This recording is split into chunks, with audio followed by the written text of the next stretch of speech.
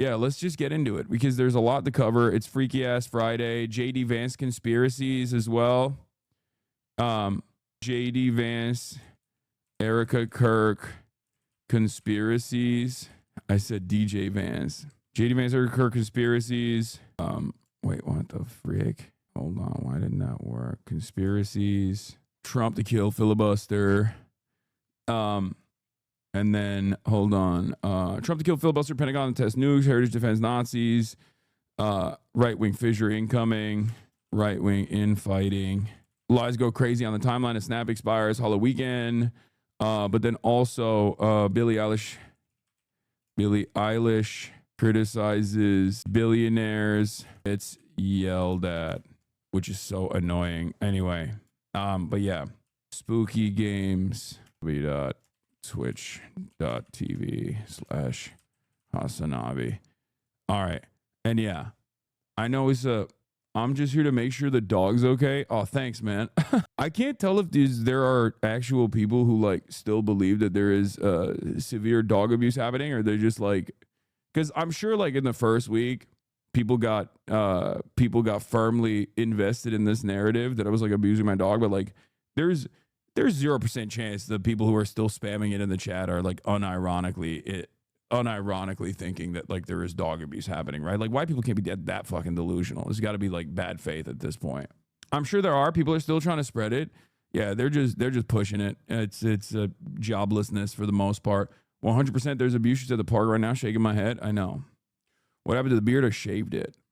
Why are you dressed up today, brother? Because it's freaking Halloween and I wanted to dress up as guy with a job, you know?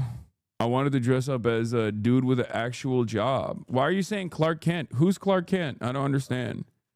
Anyway, here's the blast off. Fisher Price is my first substitute teaching gig. I don't understand. Like, why? No, I'm dressed up like this, not for Clark Kent. Who's Clark Kent? Who's Clark Kent? I'm Harry Emden.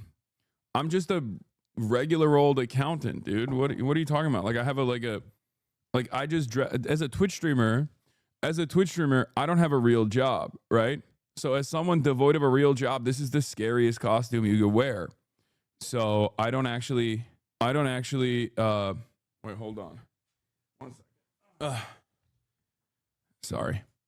No, okay, it's not back. Who is this in Hassan's room? Look. I know a lot of you are probably a little bit disappointed. Right? Because you're like, oh my God, you didn't fulfill your promise to us. Like you were actually going to dress up. You were actually going to do something. And I wanted to see like what the easiest thing I could do. Right.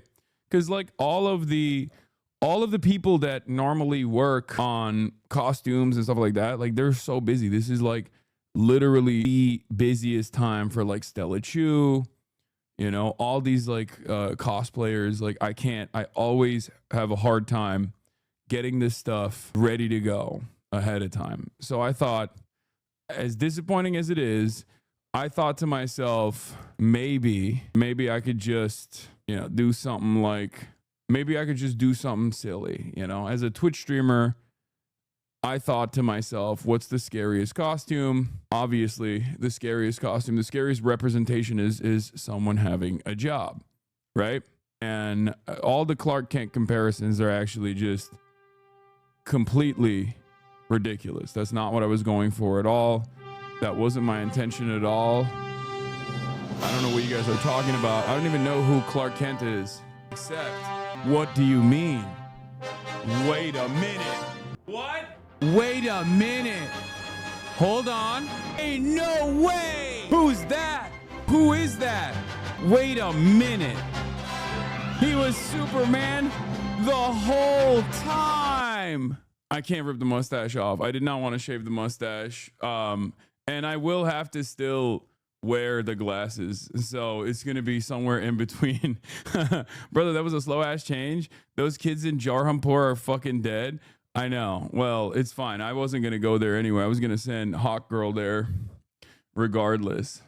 I still have a 9 to 5. So yeah, there it is. No muscle pads needed, baby. I know there are little padding on. There is a little bit of padding on it, which made it harder to fucking put on, which definitely made it harder to put on the the jacket over it. But you're cosplaying Superman mid transition.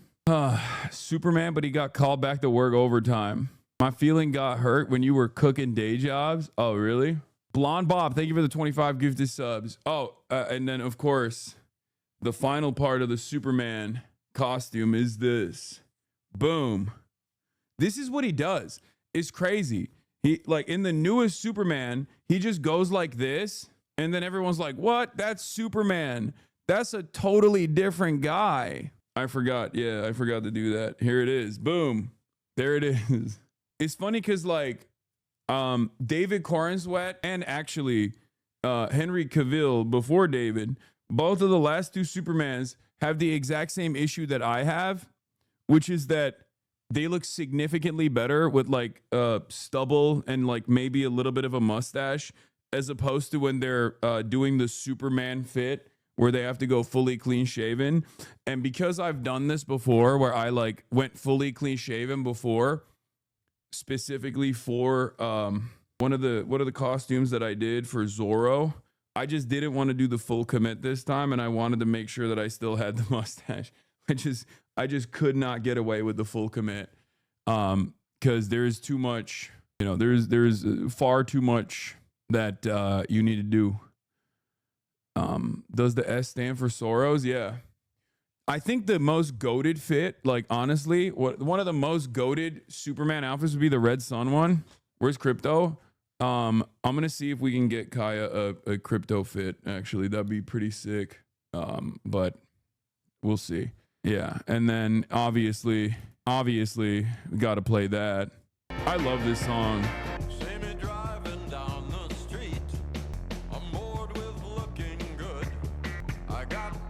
And I gotta like get one of these down here like this.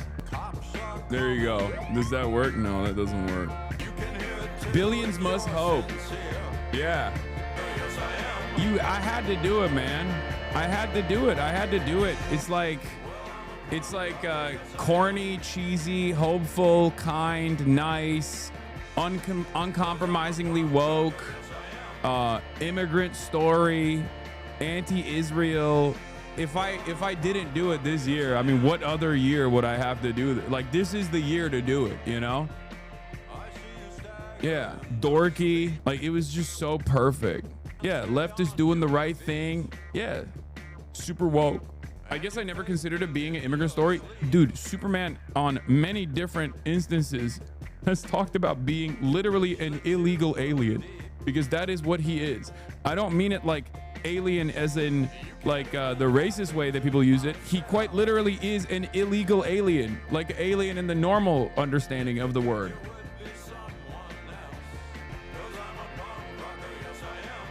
State? Okay. Fuck it, I went and I did it with my iPhone. That's crazy.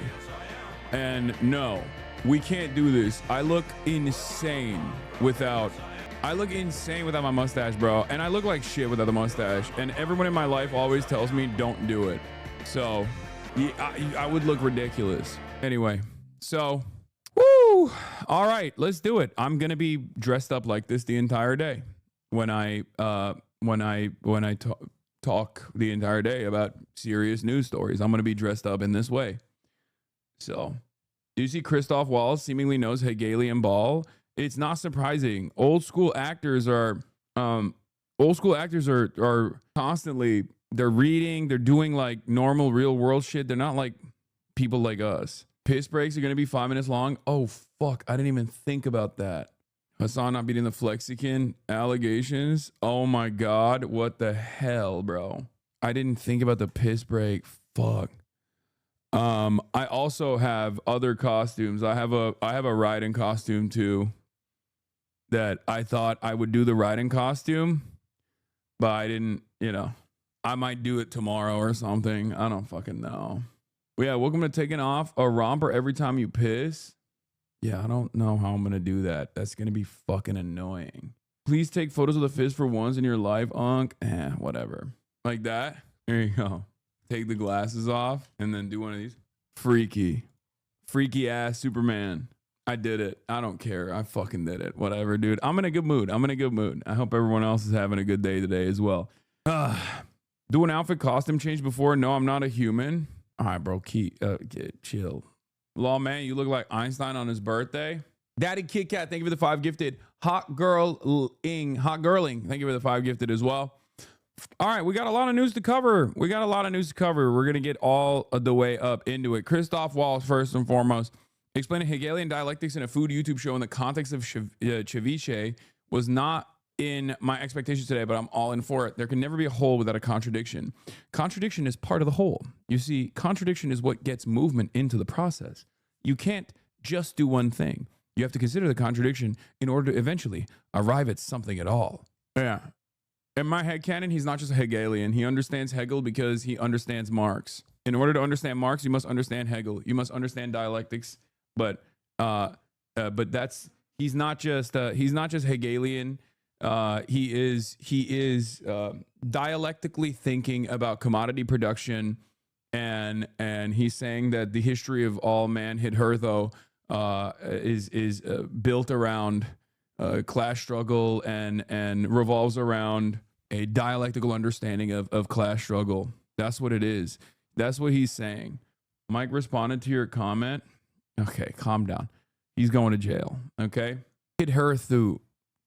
Hit her. I can't say it. Okay, shut up. Hitherto. Oh, the Zach Polanski episode is out. Forgot about that. We need to make hope normal again. Hasanabi's episode of Bull Politics with Zach Polanski is live now. We'll obviously talk about that too. I also forgot. Hold on. God damn it. There's so much happening in the freaking world, dude.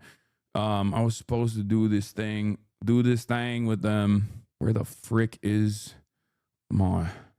Okay, hold on. Let me see if I can click on this land. Nope, I can't. Frick. Hold on, I gotta do something. You radicalized me? Thank you? Hell yeah.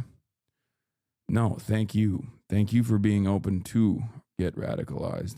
Thank you for having an open mind, chatter. That's the real secret. Okay. Yeah, I need to do a collabo post. So I didn't even do the collabo post, but now I did it. Okay, I did the collabo post. Okay, we're good. I think we're good. I think I did the collabo post. Okay.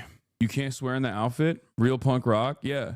You can be corny, okay? It's okay to be corny. It's okay to be a little corny. It's okay to be nice. As a AUDHD haver, I can't focus on shit when you're wearing a costume, too much sensory input. Zoran edit with a punk rocker song. See, that's what I mean. This is what I like. I like this corny shit, bro. I think people shouldn't be afraid to be corny at times, you know? And hopeful.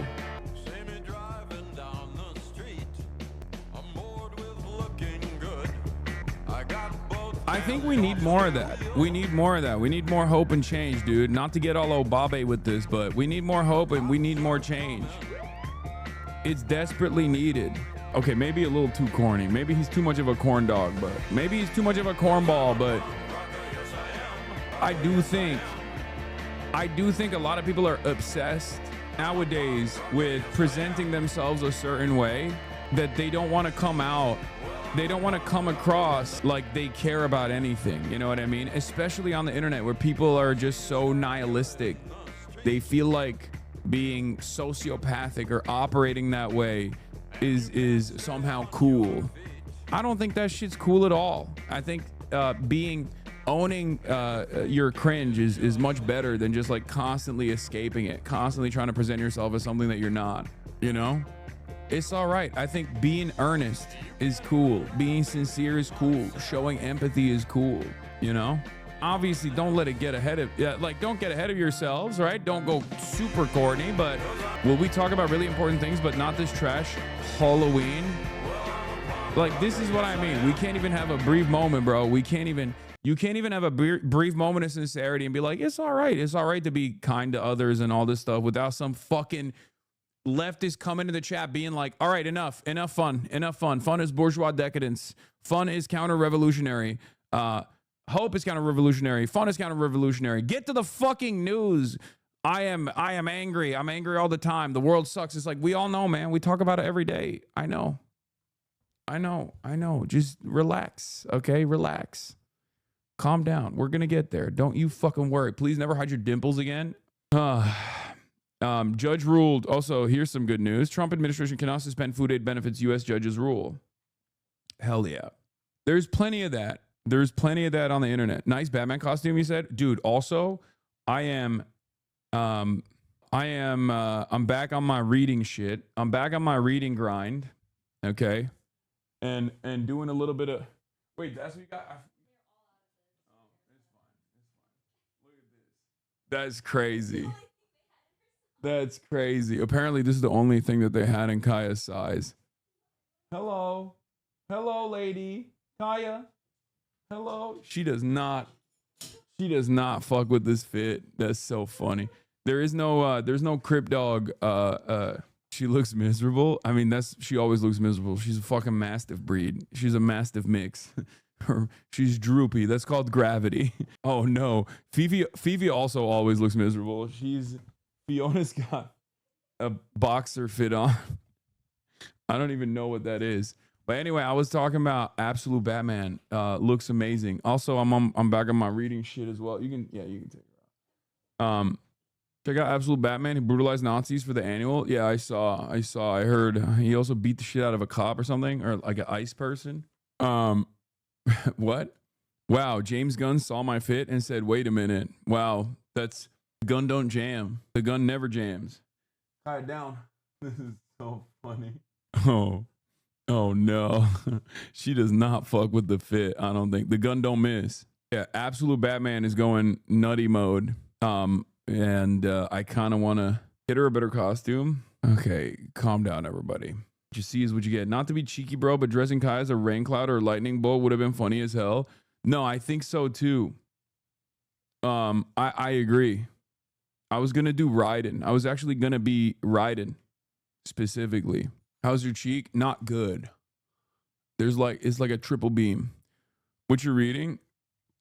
I'm reading the history of quotations and like by Alexander Cook, which is like Mao's Little Red Book of Global History, which is just like the history of how the quotations came about, all that good stuff.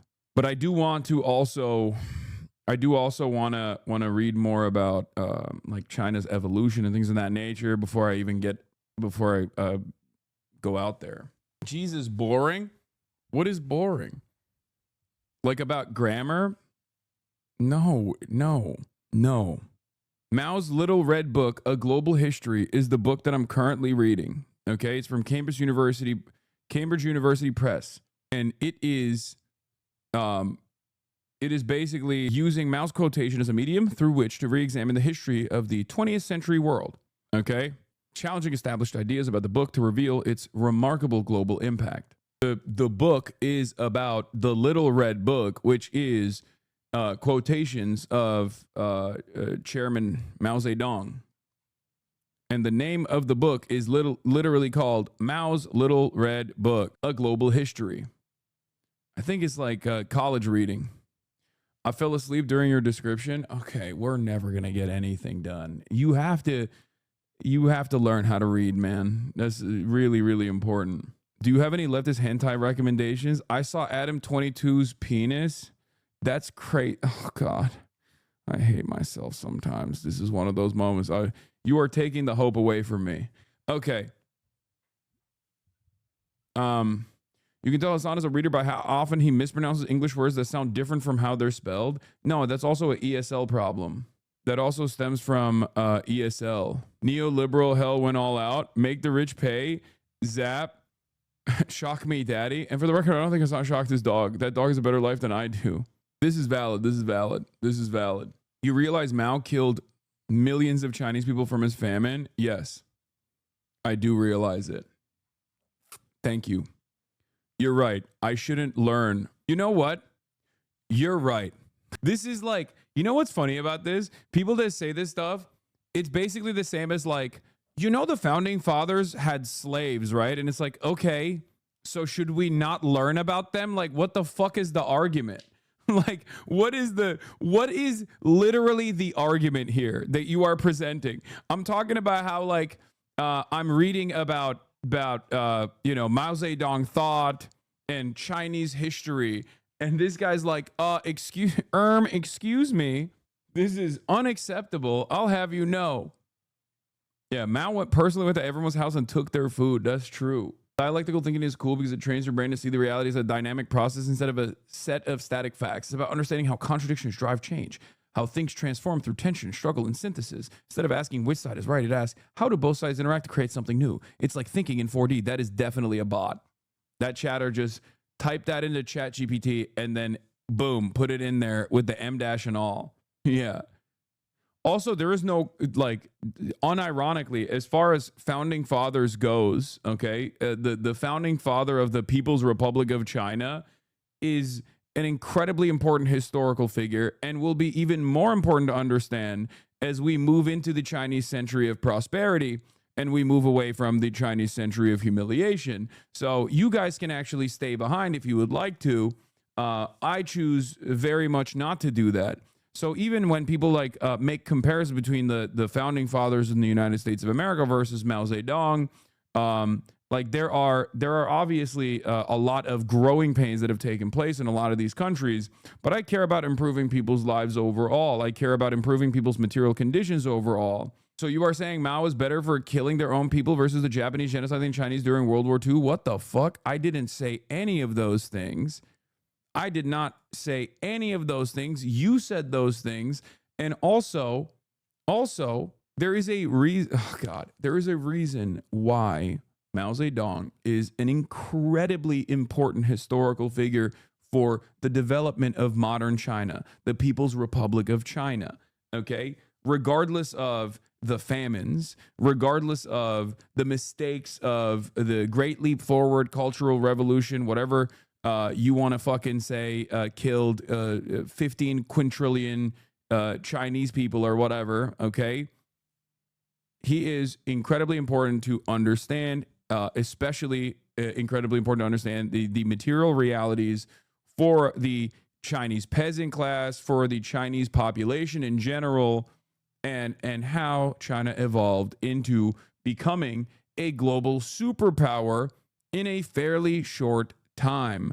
Okay, it's very, very, very stupid to just go, I don't care. Don't deny Mao killed more people than the Japanese killed the Chinese during World War II. Brother, I don't know how to explain this to you, but you're doing double genocide theory, but this time for China. Okay, this is a very common fascist tactic that Nazis applied, where they say Stalin was worse overall than Adolf Hitler. Okay, and you're doing that for China, which is more insane, especially considering that the Japanese Holocaust on the Chinese ended up killing 20 million Chinese people by the most conservative estimates. So shut the fuck up, please, for the love of Christ. You are not actually bringing up a fucking brilliant point at all. You're just simply taking advantage of the fact that most people have no fucking clue about what took place in China in the build-up to World War II or in the aftermath of World War II by simply fucking posturing that this scary socialist guy should not be learned about, okay? Jesus Christ. Yeah. Natural disasters and mismanagement at a time when an agrarian society is trying to develop and industrialize rapidly in the aftermath of a literal fucking Holocaust is actually directly in the responsibility in the hands of one singular leader, whereas the 14 million people that die in the current world that we live in, the global capitalist structure that we live in, where we have an abundance of food supply and it's simply a matter of fixing the logistics and maybe tackling the profit motive, well, that's actually up to the individual. You know, all of the people that died to famine conditions and disease, they died because that's a L on them. You know, that's capital. That's not the responsibility of singular force, a singular force, a singular human being. That's simply just they didn't Sigma Grindset hard enough. This is one of the dumbest fucking arguments of all time. I can't believe we're having this conversation as we are in the United States of America and the Republican Party is unironically, actively, currently, right now, trying to starve 42 million Americans in the wealthiest nation on the planet, okay? One of the most industrialized nations on the planet, one of the wealthiest nations on the planet, and there are 42 million Americans with an abundance of food, mind you, okay? With an abundance of food supply, 42 million Americans are slated to fucking starve because of the political machinations of the American government. And you're over here talking about fucking Mao Zedong. God damn, dude. Americans, some of the dumbest people on the fucking planet, I swear to God, and just refuse to learn anything, refuse to open their fucking eyes at all. Bro, don't you remember that revelation you had like 2 months ago that Americans know actually zero about Chinese history, only propaganda? I know. In any case, while this chat is one of the most educated on Twitch, it also gets some of the most pretentious randos. I swear it irks me to my core when people constantly try to outsmart you on history and shit. I don't know how you deal with this shit, dude. I mean, it's not like I'm the most fucking knowledgeable on history. That's not the case. I'm just a curious person. That's the difference. I apply common sense and I'm a curious person. I think a lot of Americans don't realize that they have substituted curiosity with anger and resentment, and that closes them off to actually opening up or broadening their perspectives on things that they didn't know about. They are intellectually incurious. Is one of the most annoying things that I have to deal with on a regular fucking basis, but it is what it is. Anyway,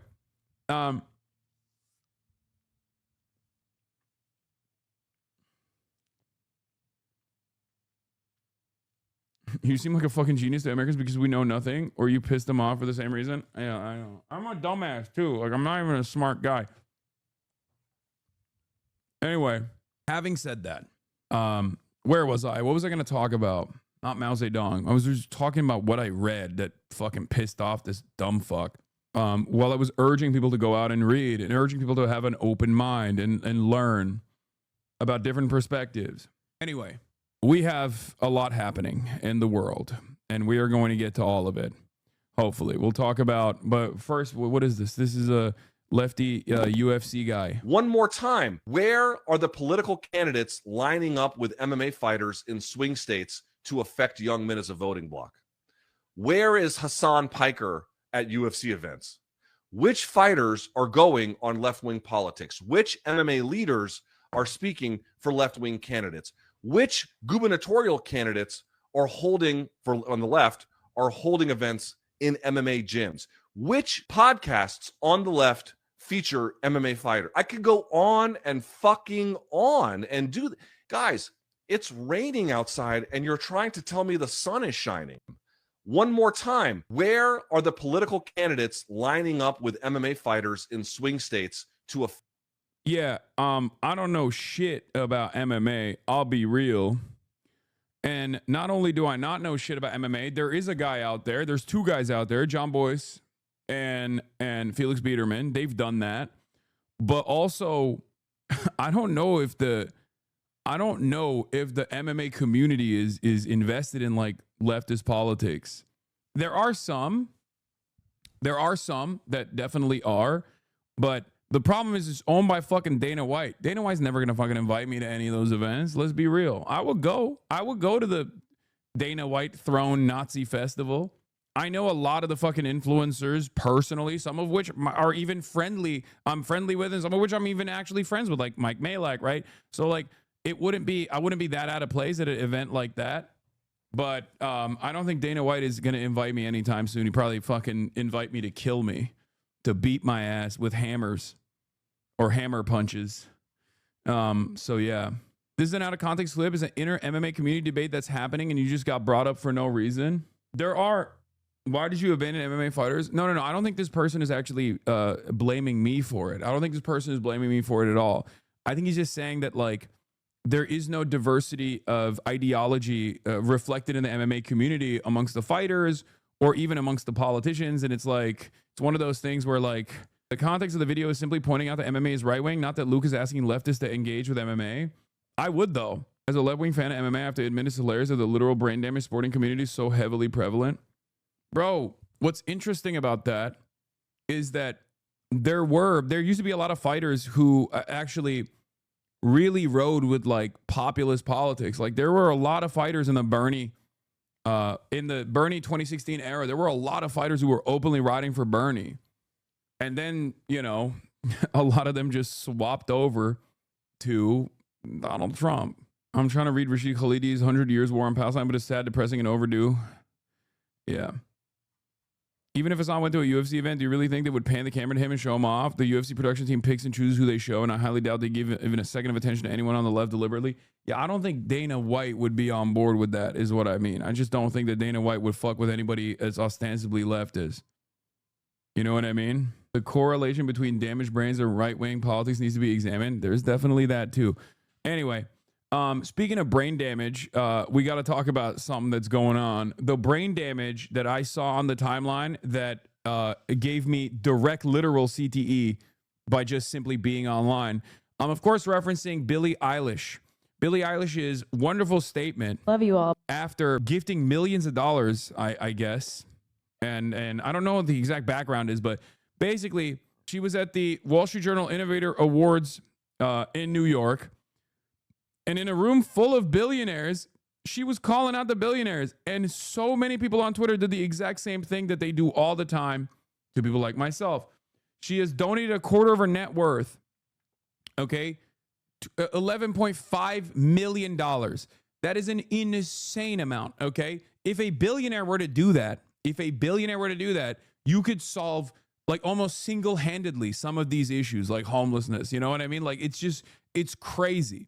Because a lot of people, unfortunately, do not comprehend the difference between a billion and a million, okay? A million seconds is 11 days. A billion seconds is 31 years, okay? There are a million different videos on the internet trying to explain this difference, but people don't understand.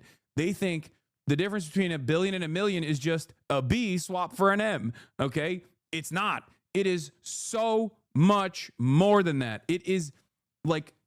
That's why we always say a millionaire, even a millionaire, is far closer to homelessness, to having zero net worth, than they are to a billionaire, okay? Even 100 millionaire is, I think, closer to homelessness than they are to a single billionaire, okay? People do not understand that distinction, and they think, nah, everyone is personally, if you're far richer than I am and far richer than I ever could be, it doesn't make any difference to me from where I'm standing. You're the same guy. It's like, no, it's not the fucking same. Okay. It's so strange. And this isn't even like to defend millionaires. Okay. There are plenty of fucking assholes. All right. Myself included.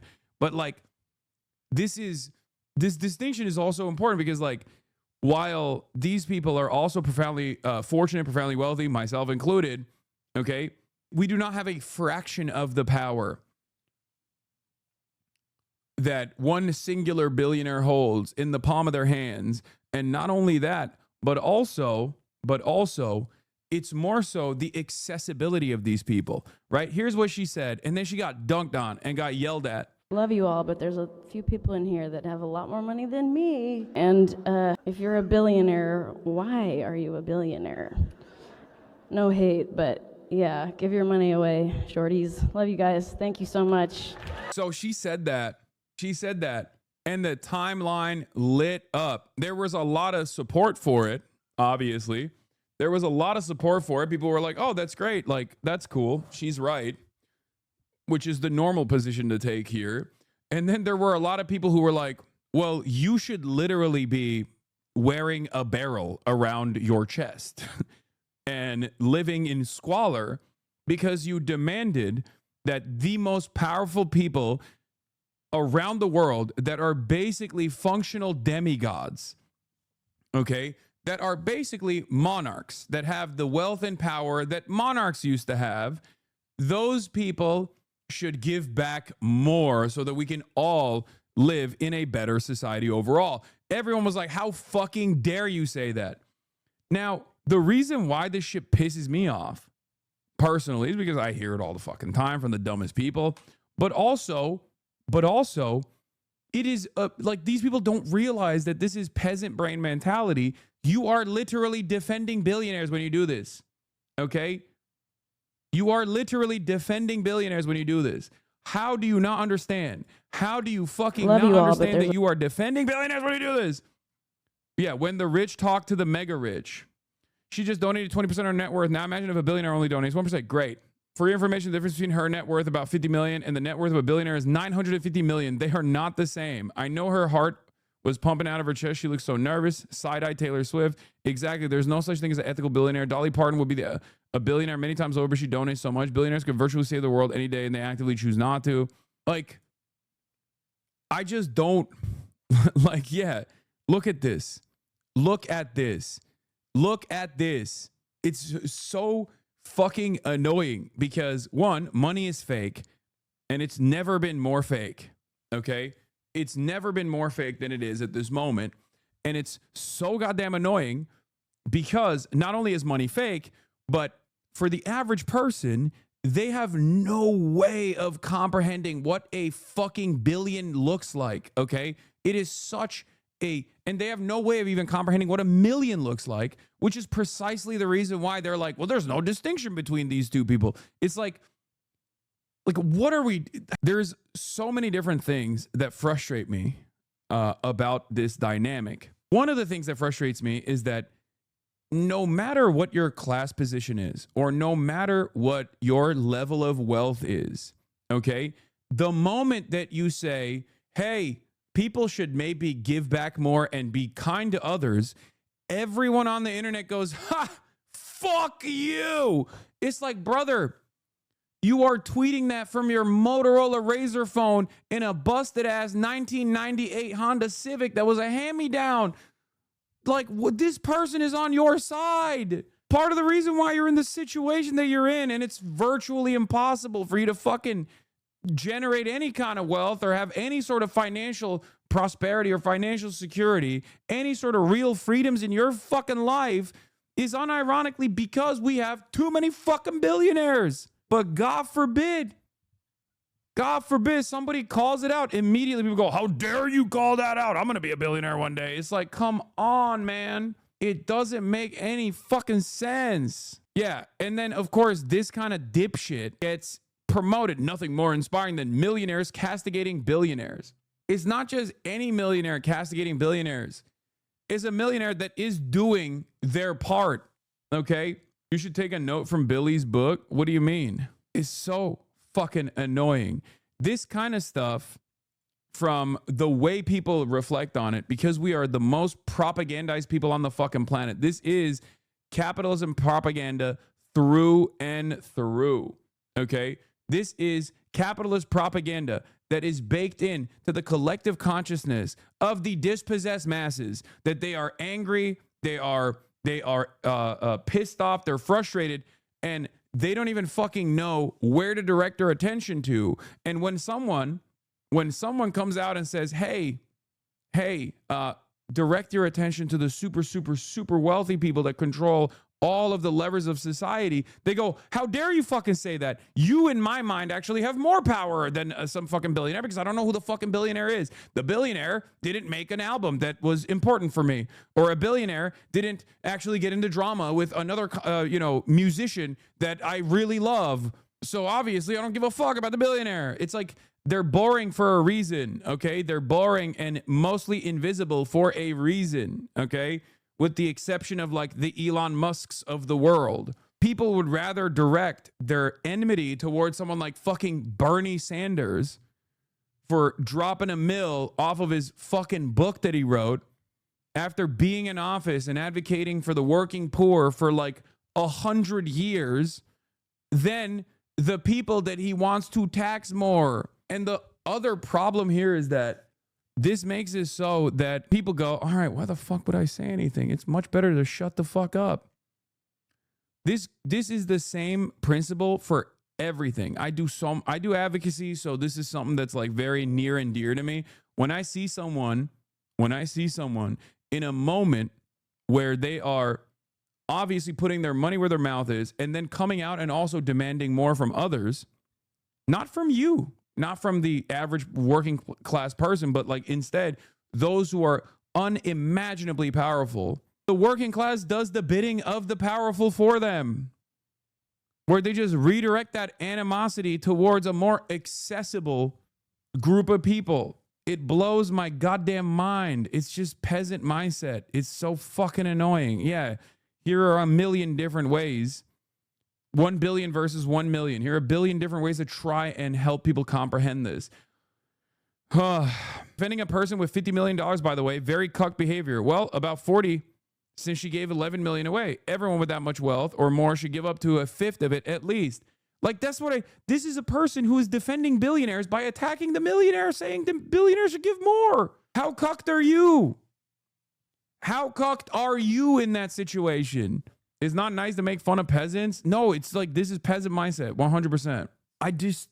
Yeah, now compare a millionaire with regular folk. Tax them too. What the fuck? You think I don't want millionaires to be taxed? Are you stupid? No, these people are like, no. So you're saying you are not a millionaire? Not you unintentionally glazing Fantano. That's the other thing that breaks people's brains, where it's like, that's the other thing that breaks people's brains when someone who is wealthy goes, no, I want to be taxed more. I don't give a shit. Yes, I want to fund these programs. Like, it breaks their goddamn brains. They go, what do you mean? This creates negative incentives for people to come out and speak out. It makes me so fucking mad. That's why I also always say, it's like, there is no reward in doing the right thing. The reward in and of itself is just simply doing the right thing. Okay? That's it. That's the only reward. That's why no one does this for a cynical purpose. Okay?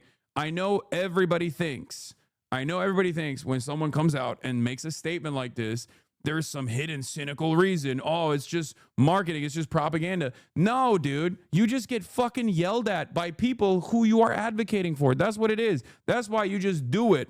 You don't do it because you're going to get something out of it. You don't do it because you're going to get something out of it. You do it because it's the right thing to do. Okay? And I hate how cynical people are.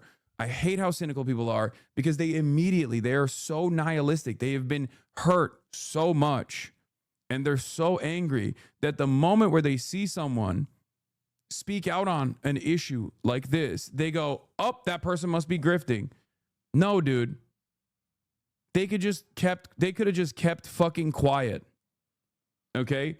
They could have just kept quiet. There is no reward for speaking out like this.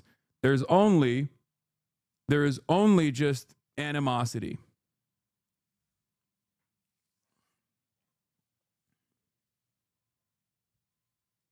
You do get something out of it. You don't have to watch the pain and suffering of a homeless person. I know. That's the selfish argument that I sometimes make as well, which is like, there is a selfish argument that you can make for ending homelessness.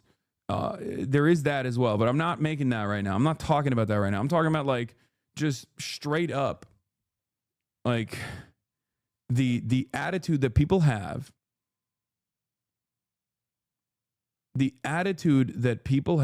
towards those who are just like, yeah, this stuff is kind of fucked up, isn't it? Like, can we just fix some of this shit? Immediately there is enmity from those who stand to gain the most from also being on board with this movement, with this initiative. Okay? It's always the same. It's always the same dumb shit. It's like when you're poor and you criticize the wealthy, they say you're jealous. When you're rich and you criticize the even wealthier and you say we need more redistributive policies, then they say you're a hypocrite. And the problem is, it's not just the super wealthy that are doing this. It's actually the people that stand to gain the most if these policies were implemented, that unironically play a formative role in launching these crusades against those who are speaking out. It doesn't make any fucking sense. Yeah, I said massive amounts of angry people yelling at Billie Eilish for being rich while calling out billionaires are oblivious to the wealth a billion holds and are more invested in yelling at someone more in reach. The appearance of hypocrisy online is worse than actual harm. Like, this isn't even, you can even literally be a billionaire yourself. And if you do this advocacy and also on top of that, literally fucking give away as much as you possibly can so you're no longer a fucking billionaire, that's still a good thing. Okay? Millionaires are not poor. Okay? Poverty is a relative concept. Millionaires are not fucking poor. That's ridiculous.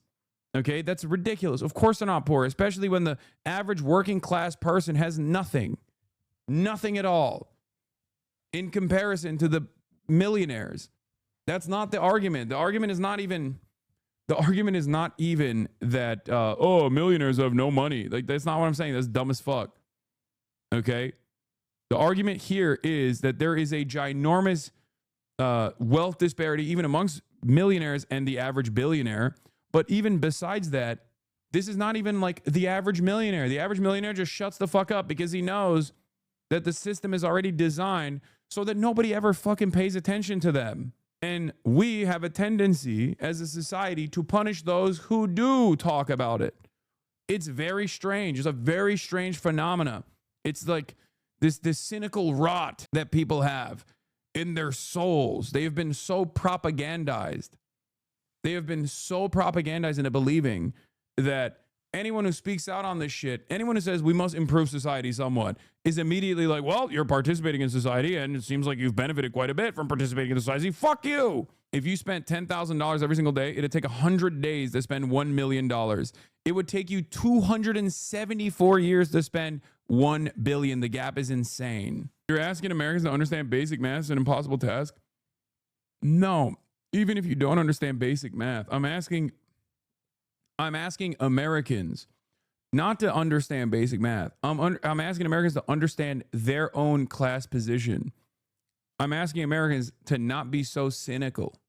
I'm asking not just Americans, but just people, working class people all around the world, especially in the Western world. The more capitalist our culture is, the more you see this kind of mentality from people who feel like they have overcome the propaganda. They have believed and have a firm commitment to the fucking prosperity gospel, who think, no, if I suck billionaire toes, one day I too can be a billionaire. It doesn't work that way. Okay? This bullshit goes both ways. If you're wealthy and you critique capitalism, you're a hypocrite. If you're poor and you critique capitalism, you're jealous. Americans are so fucking cuck sometimes. Exactly. I mean, I've seen both, for the record, because I was dead broke and was critiquing capitalism. And then people would be like, yeah, because you're a fucking loser. And now that I have money and I still do it, people are like, well, hypocrite much? I didn't change. And it's always so strange. Obviously, this is like personal for me for many different reasons, because this is my life's fucking work. But what's so funny about it is, like, people want you to almost be like, oh, once I got a touch of the bag, like once I touch the bag, it's over. Like, this socialism shit is done. You know what I mean? And then they try to rationalize why I'm still doing this. They try to be like, oh, it's because, like, this is how he's financially incentivized to continue advocating for this kind of shit. And it's like, no, dumbass. Maybe it's because I believe it, you know? Did you see what JD Vance posted? Oh, God. It's so stupid. It also gets increasingly harder to make this kind of argument when people don't have object permanence. People think that, like, I just fucking was born this way. You know what I mean? I always was this person. I always had this $3 million home. Like, it's just so dumb. It genuinely doesn't make sense. Fuck, bro. I wish I had that Superman skin now. Yeah, it's Fortnite. It's the class war being peddled as culture war and politics for me. Sure, the trans, black, and foreign are the reason why you're broke and not a billionaire. Yeah. Aren't your dad a billionaire? No, man. You're a 27-month subscriber. Are you that fucking stupid? No. I am fortunate enough to be able to financially take care of my parents. Both of my parents. There are people who genuinely believe that, by the way. They literally think like, oh, he comes from a billionaire family. It's like, you're fucking dumb. You're so dumb. God damn it. There are a handful of billionaires in Turkey. He would be on fucking lists if that was the case. Is unironically that I know, no, sorry. It's not a no joke situation because I just can't sometimes tell, because there are people who like legitimately believe that. And there are people who unironically believe that. Yeah, U.S. billionaires reached a record-breaking $7.6 trillion in wealth as of September 2025, an increase of $4.7 trillion in less than 8 years. Most of that wealth hasn't been taxed and won't be taxed under our current system. This is why everything sucks. It's not the trans people. It's not the immigrants. You are being robbed blind before your eyes. And those same people who also own all the tech and media networks to tell you that the cause is not them. That's exactly what's going on. And people just don't see it. They don't want to see it. And it's especially those who think they are above it. It is especially those who think, oh, I can't be propagandized against. I'm actually quite smart. It's good to have a little bit of skepticism. It's good to apply a critical lens to the information that you're consuming. But many people don't realize that they are actually engaging in the most pessimistic, the most cynical framework when they actually apply this hyper scrutiny, not to those who are saying everything is great, shut the fuck up. If you fucking work hard, you'll get there. Trust me. But instead, the people that say, no, the system is designed to fuck you. That's what it is crabs in a bucket. How am I being robbed? How does this actually affect me? The economy isn't zero sum. So the mere fact that the wealthy people are getting wealthier doesn't mean anyone else is getting poorer. You, if you are a wage laborer, are playing a formative role in the productive output. Okay? You're creating this wealth. And then that wealth is staying at the tippy top. That's it. That's what we mean when we say it's theft. That's what we mean when we say profits are exploitation. Okay? Yeah, the economy also is zero sum. I don't understand why people think, well, I guess maybe this guy's got MMT mindset. He doesn't think that there's a finite amount of currency being circulated. He thinks that it's unlimited. And therefore, you just print more cash. What the fuck? I don't understand. Like, and then everybody has money. Stupid. Also, this is why it's important to understand that wealth is a relative concept, okay? Wealth is a relative phenomena. As in, you are only as poor as there are those who are wealthy around you, okay? This is another part of the problem where people don't realize that the exponential growth of technology, for example, that has made certain things readily available when they were impossible to purchase back in the fucking day, does not actually mean that you are better off, especially when the things that you need for upward social mobility, such as free education, for example, has become increasingly more costly year over year. Things that you need for survival, such as shelter, are impossible to attend or impossible to purchase. Things that are necessary for survival, such as healthcare in the United States of America, is insanely costly. They would preach to the ordinary man that he might elevate himself through political means rather than through hard work. This would be a most unfortunate example to the common man in our country. And there's a remarkable correspondence between Secretary of State Lansing and President Woodrow Wilson, in which Lansing says, the Bolsheviks are wanting in political virtue. They would preach to the ordinary man that he might elevate himself through political means rather than by dint of hard work. This would be a most unfortunate example to the common man in our country and other countries. They understood what was the threat. The Americans themselves, the American ruling class, had very little cap, didn't have all that much. I told you about Hoover and a few other speculators, other people like that.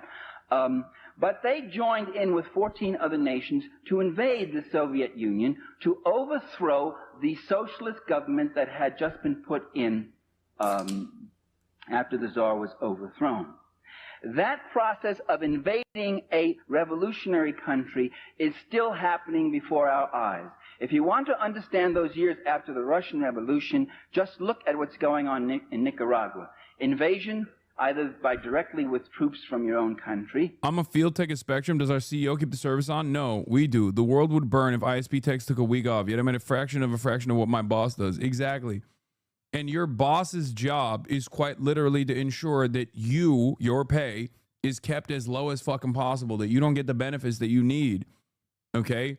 And if you don't have any sort of collective bargaining power in the form of a labor union, for example, in your workplace, if you don't have any semblance of democracy in the workplace, you're never going to be able to make those demands.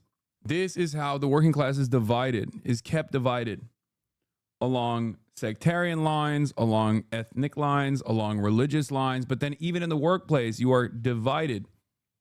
And when you are divided, you beg. You hope for the magnanimous nature of your bosses that are reflecting the interests of your capital owners that you will never see, obviously. They're faceless.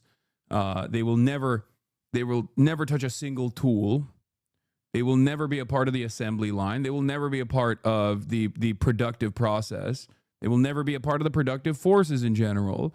And you generate the value for them, and the value that you generate for them then also is retained at the top. And it's ironic because it's basically people fucking one another all the way down the line.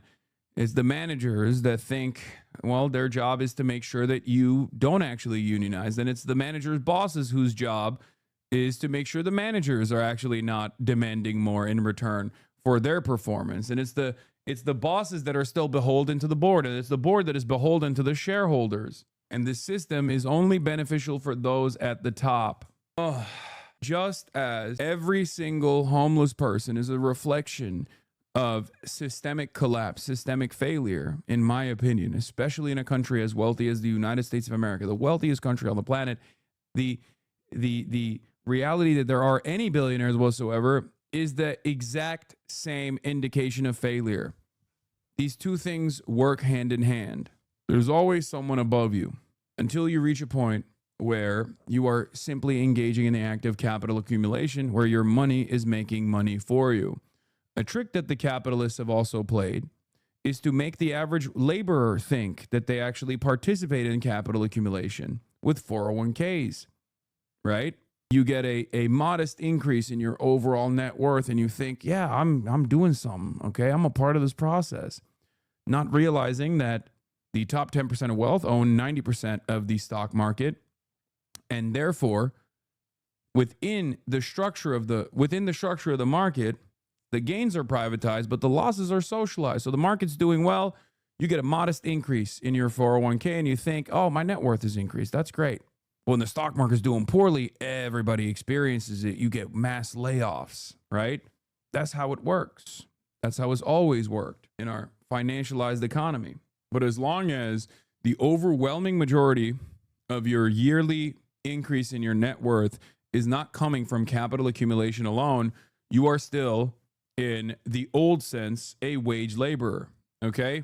That's it.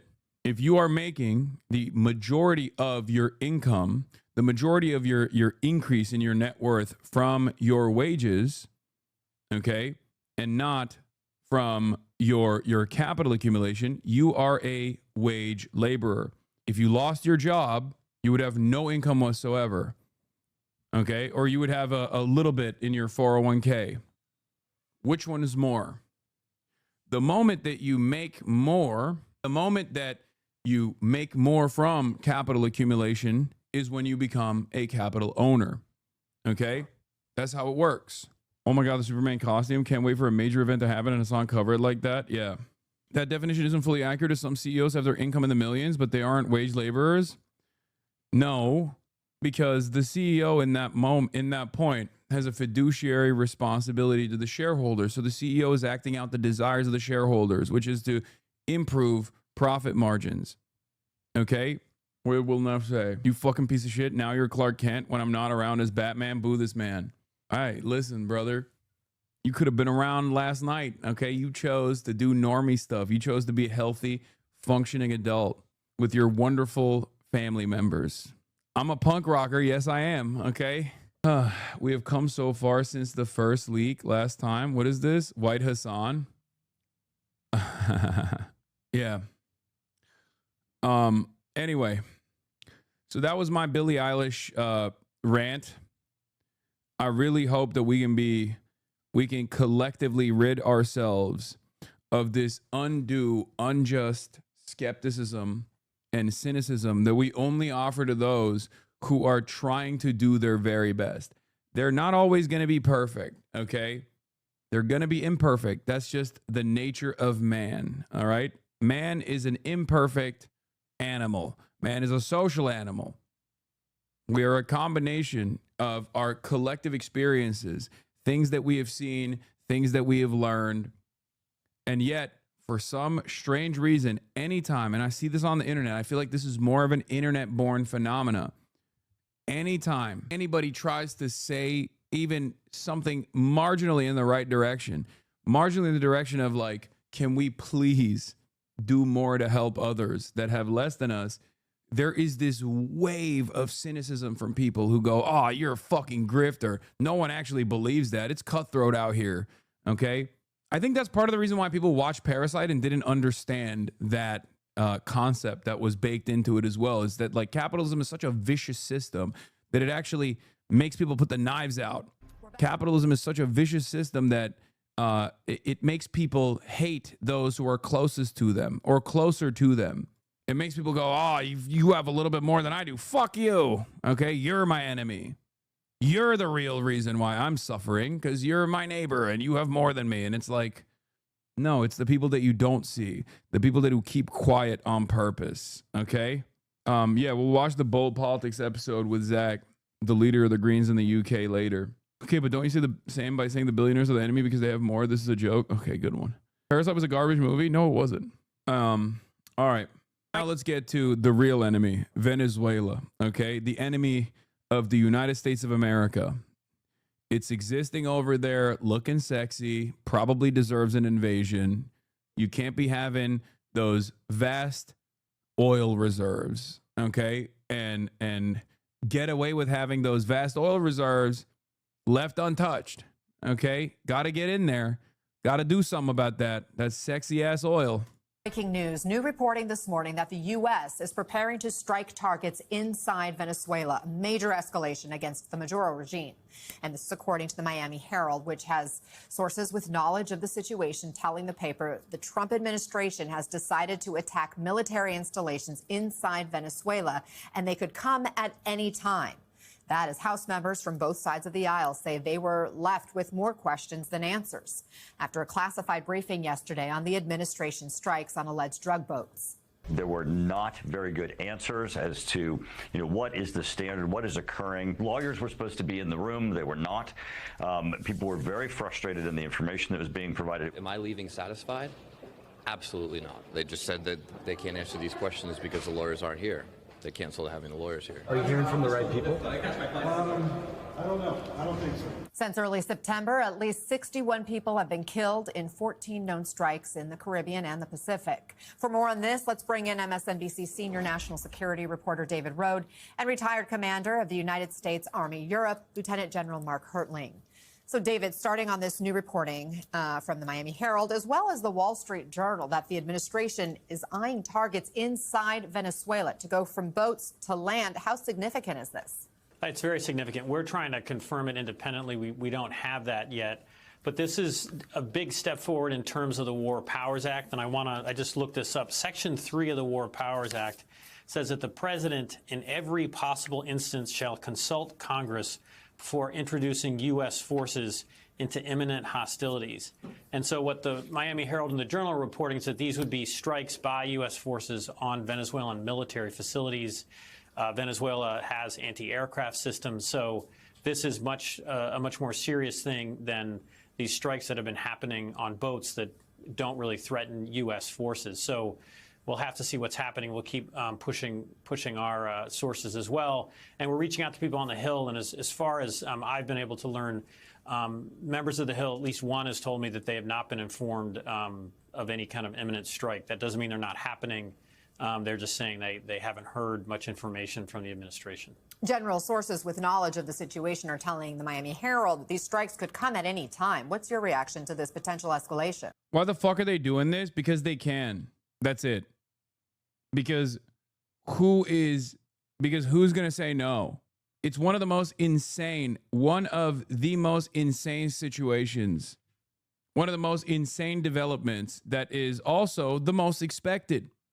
I've been warning about this for the last decade of my political commentary career, and certainly ringing the alarm bells for the last 10 months since Trump has been in office. Every single administration that came before this, whether Democrat or Republican, played a formative role in this, for the record, okay?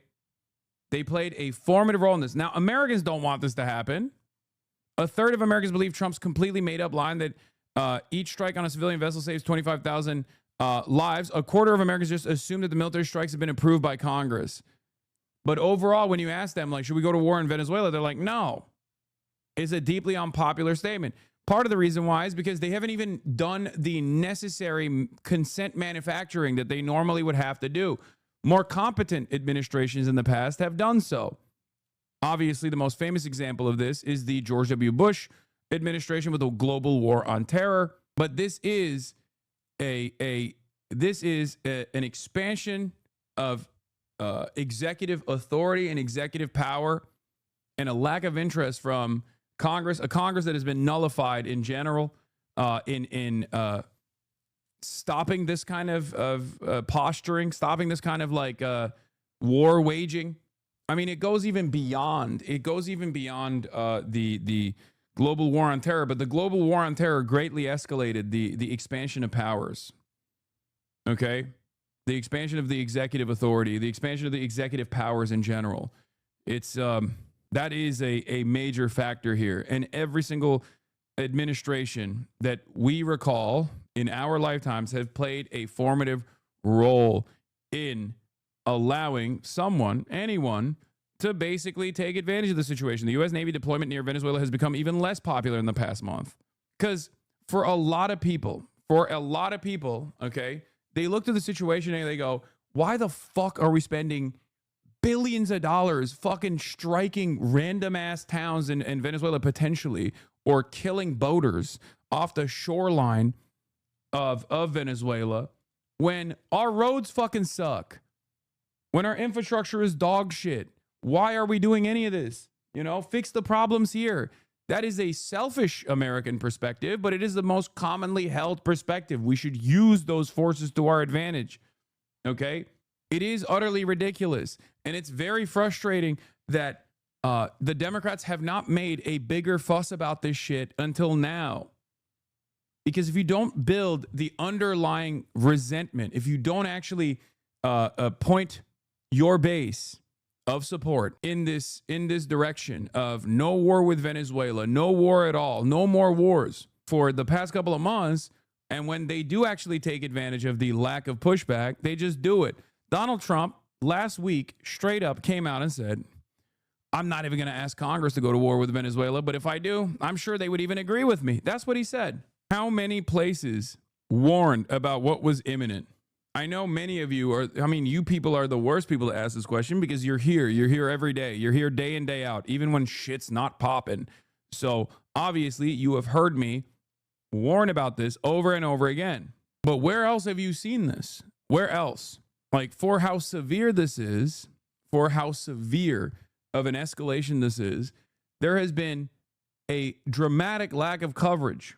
First of all, Anna, what I'd talk about, and David's talking about the immediate strikes, what I'm more interested in as a military guy is what are the strategic objectives? Like, people say history doesn't often repeat, but it rhymes.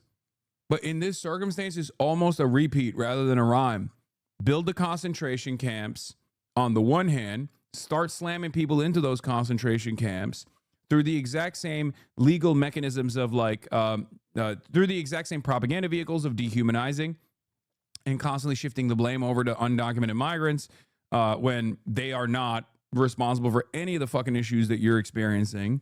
And then create an environment that is pliant for this kind of concentration camp initiative, which we did already. We haven't fully started denaturalizing people, but you know, that's obviously a goal of this administration. They've made that very clear. They want to shut off birthright citizenship and then move in the direction of depersonalizing and denaturalizing individuals as well, political dissidents and whatnot. This is something that they are clearly interested in doing. But then this is the Poland moment, you know what I mean? Waging war and engaging in even more expansion than prior. Obviously, it's not a one-to-one comparison to Nazi Germany, partially because this is a post-Nazi world that we live in, and also partially because America has been the domineering force in a way that Nazi Germany never was, okay? America has already had an unjustifiable system of a permanent underclass that never actually got their proper paperwork, despite the fact that they were living and breathing and working on U.S. soil as though they were citizens, right? And the reason for why they never got that proper paperwork is because they needed to be discardable, disposable. That was already unjustifiable to begin with.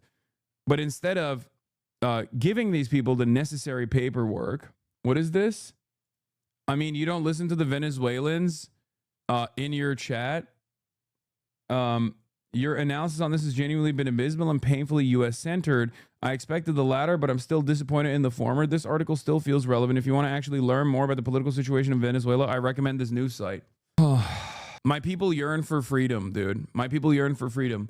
Hassan, you don't understand the situation in Iraq, okay? Saddam is a brutal authoritarian dictator that has done ethnic cleansing campaigns, that has engaged in sectarian violence. He is a madman. He must be overthrown violently, okay? He must be. You are not listening to the Venezuelan voices, the bodies and spaces argument, okay? What is the argument here? What is the argument that you're presenting?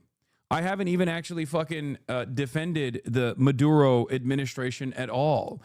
What I'm simply defending here is, what I'm simply advocating for here is no militarism. That's it. How many times do we have to play this song and dance? At least, please, chatter, tell me you are getting paid to do this advocacy. Because otherwise, you are literally advocating for Venezuela to turn into Iraq. Okay? I mean, it's still cruel, but at least you're getting the bag, right? Hassan, you don't understand the United States. Who says CIA in the house? Yeah.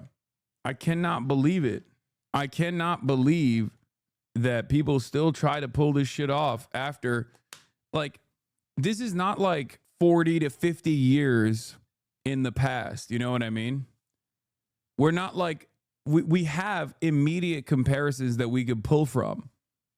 We have contemporary examples that we can point to, that American intervention of this sort is not good for the fucking nation that we're intervening in. And it actually creates a desolate, hollowed out, bombed out, destabilized fail state in the aftermath. Look at fucking Syria. Look at Iraq. Look at Afghanistan. And that one ended because America was like, yeah, we're holding the L on this. It is so crazy. Look at Libya. Libya is another great example. I'll give you a democratic one. You know what I mean? There has never been a moment on God's green earth where a country that America has intervened in this way and destabilized in this fucking way has actually been left better off. Okay? This is not an advocacy for Maduro at all. Damn, you look sickening. Wait, why? Oh, that's a gay compliment? I didn't know that that was a thing. Caracas Chronicles. My name is Francisco, and I am a toxic exile. Being expelled from your own country is a caustic experience, that making some of us Venezuelan exiles noxious to the cause we defend, whether we know it or not. Wait, what is this? Why are you showing me this?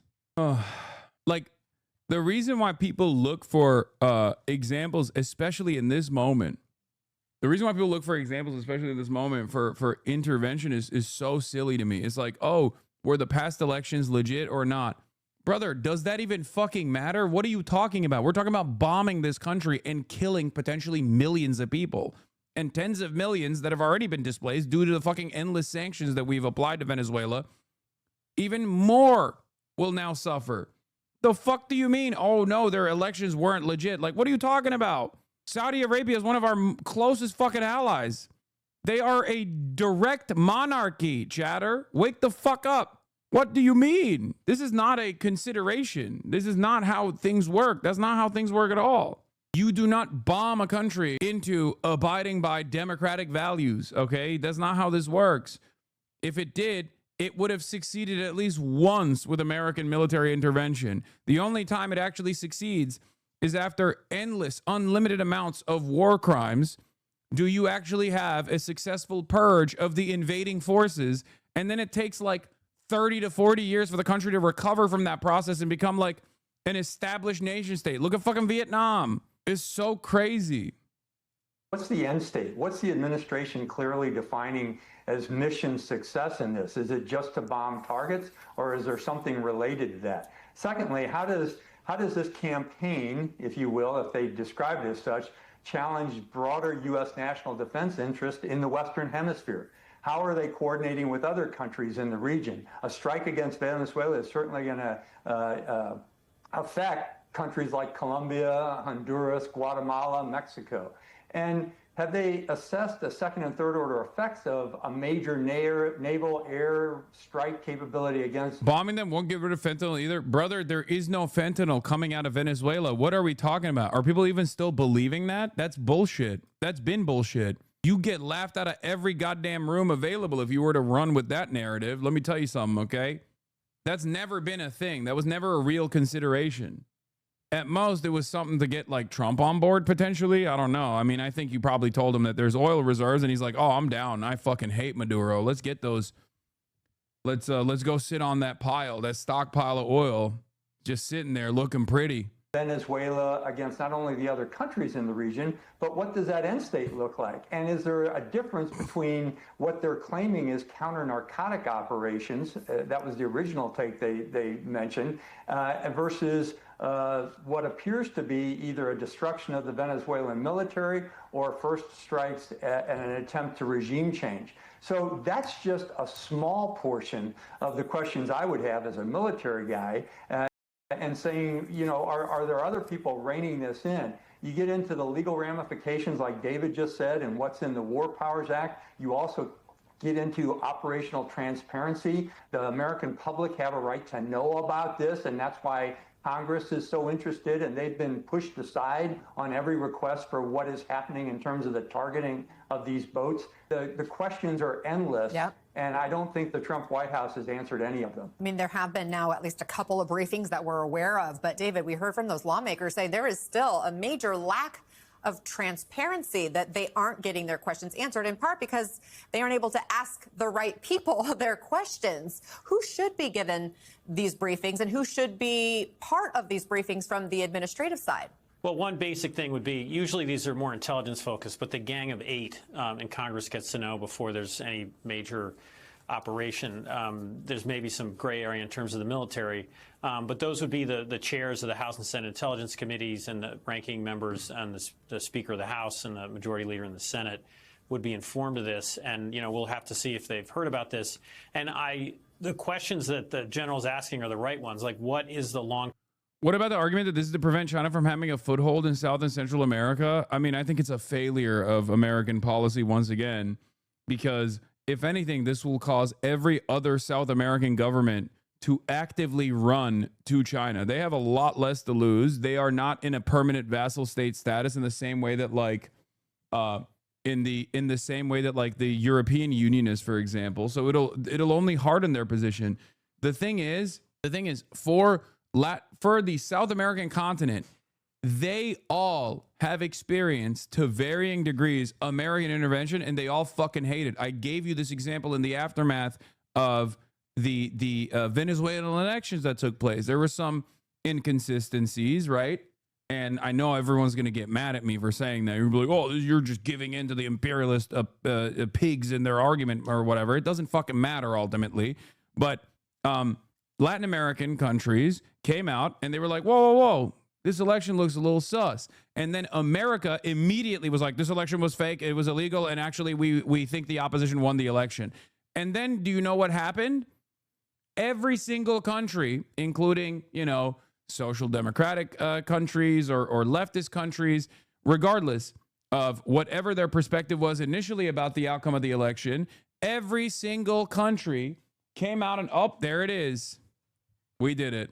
Crip dog. Yay, Kaya. Down. Oh, good girl. We did it. Anyway, what I was saying is every single South American country and their leadership instantly, as soon as America came out and said, oh, these elections are fake, they were like, never mind. We were wrong. We were wrong. Carry on, Venezuela. Carry on. Viva la Maduro. That's what they said. There's a reason for why they said that. There's a reason for why they immediately were like, whoa, whoa, whoa, never mind. We were wrong about this. Because American intervention is something that nobody wants. How could you say Libya was a democratic overthrow? What? I never fucking said that, man. What is wrong with you guys? When have I ever said that? I literally used Libya as a great example of an undemocratic foreign intervention that destroyed the country. It collapsed the country. It literally partitioned it in two. Oh, you're dumb. I said the Democrats did it. Oh my God. No, I meant like the Democratic Party overthrew Libya. The Democrats. Oh, please, chatter. I said like the Democrats. If you want to know like a country being overthrown and creating tremendous instability that came from the Democratic Party, Libya is the example. Term strategy here. Again, I spoke with folks on Capitol Hill, and they did not have gotten no sense from the administration about what their long-term goal is. When the U.S. invaded Panama, that's the only comparable thing that was to topple Manuel Noriega. There were tens of thousands of U.S. ground troops, if I remember correctly, sent into Panama. So this would be a direct strikes. I mean, you could argue it's an act of war on Venezuelan military facilities. The administration says they're used for drug trafficking. I'm not, again, sure if evidence has been presented of that. But if they strike a Venezuelan military facility, that is an act of war. And as a layman, that's where my head went. Like, is this the U.S. declaring war? General, as we talk about the questions that need to be answered, on the House side, we heard. Is this how people our age felt when Bush wanted to invade Iraq? I mean, there were definitely a lot of voices that were against the war, the invasion, the illegal invasion and occupation of Iraq. But I would say that there was definitely more appetite to do that because Americans were even dumber back then and even angrier back then because they felt like they just wanted to kill Muslims. Okay. They were like, we got to kill Muslims. 9/11 happened. Muslims did it. We have to go and fucking show them that they can never get away with 9/11 ever again. And the administrative state at the time took advantage of that fucking anger and resentment. And that's the reason why they redirected the attention over to Saddam. They didn't even do a decent enough job of like connecting Saddam to 9/11 at all, honestly. But it didn't matter for a lot of people because they were so fucking angry. They were so excited at the prospect of this vengeance quest. Yeah. And that is what took place, except we live in the failure. We live in the ashes that remains of the global war on terror. It was an abject failure. People understand that it was an abject failure. And it was so close. It was so close to our experience right now that it's mind-boggling to me that there's even anybody that thinks this kind of intervention is good. And I don't even think there's a lot of people that think this kind of intervention is good, if we're being real. They're just either sleepwalking into this process, and the Democrats have played a formative role in allowing that to happen by not making a much bigger fuss about this shit when the Trump administration has just been lasering fucking boats off the coastline of Venezuela over and over again, testing out how little people give a shit about it. But there's just a lot of dumb people, okay? Yeah, Maduro is asking Russia and China for help, and he should. And they should. They should help. I mean, I don't know how much they can, but it is crazy. Anyway, this is the new YouGov survey. The U.S. Navy deployment near Venezuela has become even less popular in the last month. In a new YouGov survey, we find that Americans have become less likely to approve the U.S. Navy deployment around Venezuela since September. Americans are more likely to oppose and to support military strikes on Venezuelan ships and on land targets. Most Americans would oppose a military invasion of Venezuela. More Americans would oppose than support using military force to overthrow Venezuelan President Nicolas Maduro or conducting covert CIA operations in Venezuela. Another recent YouGov survey finds that Americans are divided about whether the U.S. strikes have been legal and whether the government has presented evidence. I love when Americans are asked about this because it's like, it's the same energy as like asking Americans if like Israel is doing a genocide in Gaza. It's like, yeah, that's just the truth. That is what's happening. Why are we asking Americans what the truth is? Americans just don't know what the truth is. And it's the same principle here where they're like, are the U.S. strikes on Venezuelan fishermen legal? Yeah, it doesn't matter what the Americans think. I'm glad that like the majority of Americans are questioning the legality of it. But like, regardless of what they think, it is not legal. Okay. What the fuck? What can Venezuela even do about this? Russia is cooked and China doesn't seem to want to fuck up trade. I mean, we'll see. We'll see. I don't know. I don't know what kind of runway Russia has because they have their hands full to begin with. In September, YouGov surveyed Americans about U.S. military actions around Venezuela after the U.S. military amassed ships in the Caribbean Sea around Venezuela and began attacks on Venezuelan ships that the administration claimed were shipping drugs. By the way, get ready for, as a Venezuelan, this is the best thing to do because you're going to hear that a lot. You're also going to hear a lot of people go, oh, of course you would be a Maduro supporter. Of course, you're a dirty communist socialist, and you will hear greatly over-exaggerated and sometimes valid critique of the Maduro administration thus far in an effort to justify this kind of thing. Just get ready for that. Gear yourself up for that, okay? Marco Rubio's denying the story, but I don't trust him as far as I can fucking throw him. Your sources claiming to have knowledge of the situation tricked you into writing a fake story. U.S. poised to strike military targets in Venezuela in escalation against Maduro regime. It's crazy because it's like, why would this be fake when you're saying you're going to do this every day? Okay? What happens when it does happen? I like that the administration just goes, no, that's not going to happen. And then it does happen. And they're like, how awesome was that, huh? And yes, the Nobel Peace Prize Committee absolutely played a role in this as well. They gave the Nobel Peace Prize to the woman in the opposition leadership that is begging for a military intervention. That's fucking insane. That's not only begging Trump, but like begging Israel too. Long-term strategy in Venezuela could be to get an American company leading the oil production renaissance if Maduro gets overthrown. Venezuela could become an oil supply counterbalance to Saudi Arabia in 10 years. U.S. could start ceasing oil exports to China, according to Financial Times from last month. Shriner Parker, partner and head of emerging markets at Rystad Energy, said, I think the long-term strategy, again, when you see this hue, you best recognize this is an important piece of news that you're reading, okay? You see that pinkish hue, know that you're reading the Financial Times. Know that you are reading one of the only reliable news outlets out there, okay? Remember that. Socialists must always carry a copy of the Financial Times. I'm not even fucking kidding when I say this, okay? They are far better than every other outlet, pinkish, beige, whatever the fuck you want to call it. This is this hue, the Financial Times hue. That's light tan, the tone of honest reporting. Exactly. I think the long-term strategy the Trump administration is employing here is to say we need to have some American company with its foot in the door so that if and when this changes, we can be in a position to lead or at least be a part of the renaissance of production. If you can get Maduro out and you can get the Western oil companies back into Venezuela, then Venezuela could become a supply to counterbalance to Saudi Arabia in the mid to late 2030s. The U.S. naval buildup has not moved the needle to exports to China, which are flowing normally, according to Francisco Minaldi, a Latin American energy expert at Rice University. Minaldi added, things could change if the U.S. seized an oil tanker with some excuse like sanctions evasion, drug smuggling, or money laundering by the Cartel de los Soles, okay, which is the fake reason that they're giving to say that Venezuela is a narco-terrorist state, okay? They dug deep for that one. And is barely trying to manufacture consent at all here. This is the reason. Financial Times, I thought the Financial Times was centrist, right-leaning. It doesn't matter because it is the paper for capitalists. They need to know exactly how to make market decisions, and therefore their reporting is much more reliable. It's finance. It's the Financial Times, okay?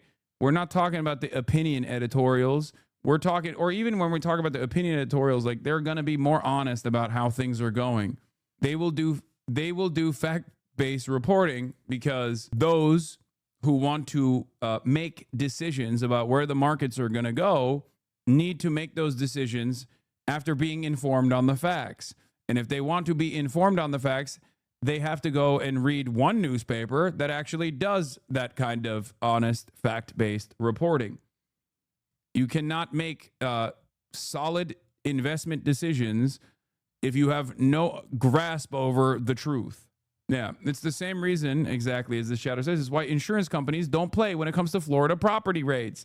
Yeah, that's like those. There are resources that you can rely on. Everybody can say climate change is fake. Okay, climate change is fake. It's made up. But ultimately, the insurance providers don't work in that fake universe. They work in the universe of truth. They have to make those decisions. Otherwise, they will go insolvent. They will go bankrupt. So obviously, if you want to know whether climate change is a genuine catastrophic thing for a state like Florida, for example, or even California for wildfires, look no further than analyzing how the insurance providers are operating. Anyway, getting back to YouGov poll, approval of the U.S. Navy's presence around Venezuela has fallen since September. Since September, when YouGov last polled Americans about military actions around Venezuela, support for the Navy's presence has declined. In September, Americans' views were about evenly divided. 36% strongly or somewhat approved of the naval development and 38% disapproved. Today, the share of who approve has fallen to 30%, while the share of who disapprove has little changed at 37%. The greatest change in opinion has occurred among Republicans. While the majority of Republicans approve the military presence around Venezuela, the share who say they approve has fallen to 58% from 68% in September. The share who disapprove has grown to 17% from 13%. More Americans oppose than support military and CIA actions in and around Venezuela. I cannot believe how many fucking Americans still want it, though. It's crazy. Like, I can't believe how many Republicans, like 58% of Republicans are still like, hell yeah, baby, I love the Navy around Venezuelan coastlines. God damn it, dude.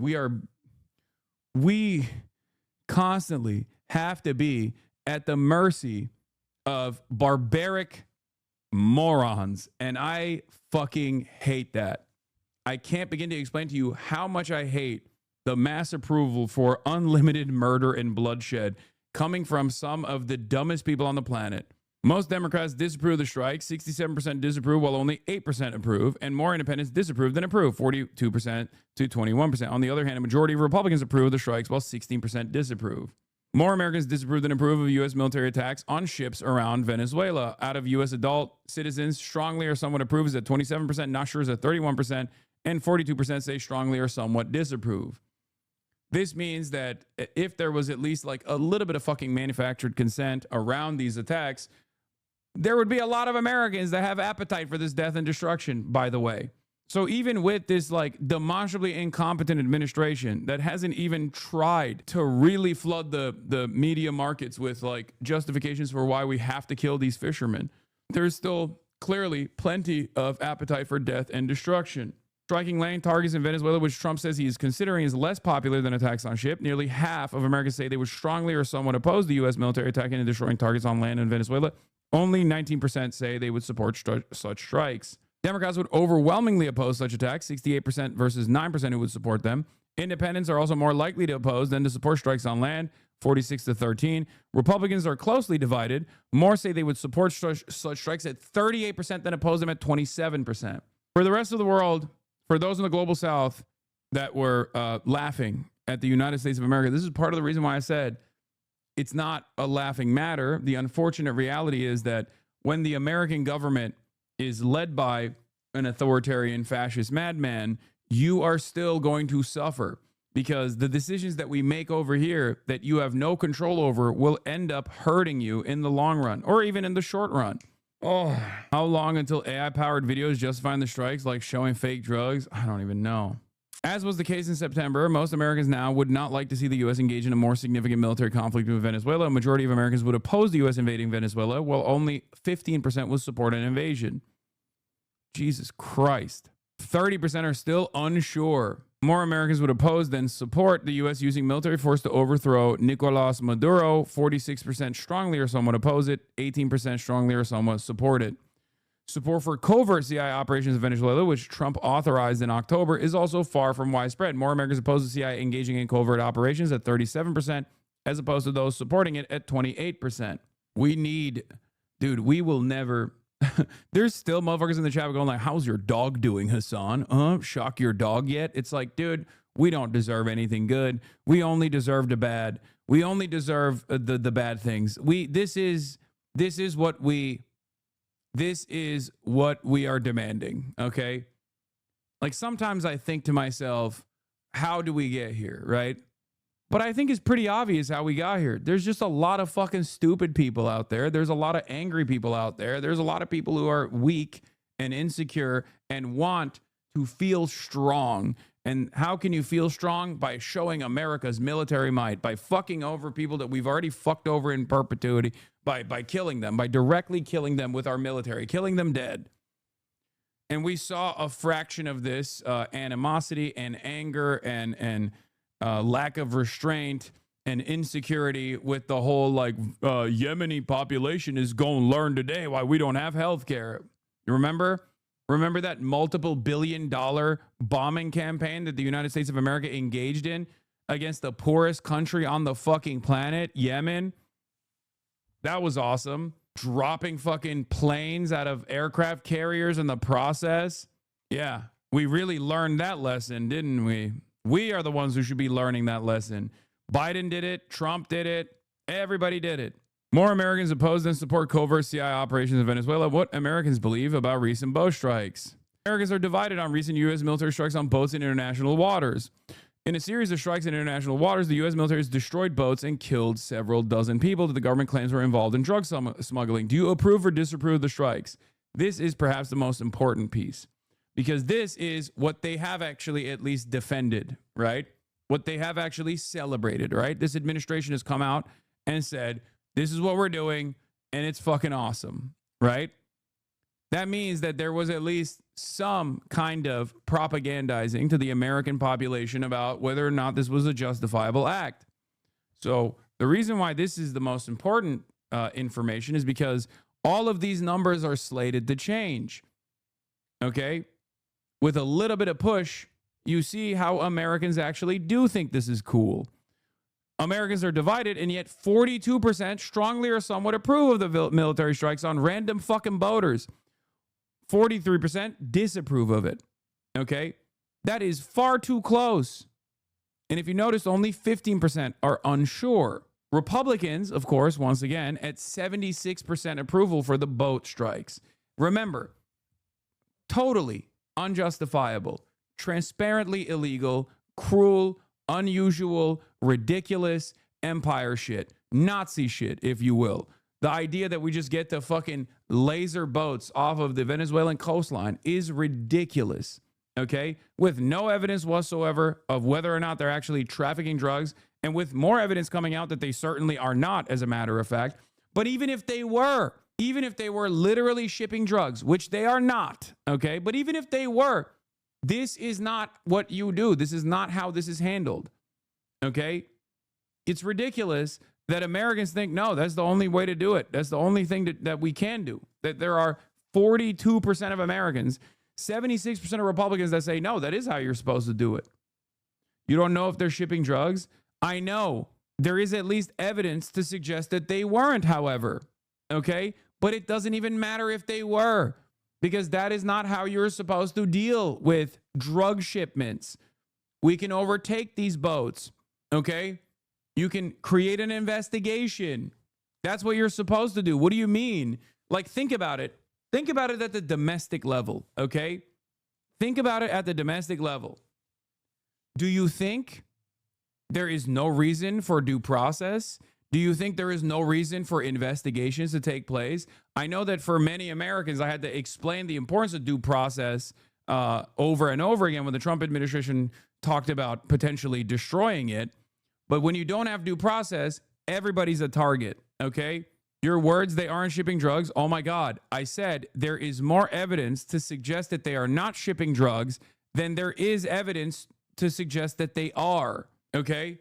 And by the way, this is not my assessment. This is the assessment of the Department of Homeland Security. This is the assessment of the DEA. If you look at any of the readily available data from the government, okay, they are not shipping drugs. They are not shipping drugs. It is unimaginably unlikely that they are shipping drugs, especially drugs to the United States of America.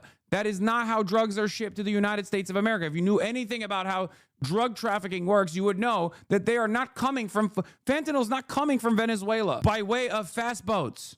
It's confusing to you because you're fucking stupid, okay? Drugs come in through regular ports, regular points of entry. The chemical compounds necessary to make fentanyl come in through actual carriers, like actual big ships, okay? Or packaged inside of fucking cars that are driven by American citizens. They're not trafficked over the border in the pockets of otherwise law-abiding abuelas and random people, and they're not being shipped into the country by Venezuelan fast boats. There is no reason to entertain this ridiculous fucking narrative. There is no significant amount of narco trafficking coming out of Venezuela to begin with. And there is no evidence whatsoever that this is the case. Once again, DropSite actually reported on this. DropSite actually reported on this. You know who reported on it? Sagar, as a matter of fact. The dude that I was doing a piece with or doing a talk with at the New Yorker Festival, the morning of our talk, Sagar actually reported on it. Inside Marco Rubio's push for regime change in Venezuela. Little to no fentanyl is coming from Venezuela, according to U.S. intelligence. U.S. intelligence has assessed that little to none of the fentanyl trafficked to the United States is being produced in Venezuela, despite recent claims from the Trump administration. A senior U.S. official directly familiar with the matter tells DropSite. The official noted that many of the boats targeted for strikes by the Trump administration do not even have the requisite gasoline or motor capacity to reach the U.S. waters, dramatically undercutting claims by Secretary of Defense Pete Hegseth. Brother, please stop. Stop. I don't care about the fucking California governor's race right now, man. Oh my God. You're just spamming it in the chat so you can fucking say, oh, Hassan doesn't fuck with the Green Party. Shut up. Jesus Christ. The claim is backed by recent comments made by Senator Rand Paul of Kentucky, who similarly noted that zero fentanyl is produced in Venezuela. Despite the lack of intelligence linking Venezuela with fentanyl production, the Trump administration has made alleged Venezuelan drug trafficking the cost its belly in its drive to overthrow the government of Nicolas Maduro. On Thursday, President Donald Trump referred to possible ground action, claiming at a press conference that the sea drugs coming in are 5% of what they were a year ago. So now they're coming in by land. The land is going to be next, he said, indicating he was willing to bypass congressional approval. On Friday, the U.S. announced it is sending an aircraft carrier to Latin America in a further escalation. You don't do this kind of stuff just for strategic posturing. You do this because you want to fucking go to war with Venezuela. Okay? So no matter what people say, no matter what people say in the admin, like, oh, we're not going to war with Venezuela. That's crazy. They are saying that they want to go to war with Venezuela. On your knees for the Dems? What are you saying? Fuck the Dems. What the fuck is this has to do with anything right now, man? This is what I mean. Some of you guys are so one note. You're so hyper focused on like one singular thing and you want to just like constantly fucking eat away at it. Like, I'm trying to do news coverage, man. Please. If you want to say fuck the Dems on this issue, then the way you should say fuck the Dems on this issue is that they haven't actually brought any of this stuff up to the forefront of public consciousness, okay?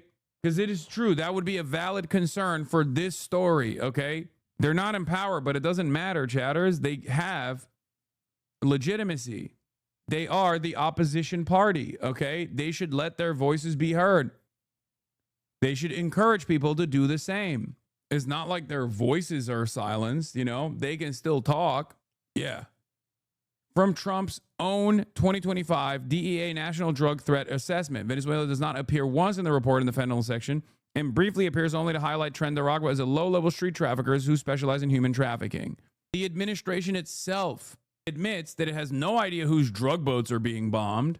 There is no evidence overall that Venezuela is a major narco trafficking hub. As a matter of fact, there's only evidence to suggest the exact opposite, but it doesn't fucking matter. That's my point. It's crazy that none of this shit matters anymore. You could just be like, nope, we're doing it. And no one seems to get mad over it. Two sources familiar with the discussions of the White House note that the Secretary of State, Marco Rubio, a longtime proponent of regime change in Venezuela, has been the driving force behind the aggressive military and rhetorical posture towards the Maduro regime.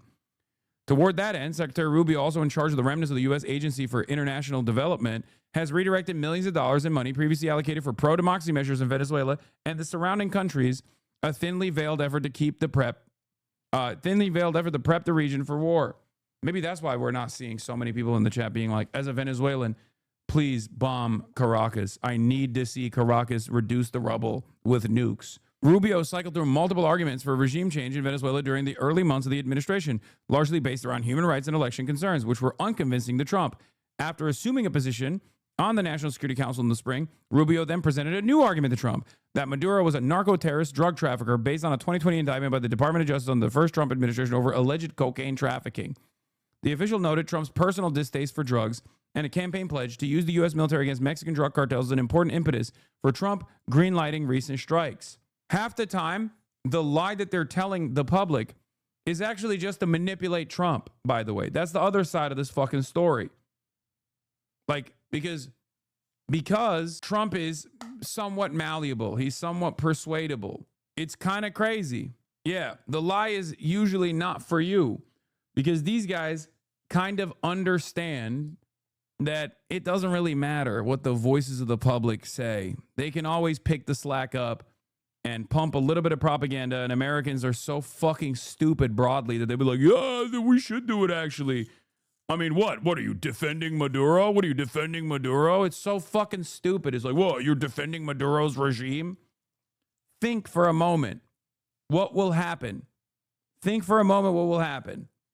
What will happen to Venezuela? What will happen to the Venezuelans? You do not bomb a country and then install democracy. That doesn't happen. It's just a lie that Americans tell themselves to sleep soundly and comfortably at night, to believe that they're still somehow the world police, that they're still doing it for the greater good. It's just bullshit. The briefing wasn't good enough, but at least it was a bipartisan briefing. On the Senate side, some Democrats say they were cut out of the briefing entirely. Take a listen.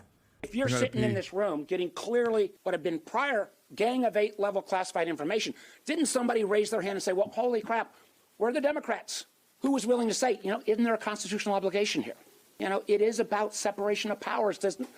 For the folks who wave their Constitution around, read the damn thing and then explain why you would sit through that briefing and not call foul.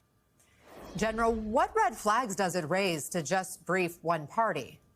Oh, it's off the chart, Anna.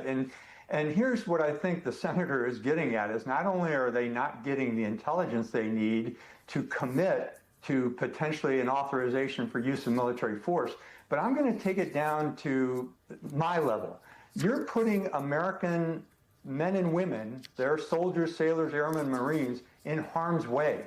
And the nation needs to understand why that's happening. And the question you asked earlier is who should be giving these briefings? Well, I don't know who was in the room providing them. The lawyers are certainly a part of it, but I think it should be not only the president or the vice president, the Secretary of State, the intelligence community, as David said, the Secretary of Defense, the chairman of the Joint Staff, and the person who has to execute the briefing is the Southcom commander, which we know right now that's an interim commander because Admiral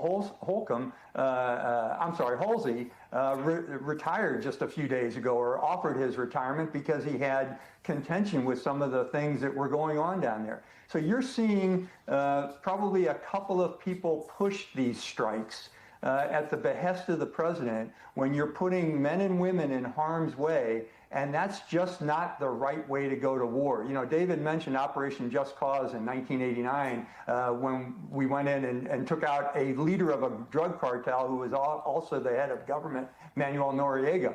That took literally weeks to determine. There was great planning. There was intelligence sharing between the Pentagon, the State Department, and the Congress. And this seems to be rather haphazard and almost covert on the part of the government in terms of what they're about to do. And I know you have so much experience from those days. Lieutenant General, you have a book coming out too, right? Remind us what that's called.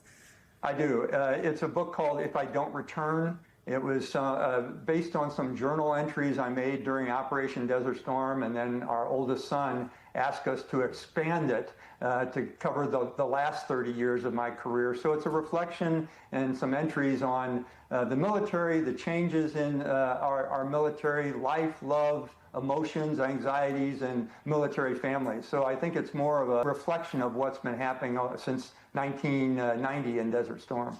Well, we look forward to that. I know it is going to be out in the new year. Mark Hertling, David Rode, thank you both. Hold on. In the last few weeks, there's been a big buildup of United States forces. I'm trying to put the fucking cape back on, dude. I had to take it off I had to take everything off to pee. It's crazy.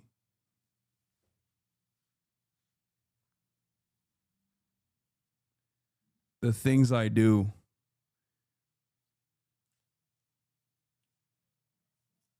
For just a second, a fraction of a second of a goddamn meme. Literal women in bodysuits? Yeah, exactly. To get all naked and shit.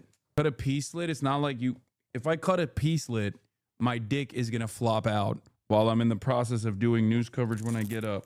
There's going to be far bigger problems. You know how us gays feel when we're overalls? Yeah. I feel like an overall is still easier to take off. Performance issues, boss. Yeah. Oh, there's the other problem here too, is a Florida occupied government. And this is one of the problems that comes along with that. An important note we found in our reporting, Trump is surrounded by Floridians in the White House who are hardcore on Venezuela. His Secretary of State, his Attorney General, his Chief of Staff, much of his comm staff, and he himself are Florida residents. This cannot be understated as regime change ramps up. This idea that destabilizing Venezuela won't also cause regional destabilization as a result of a likely refugee crisis is naive and blind refusal to use history as evidence for what happens after these interventions. Absolutely. Abso-fucking-lutely. Easy fix, just put on some undies over the costume that now has a crotch hole. Classic 50s Superman look, by the way. Yeah. Where were we? All right, right here. Is Donald Trump trying to topple Venezuela's president? In the Caribbean, apparently directed towards Venezuela. Ships, aircraft, quite a lot of troops. Something looks as if it's about to happen. What might that be? This is one of the biggest buildups of American forces in some years. It involves an assault ship, a cruiser. Funnily enough, the hogs here in Trinidad constantly call to deport Venezuelan migrants, but are also cheering on the U.S. I know. It's very, very dumb. It's very, very stupid. They don't realize that this is like going to make things worse. Also, it's additionally stupid because like Trini people have been killed so far for even boating between Venezuela and Trinidad. So what the fuck? Oh, God, these people don't care. They don't care about you. I don't know how to describe it. They don't even care about American citizens. Why would they give a shit about the brown people in general? 3 destroyers, troop carriers, a submarine, quite a lot of Marines, and now the biggest warship in the world, the Gerald Ford aircraft carrier, is in Split, on its way apparently now across the Atlantic to join this. I bet you a bunch of those boys got some tattoos, okay, when they were on shore leave. You know what I mean? Famous place to get tattoos, Split. Croatia. Task group. So this clearly is a very impressive military display of power. It looks as if all this is directed at some sort of intervention in Venezuela. But an invasion itself is not very likely, and Venezuela is a pretty big country. But ground operations of some sort, hitting targets on the ground, does look as if it's in the American playbook, and certainly President Trump has indicated that that may follow next. But we are certainly looking at land now because we've got the sea very well under control. Why then might he want to do this, particularly against Venezuela, but also in a way threatening other governments in the region who he also thinks are in the... Wanna nibble Hassan's freckles. Great name. Thank you for the 5 gifted subs. And Janarin, thank you for the 5 gifted subs. And PP777, thank you for the 5 gifted subs. Same sort of situation. So far, there have been 10 strikes on boats, which the Americans say are drug runners. And they haven't tried to arrest these boats or take them into custody. They've simply destroyed them and killed the occupants, saying that these were drug runners. But if this is about counter-narcotics, these are the wrong targets, because over 80% of all of the drugs that come from Central and South America into the United States come through the land borders in Mexico. They come across the customs posts because they're smuggled through. And those that do come by boat mainly come through the Pacific, not through the Atlantic. Now, there have been a couple of strikes on boats in the Pacific, directed not at Venezuela, but at other governments in the region. This is a national security problem. They killed 300,000 people last year, drugs, these drugs coming in. You know, it's pretty unusual when you see somebody with a fishing rod and 5 engines on the back of the boat. You know, you don't need that to go fishing. Wait. And we will hit them very hard when they come in by land. So the Americans have already started to strike what they say are the narcotics routes, even though the rest of us know these are not the narcotics routes. So something else is clearly going on. There seem to be 2 objectives here. One, fairly obviously, is to try to remove President Maduro of Venezuela. So who's Nicolas Maduro? This man who is at odds with President Trump. He began as an ultra-leftist president. He's now just a straightforward dictator, ruling by brutal repression. He's long been a thorn in America's side, and America have tried to get rid of him in the past and failed. This may be an opportunity to bounce him out of power, to bring the opposition out onto the streets and simply frighten... They hate him because of his swag, bro. Look at this fit. That's crazy. That's a crazy hoodie. ...the Venezuelans into getting rid of Maduro. That may be easier said than done because he's surrounded by a kind of ring of steel and quite a lot of supporters who depend on him for their livelihood. The other objective, almost certainly, is acting as a visible deterrent to all of the drug bans in Central and South America. And the message to them is that we're going to attack you wherever we see you. Wherever you're sending your drugs, we're going to attack you. So stop sending them to the United States. And in a sense, this is like deterrence by denial. If you're going to have drugs, send them to Europe, send them elsewhere in South America, but don't send them to the north towards the United States, whether through Mexico or anywhere else. If people want to stop seeing drug boats blow up, stop sending drugs to the United States. One of the reasons that we can be fairly certain that this is an anti-Maduro operation is because Donald Trump astonishingly announced that he was authorizing the CIA to undertake covert operations in Venezuela. Why did you authorize the CIA to go into Venezuela? And is there more information you can share about these strikes on the alleged Well, I can't drug do boats in that, the but Caribbean? I authorized for two reasons, really. Number one, they have emptied their prisons into the United States of America. I mean, they can't be that covert if the president has just announced them, but nevertheless, that's what he's done. And there's a long history of this in American relations with Central and South America. In 1961, famously, the CIA tried to displace Castro in Cuba. In 1973, they successfully displaced Allende, left-wing government in Chile. This is a laundry list of why nobody in South America fucks with this kind of behavior. Okay? Just so you understand. Pinochet, who was very right-wing. And then in the 1980s, they ran what became the Iran-Contra affair in Nicaragua, trying to undermine the government of Nicaragua by backing their own opposition groups. Of those three cases, one of them was successful, though did the US no favors in the long run. Two of them were unsuccessful. This looks as if it might be a fourth big attempt to displace a government in a big country in Latin America. But I think Venezuela is feeling heat, but I think a lot of other countries are feeling heat too. And interestingly, in this task force of ships that are assembling around Venezuela is the MV Ocean Trader. And the MV Ocean Trader is a special forces ship. It engages in all sorts of special operations, and it launches other ships and boats and individuals from the special forces. Yeah, Maduro, brutal authoritarian dictator, Pinochet was just very right-wing, is a crazy assessment to make. Okay? Like, criticisms of Maduro aside, there is no comparison. Like, Pinochet was devastating. Far, far more brutal. But of course, he was an American puppet, and therefore you're just like, oh, he's just kind of like a right-wing guy, you know? He's just a goofy guy. Straight up fascist war criminal, by the way. When you see people on the timeline post like, oh, we're going to give these socialist helicopter rides, they're talking about Pinochet. Famously had the practice of disappearing people by rounding them up and then throwing them into the ocean through from the helicopter, throwing them into bodies of land through the helicopter rides. Yeah, Pinochet, like Adam shit. Yeah, Pinochet. Oh. Go and do whatever it is they've been ordered to go and do. What might this indicate in the grand scheme of things? Well, the United States is rethinking its whole security policy. It certainly wants to get out of Europe. It wants to get out of the Middle East. It wants a deal with China so as not to have to bother too much with Asia. And a lot of thinking at the moment in the United States is that the US will be isolationist for the next era, which means the next 30 or 40 years. And that isolationism will also take the form of regarding Central and South America as America's zone of interest, its zone of influence. And in a sense, I think what the Trump administration wants to do is to show governments in Central and South America and drug cartels in Central and South America that there is a new sheriff in town. Yeah. And that sheriff... They want to show the other drug cartels that there's a new sheriff in town by striking a totally random country that is not significant at all in narco trafficking. Yeah, we really showed them. We really showed them by doing this random thing. Okay, cool. God damn, dude. Oh, peace president, by the way. Peace president, peace president, peace president, peace president.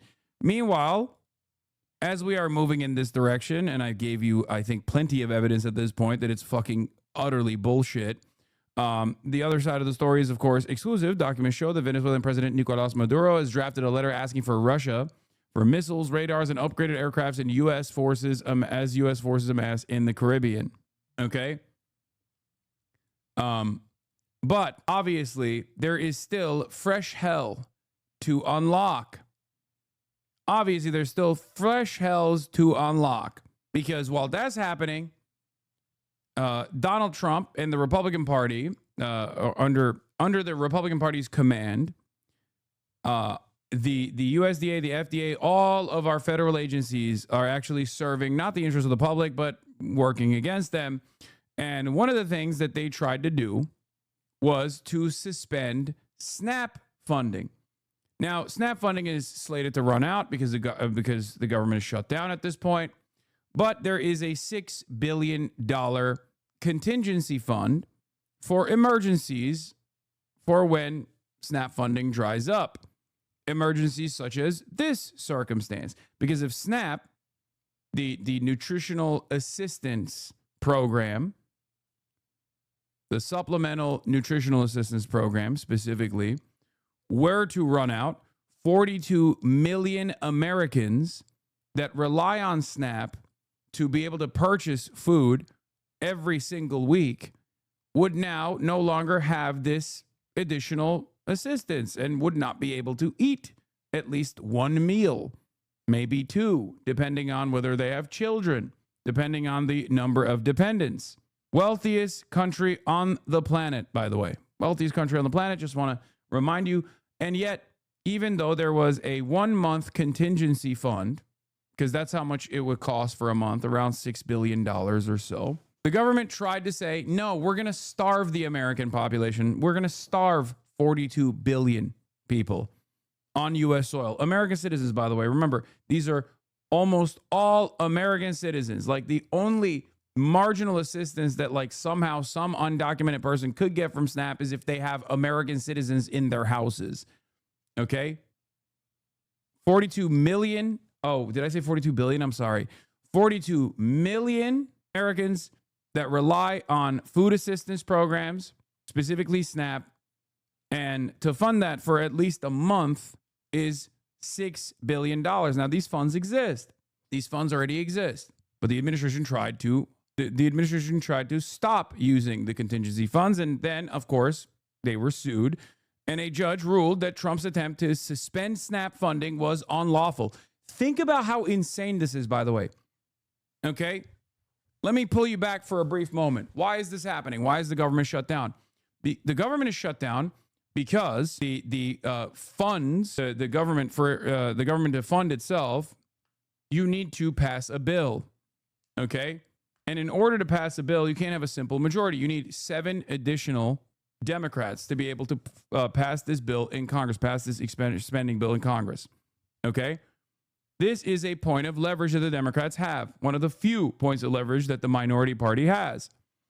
Democrats have used this as an opportunity to try and force the Republicans to concede on funding Medicaid subsidies, ACA subsidies, so that people's health care, for tens of millions of Americans, their health care prices are about to triple, okay? Their premiums are about to triple. And the Democrats say, we can't do that. We have to make sure that healthcare is still somewhat more affordable than it used to be. Obviously, it's already very unaffordable. It's already very expensive.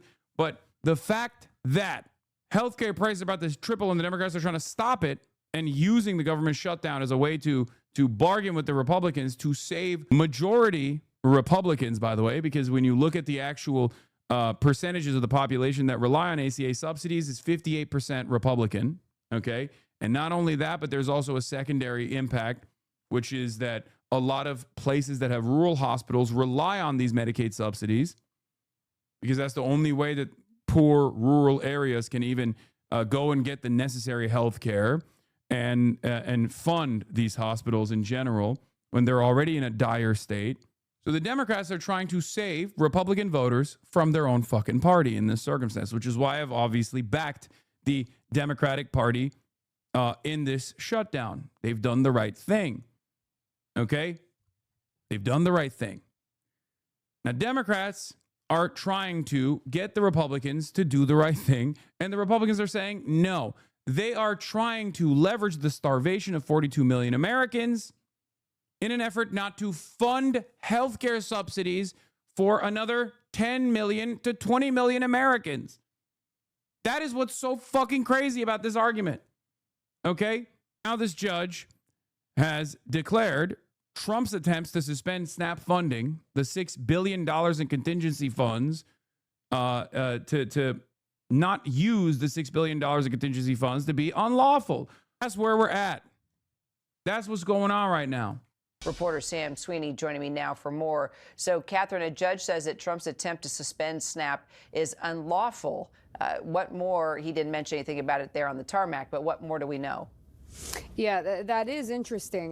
We're referring, and this is just in from, by the way, our colleague Peter Charalambos, who was reading through this ruling.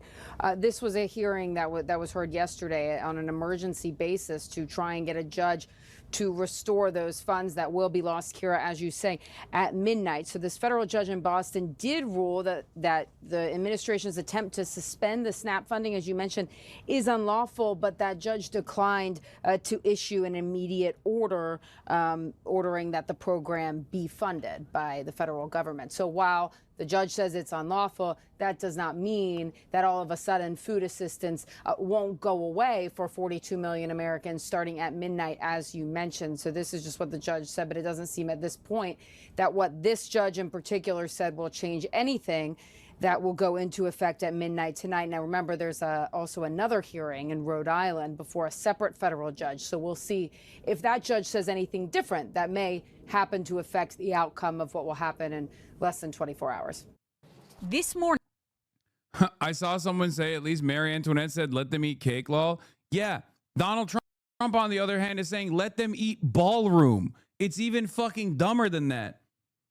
He just keeps droning on and on about his fucking stupid ass ballroom, brother, is even stupider. Donald Trump's like, yeah, you can't afford a cake. It's fine. You don't need it. You don't need cake. But what you can eat is this beautiful ballroom. Can you believe it? This beautiful ballroom that I have designed. By the way, dude, look at this. I mean, 1-to-1. Oh my God. The Trump kid is alive and well. Can you believe it? 42 million people on food stamps are 10 hours away from losing their benefits. When I first learned a toilet like that existed inside the White House, I was horrified. President Trump is making people's house more elegant and beautiful for generations to come. Dude, they are dabbing on us, okay? And not even just us, because we are already fucking angry at Trump. We did not vote for Trump. But this is literally straight up disrespect to the millions of Trump voters that are not going to get their SNAP benefits. They are going to starve. And Donald Trump and his press secretary talking about a fucking toilet, dude. Anyway, that sucks about your kid. What was the thing he needed to live? Medicaid or something? That's where we're at. People are going to starve, okay? People are going to starve. And the admin's talking about toilets. It is fucking awesome. It's amazing. I have not seen a group of people so ready to be publicly debased, so ready to be ritualistically humiliated than the average Trump-supporting Republican. Whether it be the farmers that kept voting for Donald Trump in spite of the fact that he fucked them over time and time again, whether it be the ranchers that are experiencing the same as the Trump administration is now slated to flood the markets with Argentinian beef. I have never seen a group of individuals that are so servile, so unhuman. I don't know how else to describe it. Like so excited at the prospect of being humiliated, being destroyed by this godlike deity that they've cultivated in their minds. It is fucking crazy. It is straight up a cult. An entire nation of cuck fetishists. Oh, my Lord. President Trump is calling on Republicans to change the rules in the Senate to reopen the government. Trump posting overnight, it is now time for the Republicans to play their Trump card and go for what is called the nuclear option. Get rid of the filibuster and get rid of it now. The move would allow Republicans to pass a bill to fund the government with a simple majority instead of the 60 votes currently needed. But Senate Majority Leader John Thune has warned against this move, saying it could come back to bite Republicans whenever Democrats take power back. Meanwhile, millions of Americans fear their food assistance or SNAP benefits will run out tomorrow as the government shutdown drags on. I've gone to social media to ask for help from everyone that I could possibly think of. It now appears a federal judge hearing a lawsuit over emergency funding may step in. Judge Indira Talwani saying right now Congress has put money in an emergency fund for an emergency, and it's hard for me to understand how this isn't an emergency. Republicans argue it's not that easy. If they transfer funds from these other sources, it pulls it away immediately from school meals and infant formula. The judge dismissing the administration's explanation, saying, I want agency action, not lawyering. We're not going to make everyone drop dead. The judge could compel the administration to release the funds, but whether the Trump administration will comply remains to be seen. And even if it does, the emergency funding available would still fall short of the monthly SNAP payouts. Back on Capitol Hill, Democrats digging in, refusing to open the government until Republicans agreed to extend Obamacare subsidies to prevent health care insurance premiums from skyrocketing next year. A Utah woman we spoke to says even with the subsidies, her premium next year will rise from $495 to $753. And without the subsidies, it will more than quadruple to more than $2,100. I want to also give you guys a better understanding of how fucked this structure is. Are you ready for this? Because a lot of people go, oh, why are my tax dollars paying to fucking, I don't know, feed the people who are hungry, which is if you're an evil villain like that. If you are straightforwardly an evil villain such as that, the average American taxpayer spends $36 per year for the SNAP program. $36 comes out of your pocket if you're an average tax-paying American citizen. Okay? The average American taxpayer, however, spends $670 per year on corporate subsidies. $670 on corporate subsidies, $36 to feed people. How fucking insane. And there are still people out there who act as though these people who desperately need the additional funds, which are modest, which are meager, they are tiny. There are still people who complain about that. Incredible. No. Kaya, no. What? What are you doing? No, get out of. Oh my God. Kaya, out. Oh my God.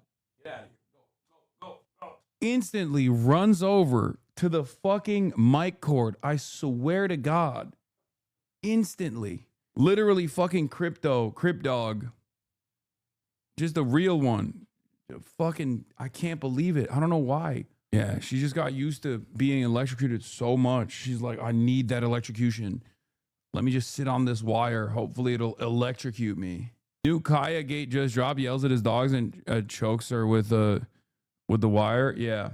Also, just like the secondary impact of refusing to fund ACA subsidies will cause rural hospitals to collapse completely. What remains of the rural hospital system will completely go away. But when you cut SNAP benefits to 42 million Americans, you're cooking the grocery stores, because they also, like, those SNAP benefits are being spent on groceries at the grocery stores. So it's basically another way that you are cooking an entire sector. We can't afford to double what it costs for us to live just to have health insurance. Republicans argue the Affordable Care Act, which set up Obamacare, was a bad law that drives up premiums and strains doctors. President Trump last night posting, quote, Obamacare is a disaster. Rates are going through the roof for really bad health care. Do something, Democrat. His alternative to that is just complete chaos and complete bedlam. It's not like the alternative he's suggesting is fucking Medicare for all, by the way. His alternative is just make it even more costly. Because that's what this is. That's what's going on. Oh, God. Everything sucks so much ass. Oh, my God. Stacey Cox says right now a flawed plan is better than no plan. Meanwhile, as more government workers go without paychecks, more of them are turning to food banks. Honestly, this has been devastating. Wayne Barber says he's been an air traffic controller for 23 years. I'm still going to show up to work because that's what I swore an oath to do. But many air traffic controllers no longer getting paid are calling out sick, causing staff shortages and delays at major airports. At Orlando's airport yesterday, a warning that at one point there would be no certified air traffic controllers to land planes, forcing a ground delay. A shortage of air traffic controllers was already a big problem before the government shutdown. Now authorities warn if the shutdown drags on, especially through the Thanksgiving travel period, it'll be a disaster. All right, now back to the show. The government has now been shut down for 31 days, and President Trump is telling Senate Republicans to use the nuclear option. Yeah, they want to abolish the filibuster. Another Hasanabi lock, for the record. Another Hasanabi lock. Dude, I'm going to get to Graham Plattner. If you fucking bring up Graham Plattner's conversation with Dropsite one more time, I'm going to fucking put you on a goddamn spaceship, okay? One way ticket to Mars. No return. I get it, dude. You really, really, really, really want to talk about Graham Plattner. You want to relitigate it. You want to have a conversation about it. You want discourse over it. Please. Okay, please. I'm going to put you on a spaceship to the sun. I can survive that trip because I'm Superman. You can't. Oh my fucking God. Nothing for you until you fund free healthcare for illegal immigrants. Oh God.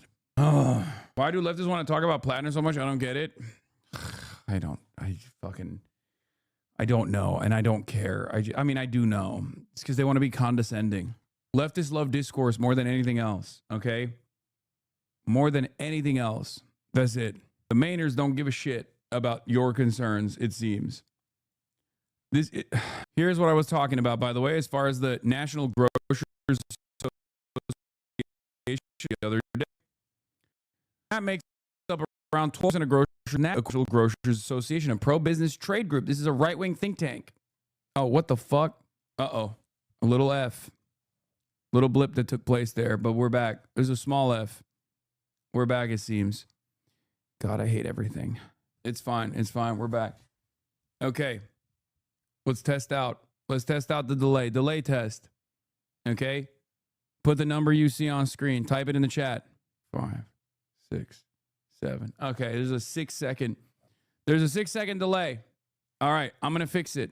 I'm going to fix the ingest. You're going to see a minor blip, a minor F in 5, 4, 3, 2. There it is. Fix the delay. We're back. Okay, delay test. Subscribe to the Piker Broadcasting Service if you hear this. Subscribe, which you can do for free with a Twitch Prime by connecting your Amazon Prime account to your Twitch account, or for $6. Or you can gift a sub to someone else. Subscriptions to the Hasanabi broadcast, the Piker Broadcasting Service, will allow you, and they're totally voluntary, but will allow you to actually rewind on VODs or when I'm live. Open presents, god damn. Internet Governor, John Hugs, Blonde Bob, thank you for the 10. Open presents of 25. Sam, my woman has been talking about you quite some time. Can you tell her to focus on me instead? No, sorry. SNAP makes up around 12% of grocery sales nationally, according to the National Grocers Association, a pro-business trade group that represents grocers. Any extended gap in SNAP payments is likely to see layoffs and possibly even store closures. Okay? Remember that. This isn't just cities. Rural areas benefit from SNAP, per the Conservative American Enterprise Institute. SNAP reduces rural poverty. Unmet needs still high in rural areas. Despite robust support from SNAP, food hardship is still higher in non-metro areas. Just like with Medicaid helping fund rural hospitals, SNAP helps fund grocery chains that are in rural areas. Who lives in rural areas, you might ask? Republicans. Okay? Republicans. That's who. Republicans are dangling the starvation of their own base of support against not giving them the proper healthcare subsidies. Okay? It's fucking insane. This is what happens. This is what happens when you are so successful that you just have to figure out exactly how cruel you want to be, in which direction. Why not both? And before SNAP benefits expire tomorrow. This as more airports are experiencing major delays caused by staffing issues ahead of the holiday travel season. Doug Lazader joins us live from Washington with the latest. Good morning, Doug. Good morning, everyone. President Trump says enough is enough. It is time to nuke the filibuster and reopen the government. Here's what he posted last night on Truth Social. It's now time for Republicans to play their Trump card and go for what is called the nuclear option. Get rid of the filibuster and get rid of it now. That would allow Senate Republicans to reopen the government on their own, even though Senate leaders generally don't like the idea of ending the filibuster. But pressure is mounting. Troops are getting paid today after the Pentagon shifted some funds around, but federal SNAP benefits run out this weekend, and we're already seeing major flight disruptions in places like Orlando and here in Washington. Look, it could be a disaster. It really could be, because at that point you're talking about people have missed 3 paychecks. They've missed 4 paychecks. What happens when pilots start not showing up for work because they're so focused on paying the bills they can't fly the plane safely? That's going to lead to massive delays. We want people to be able to get home for Thanksgiving. Okay, then give the people the ACA subsidies. Give the people the ACA subsidies. What are we talking about? Whose fault could that be? Who controls the entire government, I wonder? It's fucking nutty, dude. Shameless quote from a Fox article. Fox News ran an article about a woman who posted on TikTok about how she has 7 baby daddies and needs her SNAP. Interesting news judgment. Because the government shut down, now I can't get my snaps for next month, another user shared. The user went on to ask how she was supposed to feed her 7 children. Wait, that is literally AI. That is AI. Fox News is getting fucking duped by AI? This is a viral string of AI videos and Fox News reported on it. It's a real person. We're cooked. We're cooked. We're cooked. We're cooked. It's over. It's over. It's over. This is a reputable news outlet, brother. This is supposed to be a reputable news outlet, brother. Are you fucking kidding me? Now I have to see the Brett Cooper video on this. Oh my God. Oh my fucking God. Someone send me the Brett Cooper video. Someone send me the Fox News article first, and then we'll look at the Brett Cooper video from that article. Because the government shut down, now I can't get my snaps for next month. Another user shared on social media. The user went on to ask how she was supposed to feed her. Well, I clicked on it, and it literally goes to just the media tab, by the way. That's awesome. So it doesn't even go to the original video. And then Brett Cooper discussed the woman. Shut down. Now I can't get my snaps for next month. How I'm gonna feed my 7 kids? I have 7 different baby daddies, and none of them no good for me. Oh my God, I covered the story yesterday. Oh my God, I fucking covered the story yesterday. This is AI. That is an AI video. Chatters, that is literally an AI video. We are cooked beyond belief. We are cooked beyond belief. It is the same fucking script. Oh, we're so cooked. We're so cooked. We're so fucking cooked. Oh God. Oh my God. Yeah, this is the last thing I want to show you about the Snap. This literally just released. My video on this just released 4 minutes ago. I covered this yesterday. Oh my God.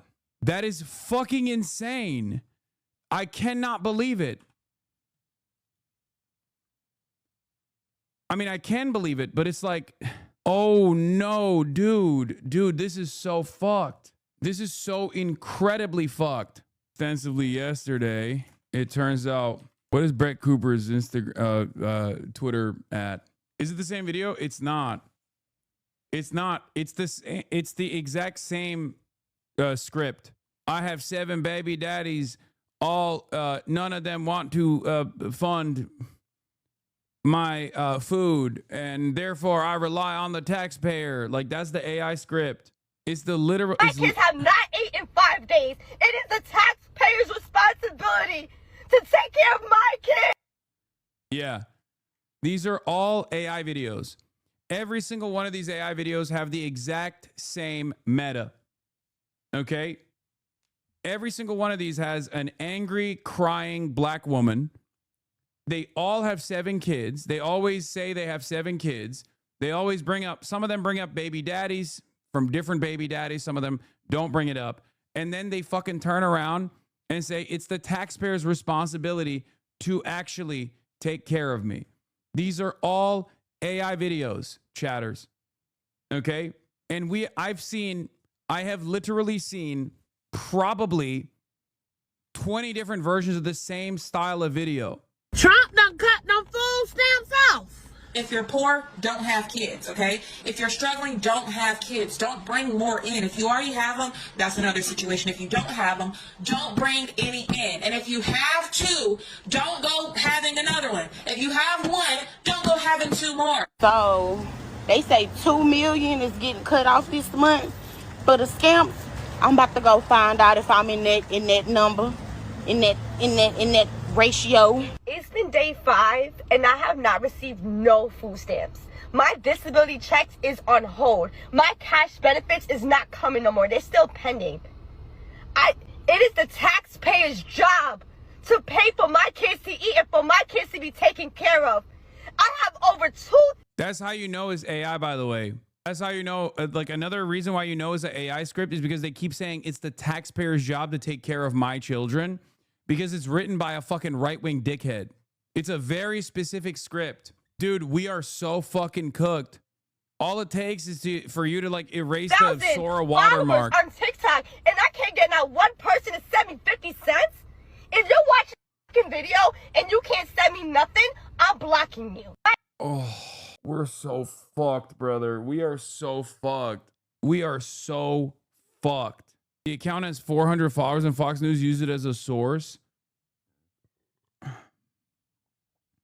So you might have heard. No. We gotta. I don't know. I don't know what we're gonna do. I don't know what we're gonna fucking do. This is terrifying. This is fucking terrifying, dude. This is genuinely terrifying because like there are people who are motivated to believe this shit because it is pre-existing racialized stereotypes that have worked very successfully to radicalize the Republicans and many others against these sorts of programs like the welfare queens meta. But now you can just straight up invent people. You can straight up make people that go along with people's preconceived notions, their biases, and you can manipulate public en masse. And the media plays a formative role in legitimizing these fucking AI slop videos. I'm pretty sure the Daily Wire posted an AI video of your parents conspiring to build a secret harem to dominate humanity, dude. No, I know. That's the other thing. Like, this is also fucking terrifying because I don't think it's AI. I think it's paid actors reading a script. It looks too realistic for it to be AI generated, in my opinion. The likelihood that this is like 20, 30 black women that were specifically paid to run the same exact script. If it was, then they would have fucking changed the script up. They wouldn't have the same exact script. It is definitely AI. There's also a guy who broke down exactly why it's AI as well. Because here, I'll show you. We'll watch it again. But there was a dude who actually goes through a lot of these viral AI videos. But in some of the videos, you can see like children in the background. Some of them don't have arms and shit. Some of them are like melting into one another. The only ones that are more convincing is the ones that are straight up just your head, maybe sometimes your hands as you're speaking in your car. If there are more elements that the AI is supposed to adjust to, that's usually when you can figure it out. Here it is.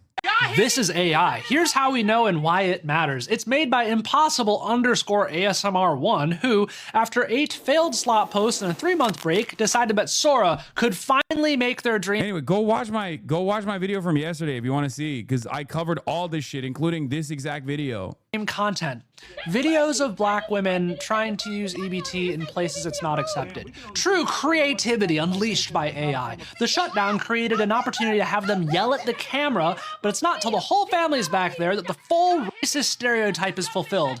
This is rage bait, and we'll get angry commenters. Yeah, you can see one kid doesn't have an arm. You can see another kid in the background, like merging into another kid. Who, when they learn it's AI, will say, oh, but it's true anyway, which of course it's not, and that's cope for being played. They were so played they didn't notice the kid missing half an arm while the other kids are frozen in place for no reason, and these down here are warping together. They were too focused on this fake AI person cramming in a script that they used 3 other times for their other fake AI people.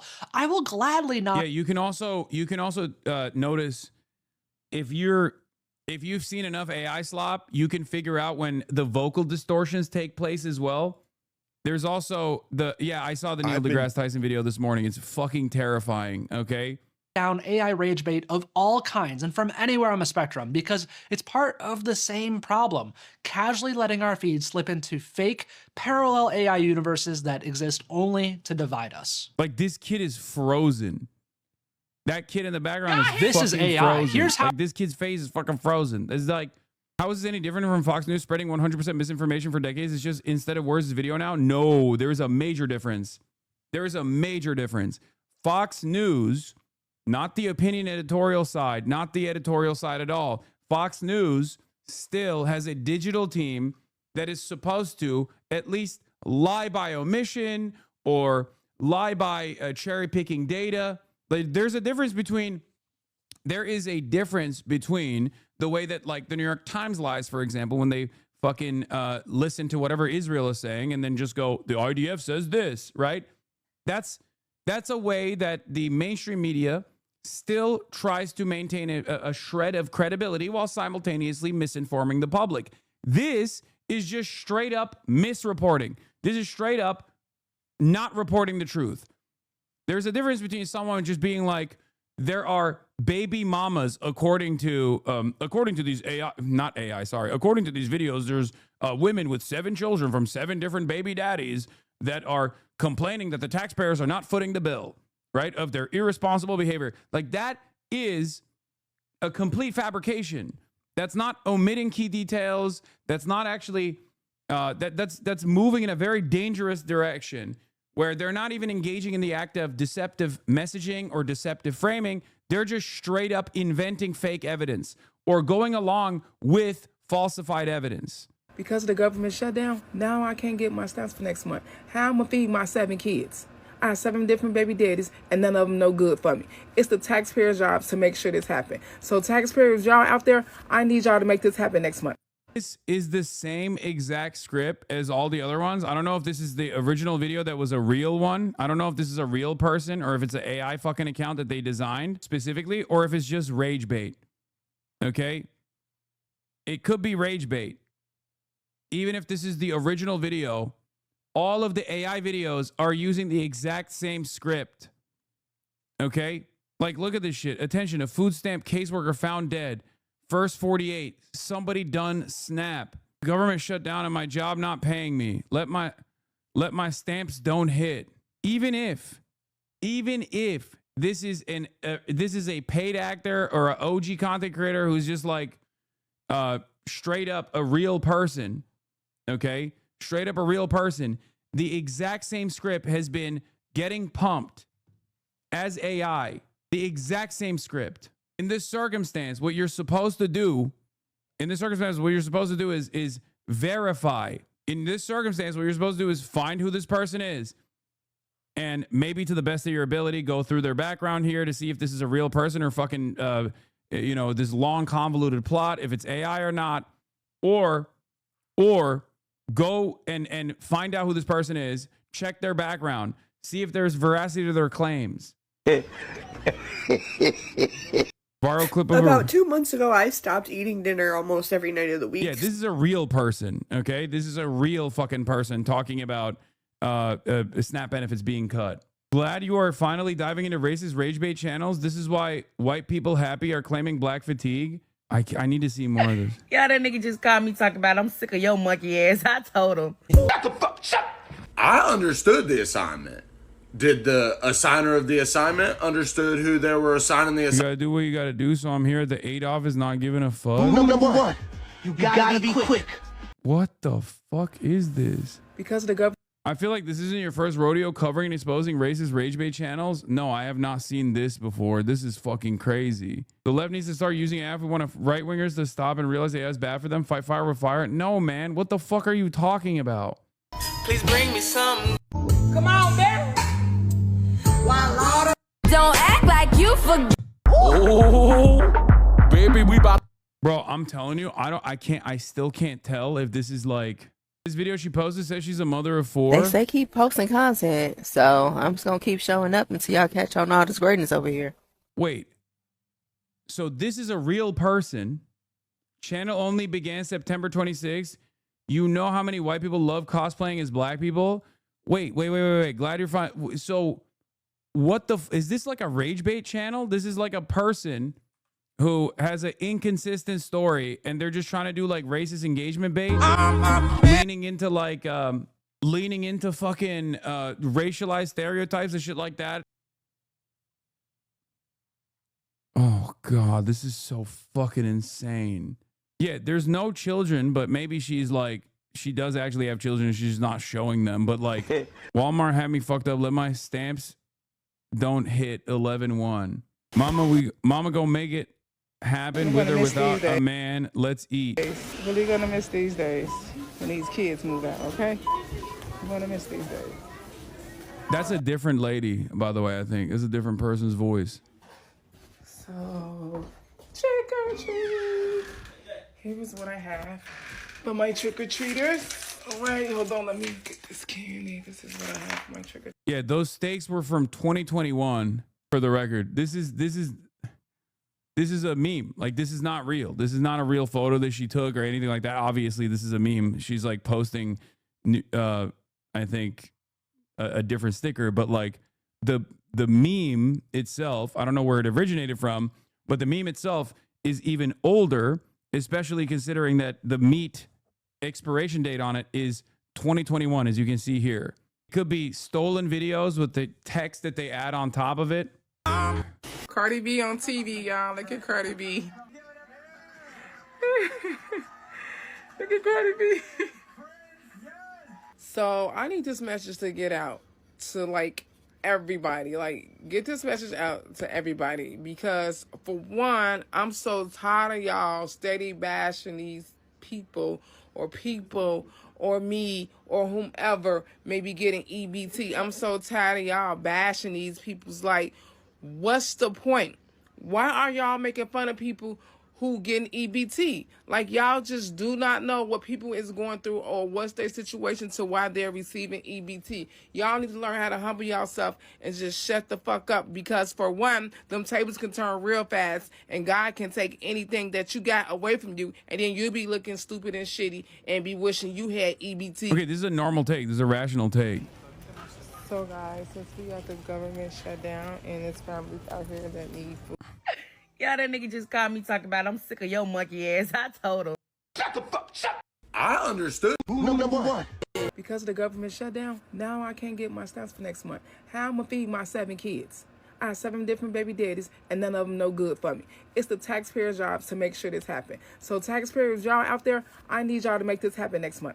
Taxpayers need to pay up. I need my stamps next month. I don't care what nobody says. Just give me my money. Bro, this is literally the identical fucking script to all of these other AI videos. What the fuck is going on here? We watched like 10 different videos. We watched 10 different fucking videos with the same exact script, and they were AI 100%. I don't think this original video is. I think this might be a real person. I don't know if she's trying to rage bait. I don't know why she made this video. It seems like she doesn't have 7 children. Maybe she saw the AI rage bait and then thought, oh, I'll go viral if I say this. Do not engage in rage bait on TikTok. I saw a decent abuser post both sides of Hassan hate to maximize the engagement. No rage bait. What? Dude, what the fuck are people doing on TikTok? My guess is she saw the AI videos going viral and she copied the script. She's clearly rage baiting because she has 4 kids in an older video and 7 in this one. Yeah.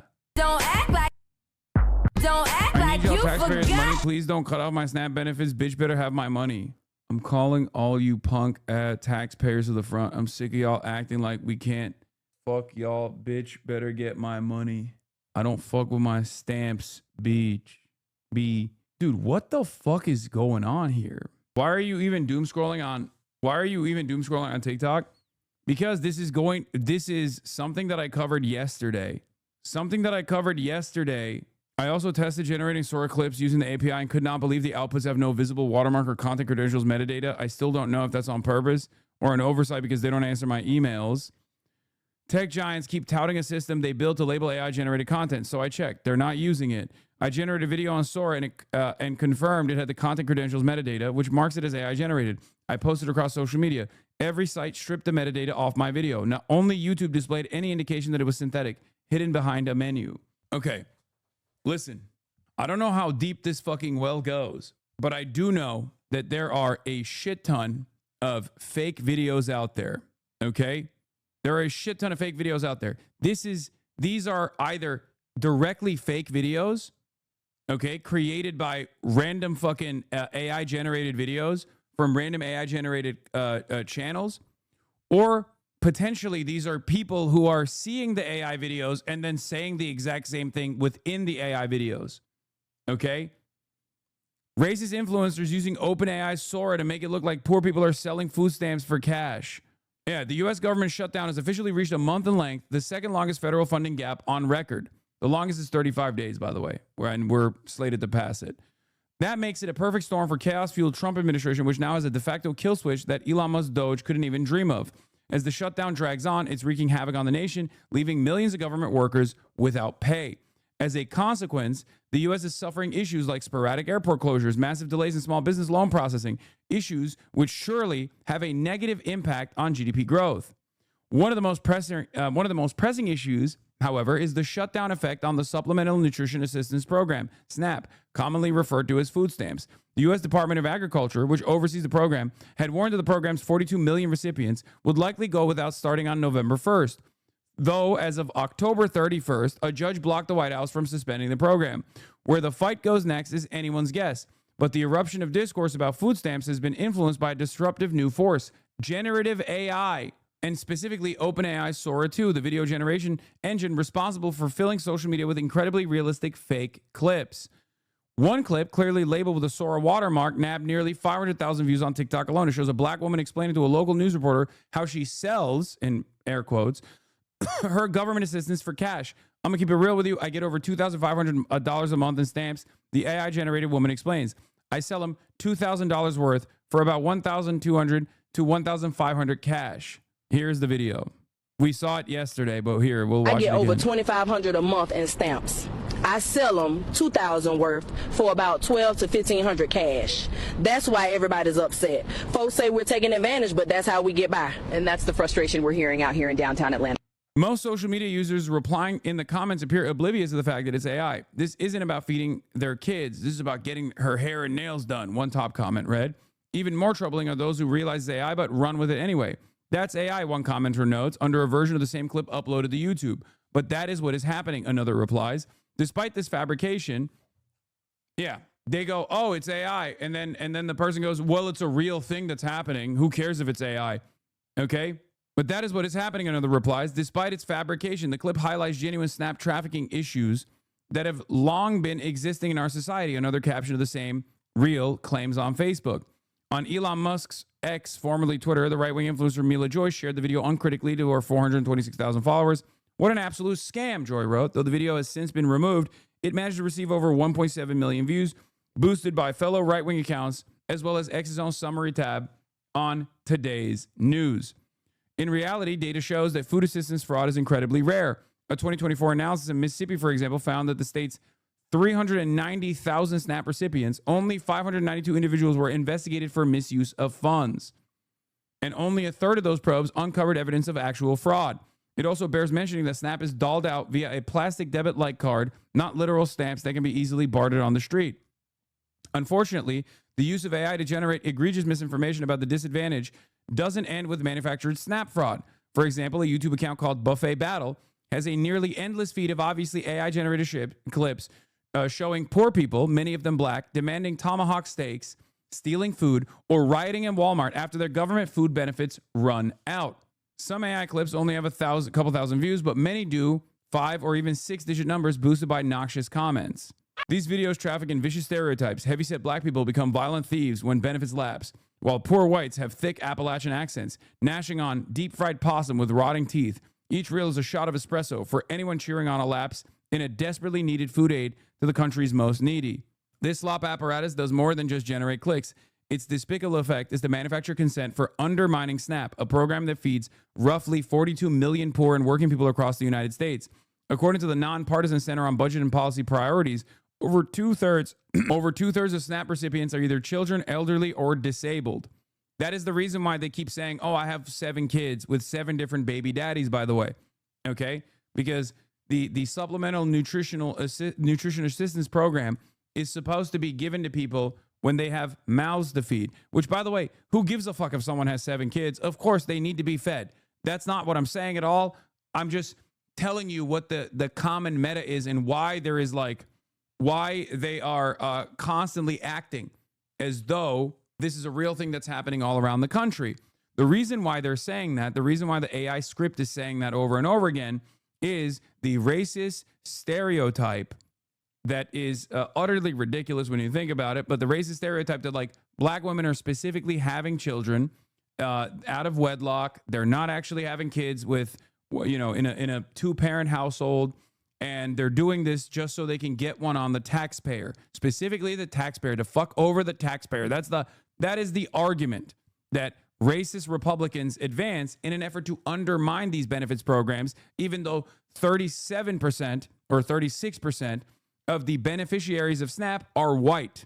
Okay, 25% are black, 36% are white.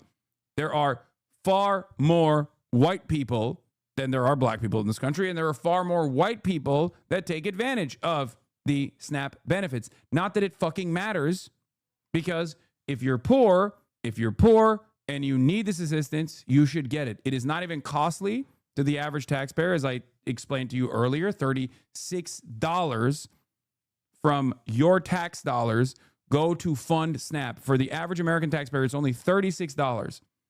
I wish it was $100. I wish it was $1,000. Who gives a fuck? Okay? And this is, if you're not familiar with this process, this is the age-old welfare queen's argument, okay?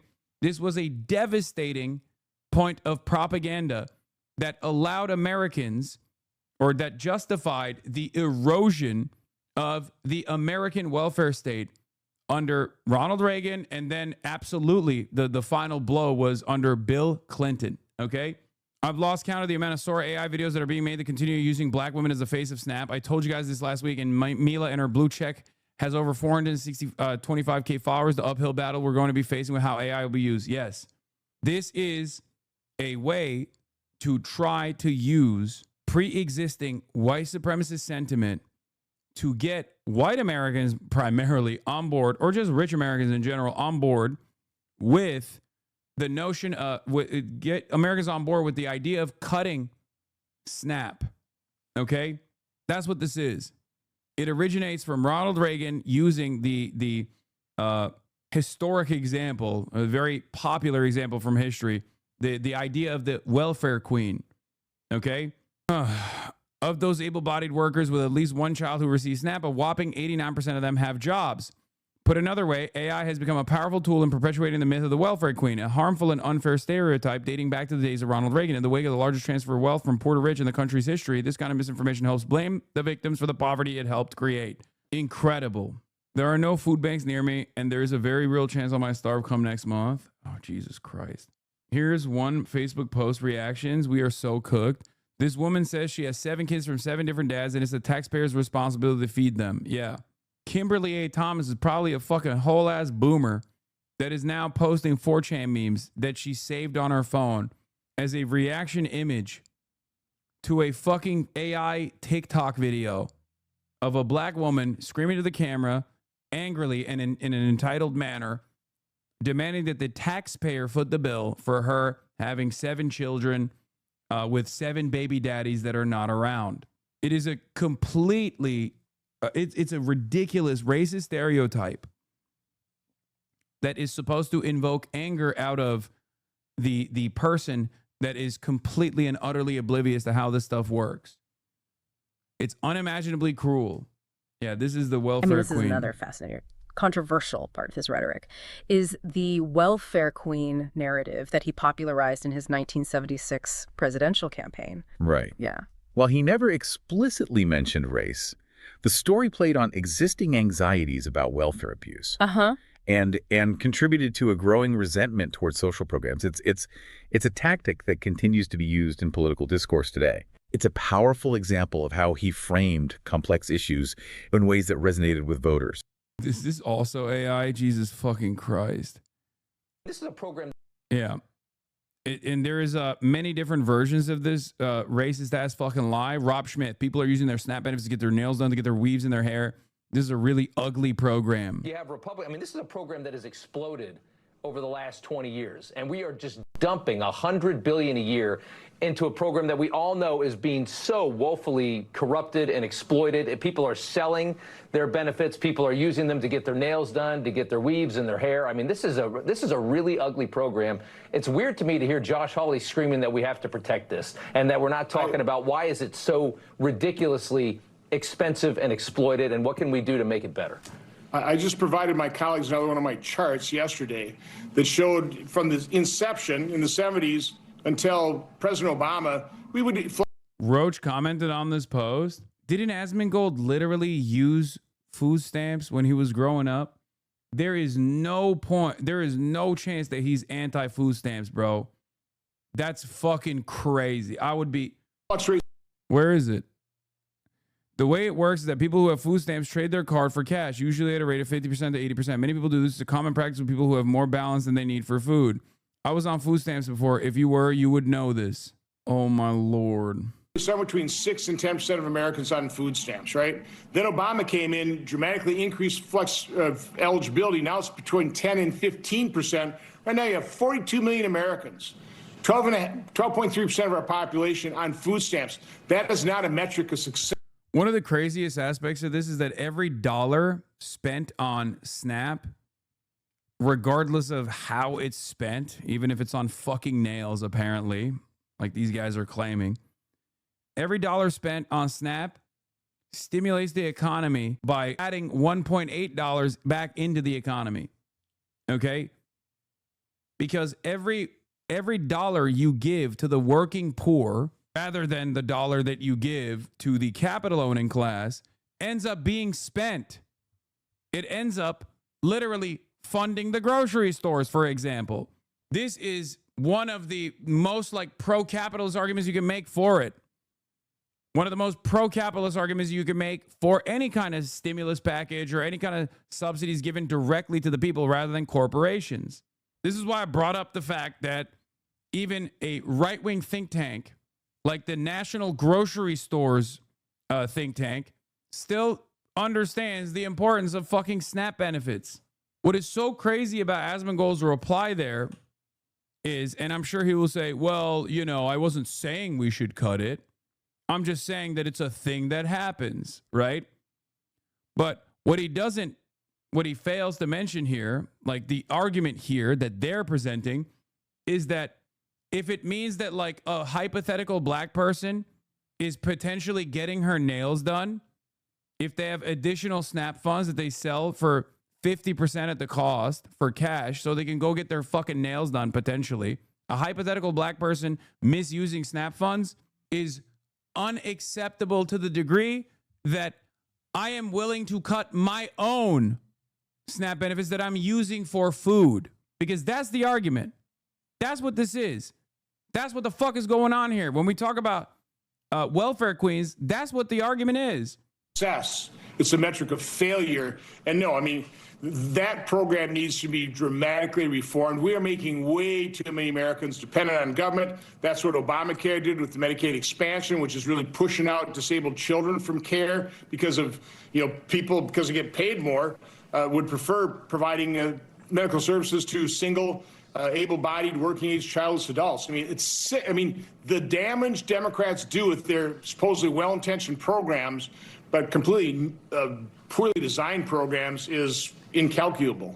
Yeah, I don't think they're even well-intentioned. I think it's all just a game to get as many people on them as you can, because then you've got a very reliant base of voters. If they need that program, if they need that money, they're always going to vote for you. So it's just a game of how many can we get on there, and that's why the moment you start talking about doing it responsibly, they freak out, because that's going to be cutting people off of it. I mean, that's the worst thing for their product.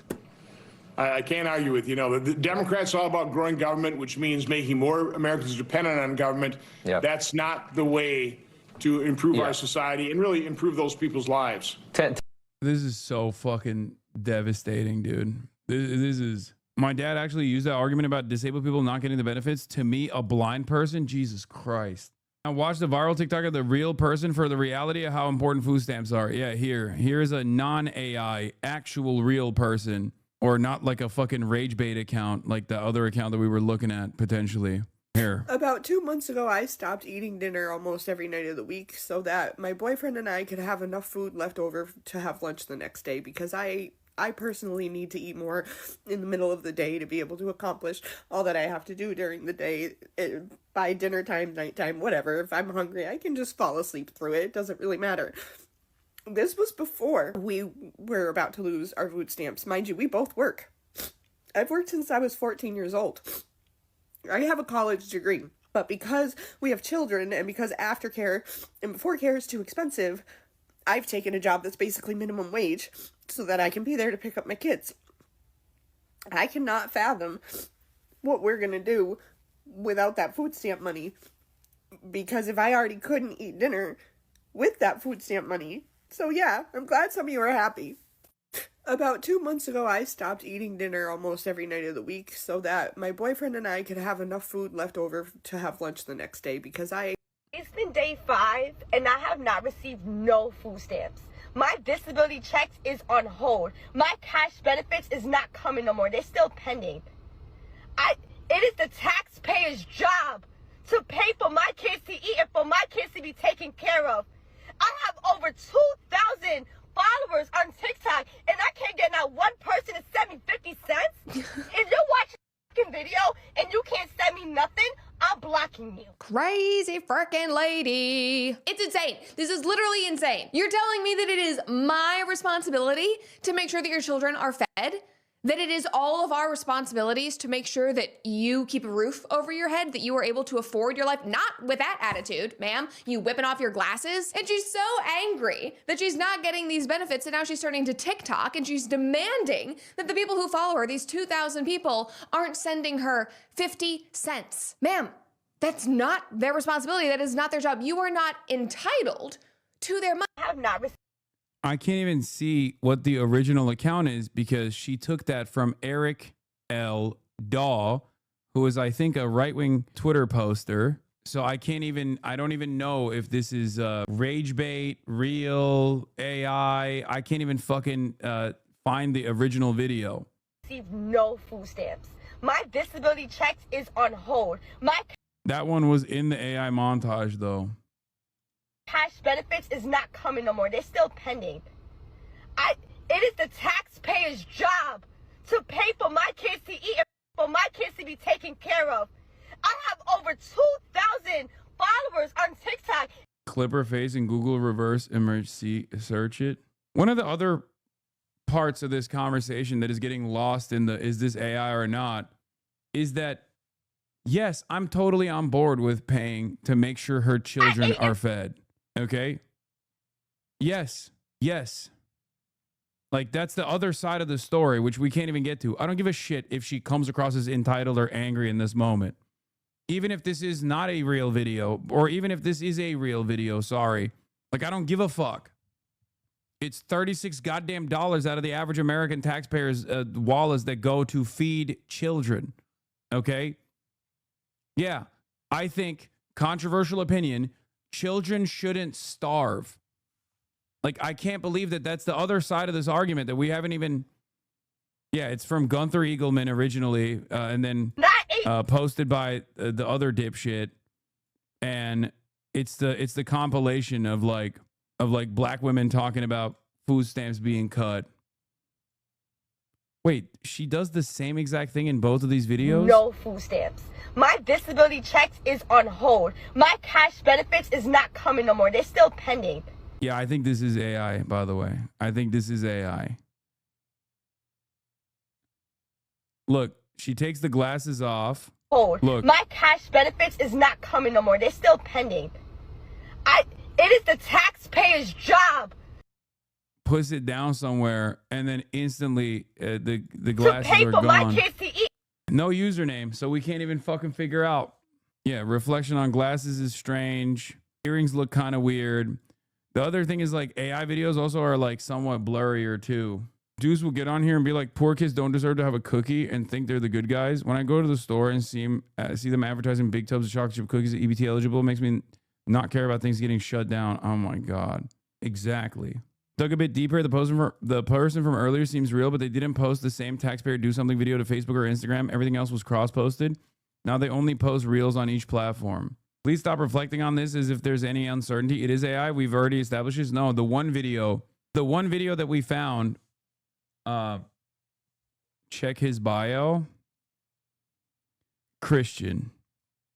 Anti-communist.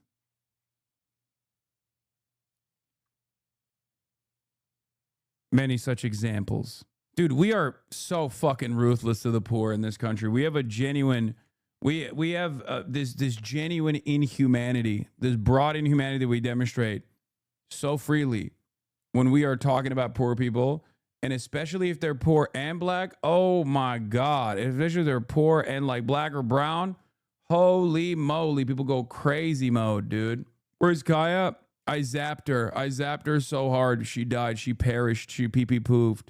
I electrocuted her so hard that she evaporated like a fucking cloud of mist and dust. Is that good?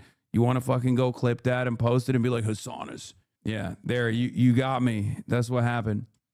Or perhaps, just like any other day that you could have actually been in here, you would have seen that sometimes she's not on fucking camera. I wonder which one of these two things is the likely scenario. That she gets to roam freely and in and out of the room with regular frequency, or that it's a major conspiracy. This kind of goes along with the rage bait shit that we were looking at, which is you see rage bait that corresponds to your previous biases, okay? And you immediately lean into it. You immediately agree with it. And then when you're faced with the reality that it's actually not when you're faced with the reality that it's actually not real, you go, oh, this change that I'm seeing, okay, in real time doesn't correspond to what I previously had developed as an opinion. So instead of assuming that maybe the developed opinion was wrong, I just find a different reason as to why it doesn't correspond to my previous opinion. And then people basically fucking double down and triple down. Just like when people see that these videos are AI, they go, well, it's a real thing though. Well, it's a real thing. So who cares if this is an AI video, but it's a real thing, right? Like, do you see what I mean? Look, in this situation, they have falsely led themselves to believe that Kaya is always locked and trapped in these confines, right? And when they don't see her, they go, oh, there must be some alternative reasoning for this. And not that the previous thing that I believed was false. And when I go, yeah, you're wrong, and demonstrate the stupidity of the argument that you're advancing because it doesn't literally meet the reality that you can observe in front of you in this moment, you go, why are you being so defensive? That's it. Yeah. It always comes down to, says a lot about you that I believed it, libtard. That's what it is. Says a lot about society that I could be led to believe it. No, it doesn't say a lot about society. It says a lot about you, dumbass. It says a lot about you that you're fucking stupid. Like, all the while, there are these stories of people that are suffering, that are desperate, and maybe even fucking angry, okay, in the process of expressing their desperation that they might not be able to feed their children. And people point to those examples to be like, well, you see, none of them deserve the SNAP benefits. Fascists will waste your time. They will never concede because they're only doing it to entertain themselves. Shout out the thought slime. It's true. Yeah. God damn, dude. If we think about the history of the narrative around a welfare queen, it really comes out of some of our most foundational tropes about Black women and Black people. She's the craziest and the laziest. Evoking a narrative of cheats, of scoundrels, of parasites. It's the welfare queen. Feeds into this welfare queen narrative and allows states to make draconian cuts. What is that? It's food stamps! And all of that's really a reflection of anti-Black sentiment. Yep. Started in the 70s in many conservative commentary, but Ronald Reagan really, took it to the next level when he ran for president in 80 and 84. And he had this story he would tell on the stump. It was part of his stump speech. In Chicago, they found a woman who holds the record. She used 80 names, 30 addresses, 15 telephone numbers to collect food stamps, Social Security, veterans benefits. And so it was this whole image of someone abusing the system and in fact getting rich and living luxurious. You don't ever have to really use kind of racial terms. That kind of language in and of itself evokes kind of this racial resentment. Welfare is to help those who are the neediest of the needy and not to bring in children to the world they cannot care for. Section 8 rental vouchers. Medicaid, free health care while I'm paying up the wazoo for health insurance. The parasites outnumber the producers. This guy is a parasite. And my contention is that the Obama administration is encouraging parasites to come out. You might be wondering why they're using coded language to say welfare queens. Well, here, let me dive a little bit deeper for you, okay? Here is a very infamous 1981 interview with Lee Atwater on the Southern Strategy. Now, N-word warning. He is going to say the N-word quite a bit in this. I don't know if this is censored or not.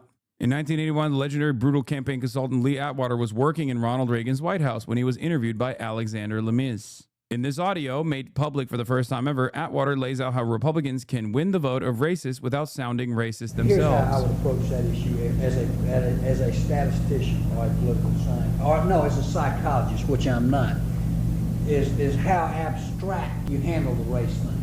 In other words, you start out, and now y'all aren't quoting me, you start out in 1954 by saying nigger, nigger, nigger. By 1968, you can't say nigger, that hurts your backfire, so you say stuff like forced busing, states' rights, and all that stuff. And you're getting so abstract now, you're talking about cutting taxes, and all of these things you're talking about are totally economic things, and the byproduct of them is blacks get hurt worse than whites. And subconsciously, maybe that is part of it. I'm not saying that, but I'm saying that if it is getting that abstract and that coded, that we're doing away with the racial problem one way or the other. You follow me? Because obviously sitting around saying we want to cut taxes, we want to cut this, and we want is much more abstract than even the busing thing, and a hell of a lot more abstract than nigger, nigger, you know. So He's saying that society is progressing. Like, we're getting woke because the level of permissible anti-blackness, like the window for permissible anti-blackness has gotten smaller and smaller. That's the argument that he's making here.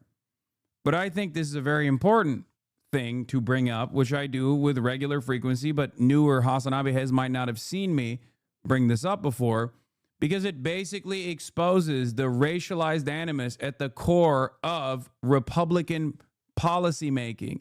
Okay? Welfare Queens is another example of this. Yeah. The GOP Southern Strategy, as Lee Atwater said, used busing as a coded racist appeal. Richard Nixon, October 21st, 1970. We do not believe the constitutional mandate that schools be desegregated requires compulsory busing for the sole purpose of arbitrary racial balance. Lee Atwater was also behind the infamously racist Willie Horton ad that helped George H.W. Bush win the presidency in 1988. This has also allowed the Republican Party to win over a larger flank of people from marginalized backgrounds as well. Because that kind of coded language allows black and brown folk who are conservative to comfortably find themselves as advocates for these kinds of things. Welfare reform that took place in 1996, it fundamentally changed what states could do and have a lot of discretion in how they determined who was eligible. And the system became much more punitive. It actually denied a lot of eligible folks resources. This is why I brought up Bill Clinton earlier when talking about welfare reform and how devastating that was. We are ending welfare as we know it. We all know that the typical family on welfare today is very different from the one that welfare was designed to deal with 60 years ago. People know exactly who you're talking about. You're really talking about black people. And when we're talking about public assistance, oftentimes people are seeing those as black women. And I think people have been fighting against that narrative to say no. Actually, most people, and in particularly most women of color, are incredibly hardworking, have always been very hardworking, have often done labor that is not paid for if you think of care work. They are often the people who have least access to services, who have the most caretaking burden, who have all these responsibilities and face discrimination in the labor markets, face predatory lending, face a plethora of challenges in our economy. I think the long-term damaging effect of all of these stereotypes as it relates to individuals who live in poverty is that eventually it affects how you see yourself. I go about precious. Something you do well? Nothing. So much of our experiences and what we believe about ourselves is exposure and what you are allowed access to. And if everything that you ever hear about yourself is something negative based on this mentality of limits and scarcity, over time you begin to believe that for yourself. Part of the reason why I also often will point to how white supremacist values are so fundamental in American society that it ends up causing black people to also believe them. Like that's how devastating white supremacy is. White supremacist history, like a white-centered understanding of American history, causes black people in the United States of America to have incomplete education on their own stories. It warps their own perception. It warps their own reality. Education, you're a dummy. Don't nobody want you. Don't nobody need you. I think we have to recognize that we're all exposed to this narrative, and somehow we are shaped by it. And you know, people might say, I don't really hold that individual belief that someone is not deserving of getting assistance, of getting help when they need it. But how do we really ramp that up to a real movement? I think that we have to have a real movement behind this. And that means that people coming together across race to say, we're gonna actually tackle this, that we can actually do this together. That's why, that's how black girls, when showing a black doll and a white doll when asked, will say the black one is evil. Yeah. Anyway. And if you want to see how fucking devastating AI videos are, here it is, okay? Doing calculations, as well as looking back at old NASA footage and raw data from satellites hovering above Earth. And I just can't escape the conclusion that the Earth might actually be flat. That's not me. It was never me. Those aren't my words. That's what's called a deep fake. I've been doing calculations, as well as looking back at old NASA footage and raw data from satellites hovering above Earth. And I just can't escape the conclusion that the Earth might actually be flat. We're cooked. We're cooked. We're fucking cooked. And I can't get not one person to send me 50 cents? If you're watching a video and you can't send me nothing, I'm blocking you. Crazy freaking lady. It's insane. This is literally insane. You're telling me that it is my responsibility to make sure that your children are fed? That it is all of our responsibilities to make sure that you keep a roof over your head, that you are able to afford your life? Not with that attitude, ma'am. You whipping off your glasses. And she's so angry that she's not getting these benefits, and now she's turning to TikTok and she's demanding that the people who follow her, these 2,000 people, aren't sending her 50 cents. Ma'am. First of all, is most likely an AI video that she is responding to, okay? There's a string of AI videos, as I've shown you, that have a very similar script. But even if it was a real video, okay? Even if it was a real video, her attitude, her bad attitude in this moment does not change the reality that if she actually has starving children, then she has fucking starving children. Like, the government is supposed to, the wealthiest government on the planet is supposed to make sure that that doesn't happen. Okay? I just want to make one thing very clear. Controversial opinion alert. Children in the wealthiest nation on earth, or even in the poorest nation on earth especially, but regardless, should not starve. Children should not starve. That is the reason why we have the nutritional assistance programs that we do. Okay? If given the option of striking Venezuela versus making sure that every single person has a hot meal for every single meal of the day, I think the overwhelming majority of people would go with feeding everyone. That's not their responsibility. That is not their job. You are not entitled to their money. I know that the government programs have led you to believe that you are entitled, but you're certainly not. And that's why, like, this is What so about your dog? maddening. Brother, I can't stress this enough, and I need you to understand something, because I know I bit the bait for one person, and then I think like a Discord server was alerted somewhere because everyone started posting this. Kaya lives a better life than you ever will have. Okay? She's a better animal than you. She's a much more important for many other people's lives than you. Okay? You are going to die alone, because this is the type of shit you get up to on the internet. You spend the finite amount of time you have doing this kind of stuff on the internet. Okay? You can type ah ha ha ha ha all day, every day, and act as though you're totally not mad right now. But the reality of the matter is, When you die, it is going to be alone. There won't even be a sigh of relief. You understand? Not even a sigh of relief from your family members. That is how irrelevant you are. I fucking love it, dude. Owned his ass. I did dress up Kaya for Halloween. She's a Crip dog. That's it. Let's continue. It's also a bit pitiful because you are watching somebody, in that video, you are watching somebody that the system has allowed to become a consistent crippled victim. Like she genuinely believes that it is our job to fund her life. And to be fair, it has been our job, but it shouldn't be. But that's why this has become what she's accustomed to. And all of this that you're gonna see today is so incredibly ironic, especially coming on the heels of the No Kings protest. And there have been a few, iterations of the No Kings protest, but there was a big, nationwide no. What does this have to do with the No Kings protest? The fuck? Okay, they wanted $9 for this. So.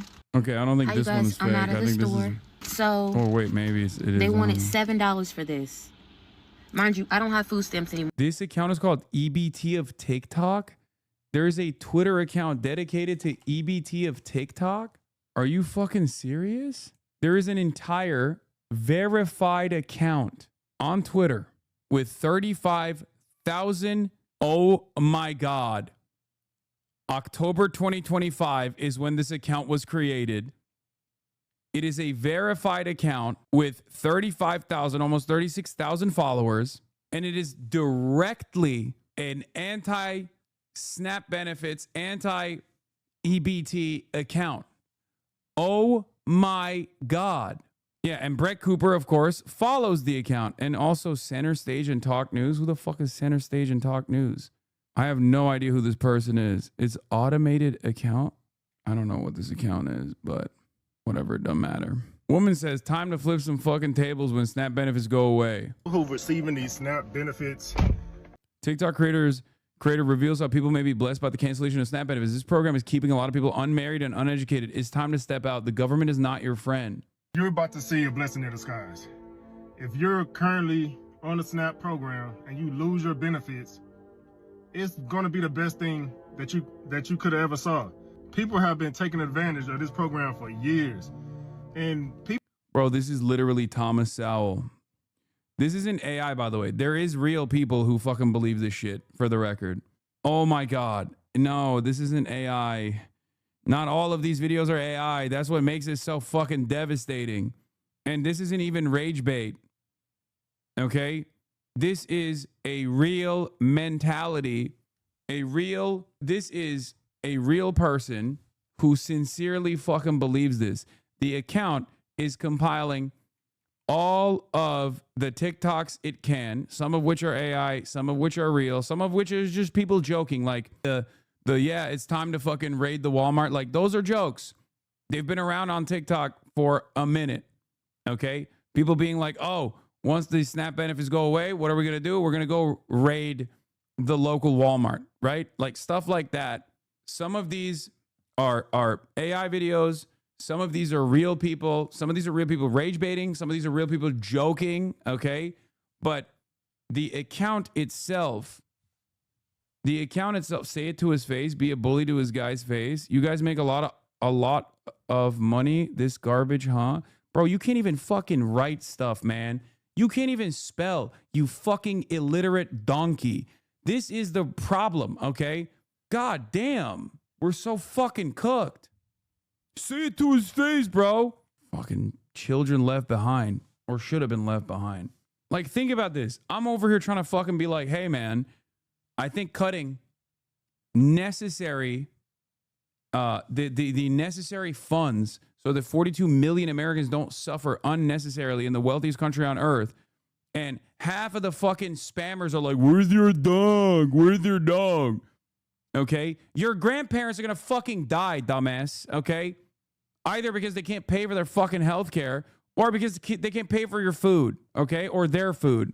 And you're over here being like, where's your dog? And then the other half is like, oh, say it to his face, dude. I bet you wouldn't act tough if you saw this man in the real world. Why the fuck wouldn't I?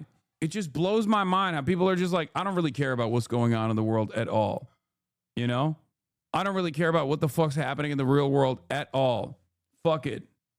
Who gives a shit? Who cares if fucking poor people suffer? Yeah. Anyway, this is bracketed off. This is a real person. who is just stupid, okay? Unfortunately. This is a person who's memeing. Yeah. Another person who's obviously joking. I'm noticing that there are at least some white people, but it's heavy on the black and brown side. This woman has a message for EBT TikTokers. Stop coming to TikTok with your brand new phones and complain about your losing. Oh, the one white woman is actually also talking about how, people are wasting their EBT, wasting their SNAP benefits. So I'm just going to say what everyone Yeah, is. Obama phone. That was the fucking meme. I can't believe that we're just relitigating the same dumb, nonsensical bullshit over and over again. I don't care that you're losing your food stamps. I don't care that you're losing your free medical. I don't care that you are losing your free house. Yeah, interesting that the first post was October 27, less than a week old account. Click the media tab and see how many videos it's created and posted. This is an actual organized psyop. Interesting. Bro, we're so cooked. This type of racism is the type I grew up around. They're so close to just calling them slurs. Yeah. Incredible. All the bounties of the internet. And look how we're using it, dude. Not all of these are rage bait, by the way. Like, I know this content creator. In light of the government cutting SNAP. Like, this content creator is great. SNAP benefits November 1st. I want to remind everybody that stealing is never wrong. Stealing from multi-billion-dollar businesses is always okay, if not encouraged, right? 5-finger discount. It's the best discount you could ever get. 5-finger discount. Like, that's not even rage bait. That's just a person who's like half memeing, half talking about. If you were to ask him sincerely what his beliefs are, he's gonna be like, yeah, I think if the option is you starve to death or you steal from fucking Walmart, yeah, steal from Walmart. I agree with that as well. The fuck? If push came to shove, yeah, who the fuck would get mad at that? Once again, what these videos all insist is that people who are on EBT are too poor as a replacement for stupid and want to personally dictate the spending habits of those who already are some of the most disenfranchised. Yes. And the overarching attitude here is that, like, it's a moral failing, and that's the reason why they're it's a moral failing, and that's the reason why they're poor. And also they're having children because they want to somehow steal money from the average taxpayer who's being more responsible, right? That's another fucking message here. It's all age-old tropes accelerated through some AI, some rage bait, some decontextualized clips that are all presented here by one account, specifically to drive home this narrative, okay? And if you eat into this, if you even lean into this even a little bit, you are the biggest sucker of all time. Because while you might not necessarily actually fucking, what is this? It's been days. While you might not necessarily need SNAP, you never know when you might need SNAP, and you might have a loved one that needs this kind of assistance. The reason why they are building this narrative is so that they can take it away. Okay? That's exactly the same way that they took it away in the past, by claiming that this is, a bunch of black people that are taking advantage of the system. And then when it goes away, the most sinister part of this is when it goes away, then people will say, oh, well, if black people hadn't stole SNAP, we wouldn't even need to cut SNAP. It's like, well, you advocated to cut it, you fucking idiot, because you fantasize about black people stealing it. It's so fucking dumb. These kinds of narratives are even further accelerated with AI videos. It's so devastating. It is straight up demonic. Eyes on the prize, everybody. 42 million Americans that are desperate for the additional funds so they can have a hot meal for every meal of the day are about to lose that additional assistance. And there are people that are actively egging this on and saying that's a good thing. 5 and I have not received no food stamps. My disability checks is on hold. My cash benefits is not coming no more. They're still pending. It is the taxpayer's job to pay for my kids to eat and for my kids to be taken care of. I have over 2,000 followers on TikTok and I can't get not one person to send me 50 cents. If you're watching this video and you can't send me nothing, I'm blocking you. I'm blocking you. 50 cents. My kids have not ate in 5 days. It is the taxpayer's responsibility to take care of my kids. Yo, I just seen a video, and that's exactly what the fucking lady was saying, bro. I'm done, bro. I'm done. Nah, I'm quitting. I think I'm quitting. I think I'm quitting forever, bro. This is it's over. It's done. Half the fucking videos are AI. The other half is just people literally like redoing the AI video. That's awesome. Dead. It's called Get a Job. It's been day 5. What do we do? What do we do here? What the fuck do we do here? And she's a right winger. Yes, bro. Yes, she's a right winger. She's making fun of people. She's making fun of most likely an AI video that she saw that she recreated. And now she's being used by Brett Cooper as a point of propaganda. Why are they redoing it? I don't understand. Brother, sister, the emperor. People are fucking having fun on this stupid fucking application. Who knows? I don't know. Someone, however, saw that video and clipped it nefariously because it went along with the bias that she also has, ironically enough. Chinese firewall vindicated every day, brother. Every day. There's utter vindication for the Chinese firewall. No, like on a serious note, like the real reason why they can't take my shit, cause how the fuck y'all gonna take the shit in November? That's when Thanksgiving and people eating food and preparing meals and shit and bringing potlucks and bring your own dish and bring a dish and fuck, like, what the fuck am I gonna eat? Some crackers? Some bread? Like, people look at this and go, that's a black woman. And they say, oh, she's being entitled. And don't think that this is a fucking valid problem. Okay? That's also clipped alongside all these other fucking clips. She doesn't even have to say anything wrong. Because after you've been inundated and primed into feeling some type of way about these assistance programs and who gets to use them without actually accounting for what their material conditions look like, you're already ready to fucking go, oh, look at that. It's insane. Well, first off, it's not yours. Second, you're working. Third, it is not an entitlement. Fourth, study to improve. Fifth, don't speak unless you can improve the silence. Sixth, anything given can be taken away at any time. Seventh, go to church. Next, please. Yeah, funny how y'all can afford hair, nails, eyelashes, but not food. I'm gonna tell y'all straight up like this. I just got that text that the link is definitely cut the fuck off for November. Y'all better stay the fuck out of my way in these stores. I'm walking out with carts and I'm not paying for shit. Trump, if you want, motherfuckers start looting, it's gonna happen. Like, again, you can literally see that this is a poor working class family. Like, it's not like this is, fine dining over here. That's like a fucking cheap ass steak. You see her child eating the food. Pork chop, possibly. I don't know. It looks like one of those like $1, the steaks that you get at dollar stores. It just blows my fucking mind, dude. Yeah, 75% of adults on SNAP work. These people just want to eradicate the poor. That's why they say vague things like it must end. SNAP recipients, 42 million, 10% are elderly, 31% are adults, 39% are children, 10% of the 13 million adults are, in air quotes, disabled.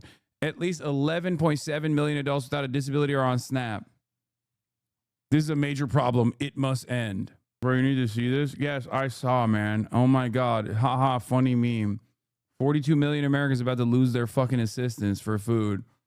And JD Vance is posting this shit. And the Republicans that are talking about this stuff are just like openly anti-SNAP. Like openly talking about how this is fucked up and we should cut it anyway. I mean, yeah. When you see stuff like this, understand that they are pro starvation of children. Okay?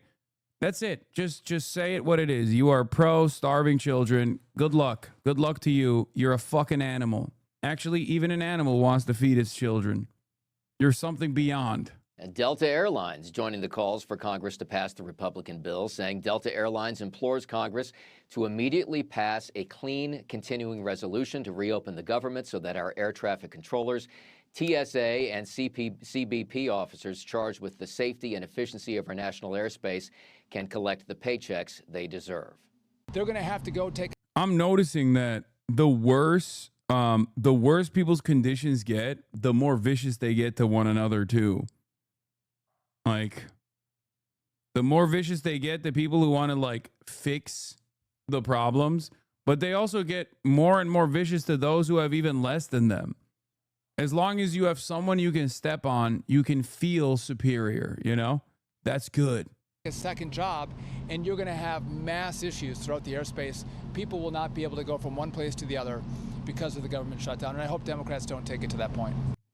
A new Washington Post ABC News poll shows more Americans blame Republicans for the shutdown, but some here on Capitol Hill think Democrats are about to cave even as they push for expanded Obamacare subsidies. And we'll see.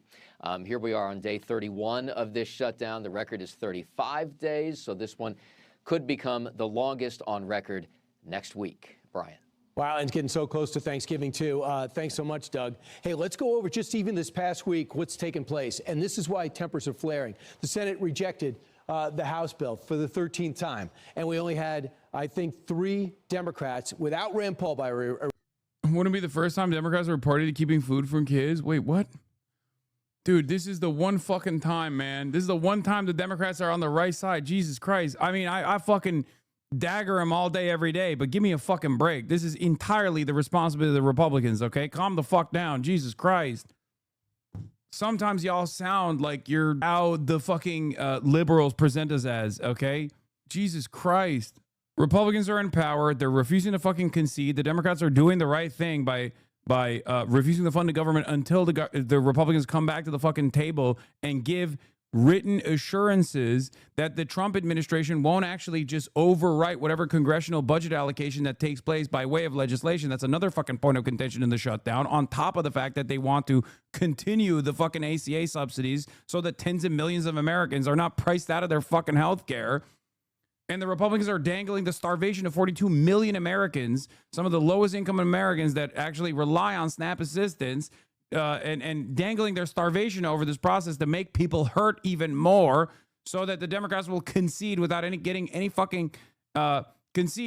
any assurances that they will fund healthcare. That's fucking crazy. The Democrats are objectively on the right side of the story, and I'm unconditionally defending them, at least for now. Okay? Until they do some fuck shit. What a ridiculous set of circumstances. Republican vote for it. So you need 5 more to get to 60 in order to get the government queued up again. So on Wednesday, the Congressional Budget Office reported that this is costing us overall between $7 and $14 billion. That's what the president sees when he gets back, and that's why he is so upset today. He's trying to rebuild the economy, put it on jet fuel, and now this happens. On Thursday, the remainder of the federal agencies will miss their first paycheck. I talked to a group of people the other day who work as staffers in Washington. They say it's tough every month just to pay for your rent. Can you imagine you have no money to pay for anything? Even a promissory note isn't really effective. It's affecting real people. You talk about the military. They stopped getting paid, but the president has found a donor for 1 week and other ways to pay him this week. So for now, the military is getting paid. On Saturday, this is really going to hurt, in various states especially. Some states have about 7% of people on SNAP programs, that aid program for food and basic staples. You have now SNAP payments not being issued. The WIC program will run out of funding this week, and open enrollments for ACA begins. And people are looking at it and saying, well, the Biden subsidies are gone. The pandemic is finished. The big, beautiful bill is queuing up. So this is your chance. These are your new bills for the upcoming year. Didn't the Democrats say the whole reason for their walkout was because of the Obamacare subsidies? Well, people are already seeing it. But I think the big picture, guys, is the reason why those prices are going up, the premiums are going up, is not because of anything the Republicans did. It's because Obamacare is not working. The subsidies during the pandemic put a Band-Aid on a problem that is now apparent for everyone to see. I'm not sure that people are getting that message, though. Well, Lindsey Graham said that he thinks Democrats will cave next week, but Hakeem Jeffries says you're delusional. We're not, or he didn't say that specifically to Lindsey, but they were asking him, when will y'all fold?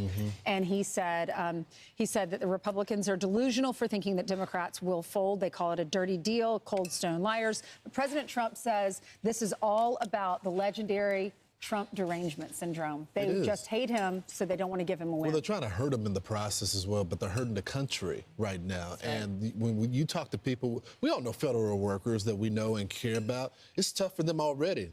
People, some of them living paycheck to paycheck. Do you really want someone that's an air traffic controller to have a second job when they need the focus to navigate the airwaves? Yeah. I just don't think it's smart at all. I do disagree with the president. Yeah, what if they're on SNAP, big dog?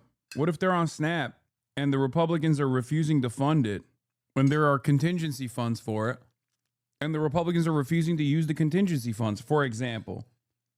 What then? These people do not give a fuck about the working class. I cannot stress this enough. They very clearly use every opportunity, every fucking point to propagandize against the working poor. They despise them.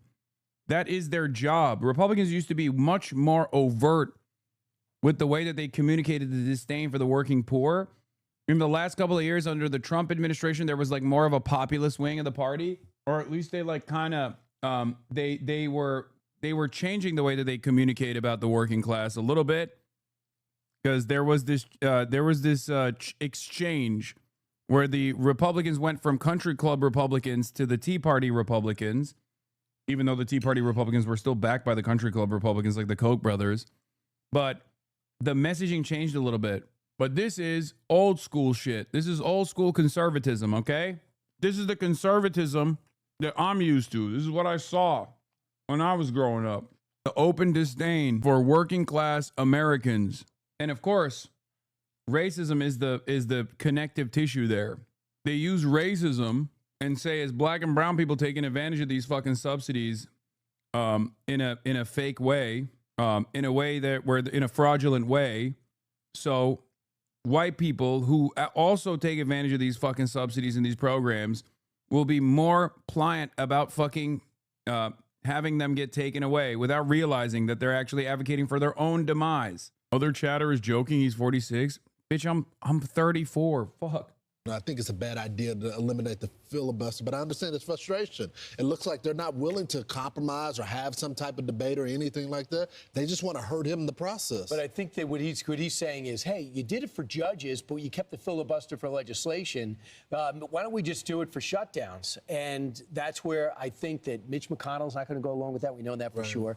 Traditional Republicans don't. And also, I mean, they want hard to stop President Biden from blowing up the filibuster. We would have had 2 more states. We would have had a packed Supreme Court.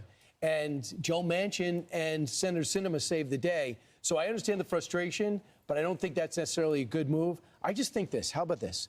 How about you get in writing, the OMB director will not blow up any of the programs, number one. How about you get in writing for the next 4 weeks, they will examine premiums and subsidies for Obamacare to see if they can fix it, because nobody wants to see families, and I think 70% of them, paycheck to paycheck, suddenly realize I don't have enough in my account. So that's something the president has always had a heart for. But they've already tried to do individual bills. Let's just fund the military, get them their pay, or the federal workers. Let's just fund the SNAP. Let's do these individual things, and they're voting against that as well. So it's like, I don't know what type of compromise they're able to reach if you can't even vote on the basic essentials. Well, we won't have an answer until next week for sure, because they're not in session today. Yeah. They're home, and they won't be back until Monday. I'm Steve Doocy. I'm Brian Kilmeade. And I'm Ainsley Earhart. And click here to subscribe to the Fox News YouTube page to catch our... If you need an incentive to vote today, as we're approaching the mayoral election, the Board of Elections will be handing out these Halloween-themed voting stickers. Even after turnout cooled a bit yesterday because of the rain, it's still running way ahead of where it was 4 years ago. We told you that 2 recent polls paint a picture of an impending Zohran Mamdani romp. Well, Mamdani attended, appropriately, a paint and pour event with seniors in Brooklyn yesterday. The 2 polls show him leading former Governor Andrew Cuomo by 16 and 25 percentage points, respectively. Republican Curtis Sliwa is in 3rd place in both, though he's nipping at Cuomo's heels in one of them. What do these surveys mean? Depends, of course, on whom you ask. Polls give us a snapshot in time. It's great when there's a good one. It's, you know, we look past it when there's a bad one, but really all they are a prediction. It's up to us to actually win this race. I think the polls have no idea what they're talking about because they have never seen this kind of turnout before. I don't believe any of the polls. I believe the people because I'm in the streets, I'm in the subways. Cuomo appeared with Mayor Eric Adams, who's endorsed him, in Harlem. The two fought back against accusations that Cuomo has leveled Islamophobic attacks against Mamdani. For instance, a super PAC supporting Cuomo funded this ad that shows the words jihad on NYC over Mamdani's picture. Cuomo says Mamdani is the divisive one, and what's more, his ideas cannot become reality. Rents true. It is all untrue. He has no plan, and he has no ability or experience to accomplish anything in this city. Not only has former Mayor Mike Bloomberg endorsed Cuomo, but he has also pumped millions into helping him get elected. $8 million in the primary and recently $1.5 million to a pro-Cuomo super PAC. Both Sliwa and Mamdani, though, sound unfazed by the former mayor's support for Cuomo. As Taylor Swift says, I've seen this film before, but unlike she says, we actually like the ending. What a waste of money, Bloomberg. And again, the billionaires don't get it. Through 6 days of early voting, turnout is running more than 4 times what we saw 4 years ago. So turnout really has been the story so far. Early voting will... Controversial, crazy lock with very little evidence based beyond vibes. Are you ready? I think the older voter turnout is also going to favor Zohran Mamdani. Not like by massive margins or anything, but I think there are a lot more older people that are turning out for Mamdani than we think. I think that there are aunties and unks that have never been successfully polled or correctly polled in previous elections due to their lack of performance, especially on the Asian demographics. I have a suspicion that not only do I think Zohran's going to win, but I think it's going to be, inshallah, over 50% of the vote. And I think a part of the reason why the polls are looking inconsistent with what I'm saying here is because of older people that are going to be voting for Zohran that are not getting weighed appropriately because of the demographics that they are getting polled from. Will continue through Sunday. Of course, Election Day is Tuesday. Robert, thank you. Now, last weekend of the political battle over who will be the next mayor of New York. The three candidates verbally jousting with their opponents and trying to convince those who haven't yet used early voting to vote for them. An especially tight group of voters, those over the age of 45. A dead heat right now in that category between Mamdani and Cuomo. Should be an interesting weekend to be sure. Here's NJ Burkett. Zohran Mamdani tried his hand at Tai Chi with seniors on the Lower East Side, continuing his attempt to reach out to older voters. Now is the time to deliver an affordability agenda for seniors who are being pushed out of the city they call home. When it comes to seniors and middle-aged New Yorkers, Mamdani is essentially tied with Andrew Cuomo among voters the former governor desperately needs. A major finding in the Marist poll that shows Mamdani with a big lead overall. Cuomo campaigned with conservative Russian immigrants in Brighton Beach. Among them, Inna Vernikov, a Republican city councilwoman who's no longer endorsing Curtis Sliwa. You see what I mean? You see what I'm saying? That they're in a fucking deadlock in and of itself. In the one demographic that Andrew Cuomo has to do LeBron numbers on makes me feel like it's actually better for Zohran than we even think. It makes me feel somewhat vibes based, but it makes me feel like the plus 55, maybe even, probably not plus 65, but the plus 55 is going to surprise people. Because right now, when you look at some of the past poll performance, the plus 55 is like Andrew Cuomo margin, within the margin of error over Zohran, right? That's what it shows. But I think it's actually better for Zohran than we think. I think Zohran's going to win plus 55. And I think a part of that is going to be from the unks and aunties. The Muslim unks and aunties are going to come out in ways that they normally don't. Goal right now is to beat Mamdani. And in this election, the only one who could beat Mamdani is Governor Andrew Cuomo. What I'm trying to do is put together a coalition of Democrats, Republicans, independents, to really come together and let's say we are New Yorkers first. And this is an existential threat to New York City. A super PAC supporting Cuomo is running this bleak ad. But right now, New York is being torn apart. Zohran Mamdani's socialist agenda would make it worse. And Cuomo himself is posting this cartoon in social media. Sliwa today ridiculed both men. Mamdani, he said, will bleed the city's taxpayers. He is clearly Dracula, the vampire, and we see Andrew Cuomo is clearly the political zombie who's come back from the dead. I love when you describe the meme. That's awesome. Given the state of the race, do you think Kung Fu would have been better? I continue to be confident, but we'll never get complacent. The fact is, Mamdani may be more worried now about complacency than Cuomo, especially when it comes to his youngest voters. At City Hall, NJ Burkett, Channel 7, Eyewitness News. This Sunday, I'm running. We're all running to do something that's never been done before. To set a new record, to enter the history books. Just not at the marathon, because my 12-minute, 54-second mile is, we're gonna do it at the doors. The current record for the most doors knocked in a single day in New York history was 200,000. That wasn't by one campaign. It was by every campaign up and down the ballot across the entirety of the state. We want to shatter that record this Sunday, right here across the 5 boroughs with all of you. 3,500 volunteers have already signed up for shifts. With 3,000 more, we could do what's never been done. So, bro, this gamifying campaign, the gamifying the campaign stuff, like the get out the vote initiatives and gamifying of like canvassing operations is so fucking brilliant. Like I'm not a fucking nerd that cares about stuff like this that much, but god damn, it's fucking smart. Like these are brilliant get out the vote initiatives, man.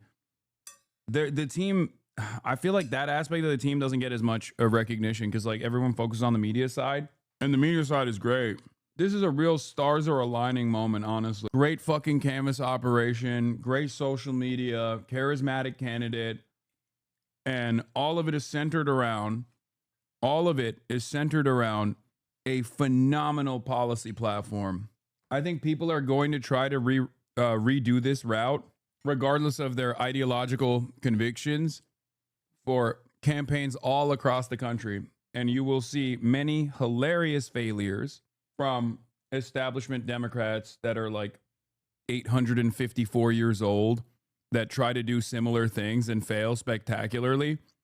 But I think this is a dramatic, game-changing campaign. If Democrats are not paying close attention to this, which they are, I know that they are. Wait, what is this? Cuomo has stopped naming you. Yesterday on ABC, he referred to you as a colleague. He doesn't want people to Google you anymore. Wait, what happened? Bro, he was giving me a new audience every day. What happened? Is it because people were Googling Hassan Piker and then the shit that was coming up was like a New York Times profile? Is that why? Leading people to perhaps not consider me to be this fucking ever-present danger to New York? Inflammatory remarks that we have.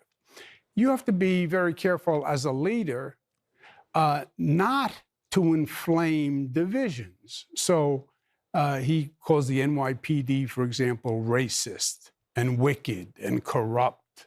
President Barack Obama, evil and a liar. He won't denounce globalized intifada, which is kill Jewish people. We have the largest Jewish population in New York outside of Israel. And these are very inflammatory remarks. He has a colleague who he associates with that says, America deserved 9/11. No, he just realized it's not a smart. I don't like how much your name is out there. It seems more like he's modulating his message for the ABC Normie audience by not naming you. No, it's partially because it's easier for him to say, as a colleague who said America deserved 9/11, than it is to say Hassan Piker, an unknown entity, that if people actually search, they will find out is not this like dangerous fucking radical by mainstream outlets. You know what I mean? Because like, remember, old people old people are going to look this up and they're going to look at like the New York Times or some shit. And when they look at the New York Times, they're going to fucking see me like be talked about as in positive terms. Yeah. Or on GQ or on any number of different like mainstream media outlet. America deserved 9/11. Two New Yorkers who we lost 3,000 people on 9/11, 150,000 people suffering from 9/11 related illness. That is a terrible thing to say, you know.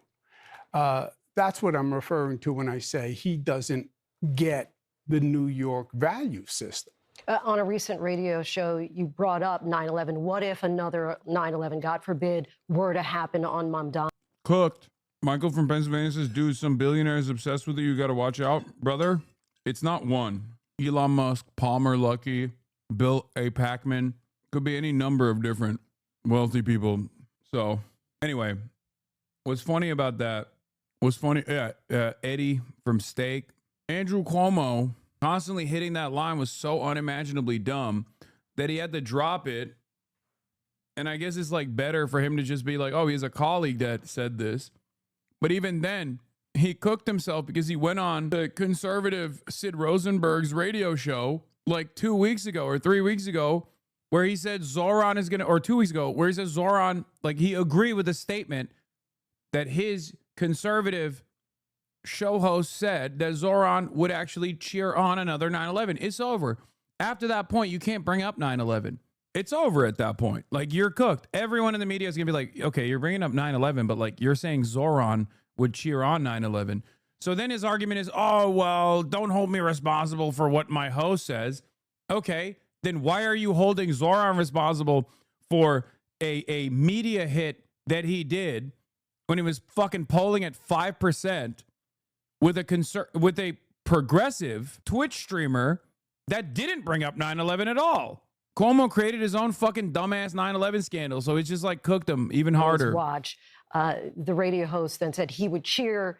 You responded and chuckled and later said you didn't take it so seriously at that time. But how do you respond to the Muslim New Yorkers who were offended by that and described that your reaction as Islamophobic? Well, the Muslim community didn't say that. I was just endorsed by major leaders of the Muslim community. What I was saying is he is. Do you think they might turn you away from Zoran's victory party like they did Sneeko because of all of his bad press? Brother, I don't know if you know this, but I was at the rally last week. Are you okay? Bro, stop eating. It's annoying. Yeah, well, it's almost done. Don't worry. Also, you're comparing me to Sneeko, who has literally denied the Holocaust. The attacks against me are smears. He, on the other hand, has aligned himself with straight-up neo-Nazis like Nick Fuentes and whatnot, and has even denied the Holocaust.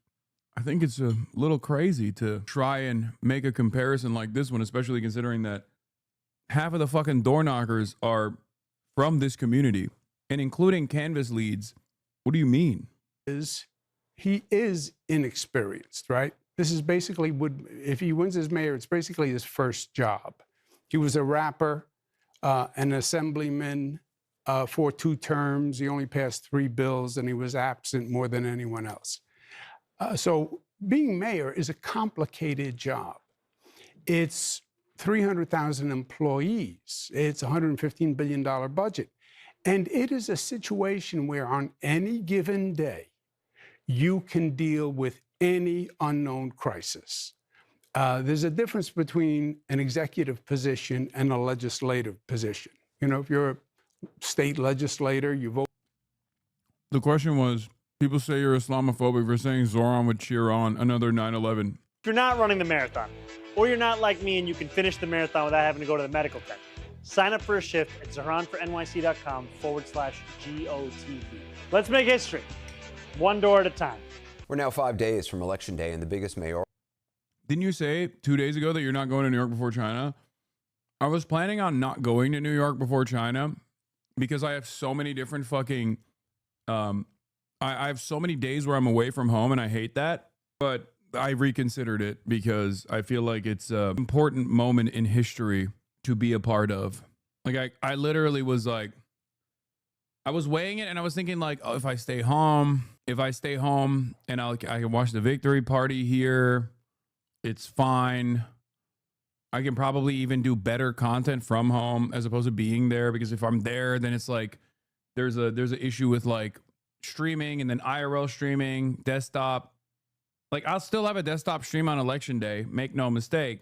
But bro said I want to be in the photo law. No, dude, I don't give a fuck about that. You're so stupid. How is this hard to comprehend? It's like a historically important fucking moment where you're electing only the second socialist mayor of New York, and this community, myself included, played a pretty fucking formative role in that. God damn, brother, I am such an on-camera monkey for all of you. I swear to God, where it's like I can't have any sort of fucking real human feelings about any sense of accomplishment without motherfuckers immediately being like, yeah, dude, holy shit. It's just so lame. Yesterday, Chaz said that lately you're being brought up on daily federal record. This is not to insist on the Joe Rogan or the left stuff or anything, but it is clear you're becoming some kind of critical point. Even when you repeatedly say you are not, what now? Or do you disagree? It's becoming harder and harder for me to disagree with that sentiment. The problem is the more fucking attention there is on me as like a fixture of left politics in this country, the more annoying the left gets, the more annoying the right wing gets, the far right gets. The only people that actually look at that and listen positively are unironically liberals, as a matter of fact. Not the liberal content creators who have their own sense of anger and resentment towards whatever kind of success, whatever kind of modest success I've been able to cultivate here. But I'm talking like the actual Barbers and the Debras. Like they see stuff like that and they go, "Oh, a handsome young man. Let's tune in. Let's see what his opinions are." Having said that, however, it has increased. The attacks have increased fairly aggressively, and it sucks, especially because there is no left support system. There is some. There are those, you know them. You know, Michael from Pennsylvania is in the chat right now. But the unfortunate reality is that there is no robust support network for things like this. When you get singled out like this, you just kind of are on your own. You have some friends, they will defend you, but there is no like major, there is never going to be any major sea of support. And anyone and everyone that comes out, even in defense of someone like myself against ridiculous attacks, smears, slander, whatsoever, they will also be punished ruthlessly. Like they will be smeared as well. Like there is a very threatening environment for those who dare to speak out against the wave of right-wing sentiment on the internet. Or at least that's what it feels like. But that's also precisely the reason why I love being outside. I love being around normal people.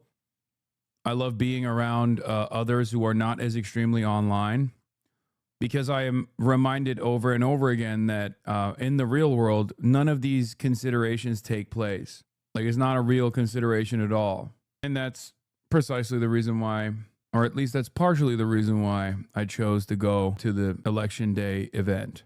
Race in the country that could upend all conventional wisdom in the three-way race. There's Democratic Socialist candidate Zohran Mamdani, former New York Governor Andrew Cuomo, who's running as an independent, and Republican candidate Curtis Sliwa. All of them have been busy crisscrossing the city campaigning. A new Marist poll out today of likely New York City voters show Mamdani with 48% over Cuomo's 32% and Sliwa's at 18%.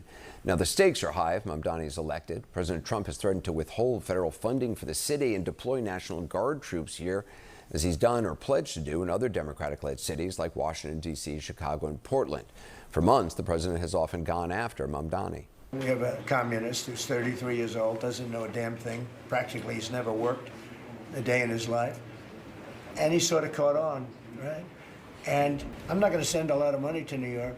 We're not going to ruin one of our great cities, because we'll make that great. We will clean up the crime in about 30 days. And all of these cities, we want to clean them up. We don't like that opposition. But if somebody's going to be a communist mayor of New York, it's a fluke if he gets in. Well, earlier today, I spoke with the Democratic nominee, New York Assemblyman Zohran Mamdani. Recently, you heard President Trump suggest he's going to withhold federal funding, possibly send in National Guard troops if you're elected. Andrew Cuomo has kind of amplified that.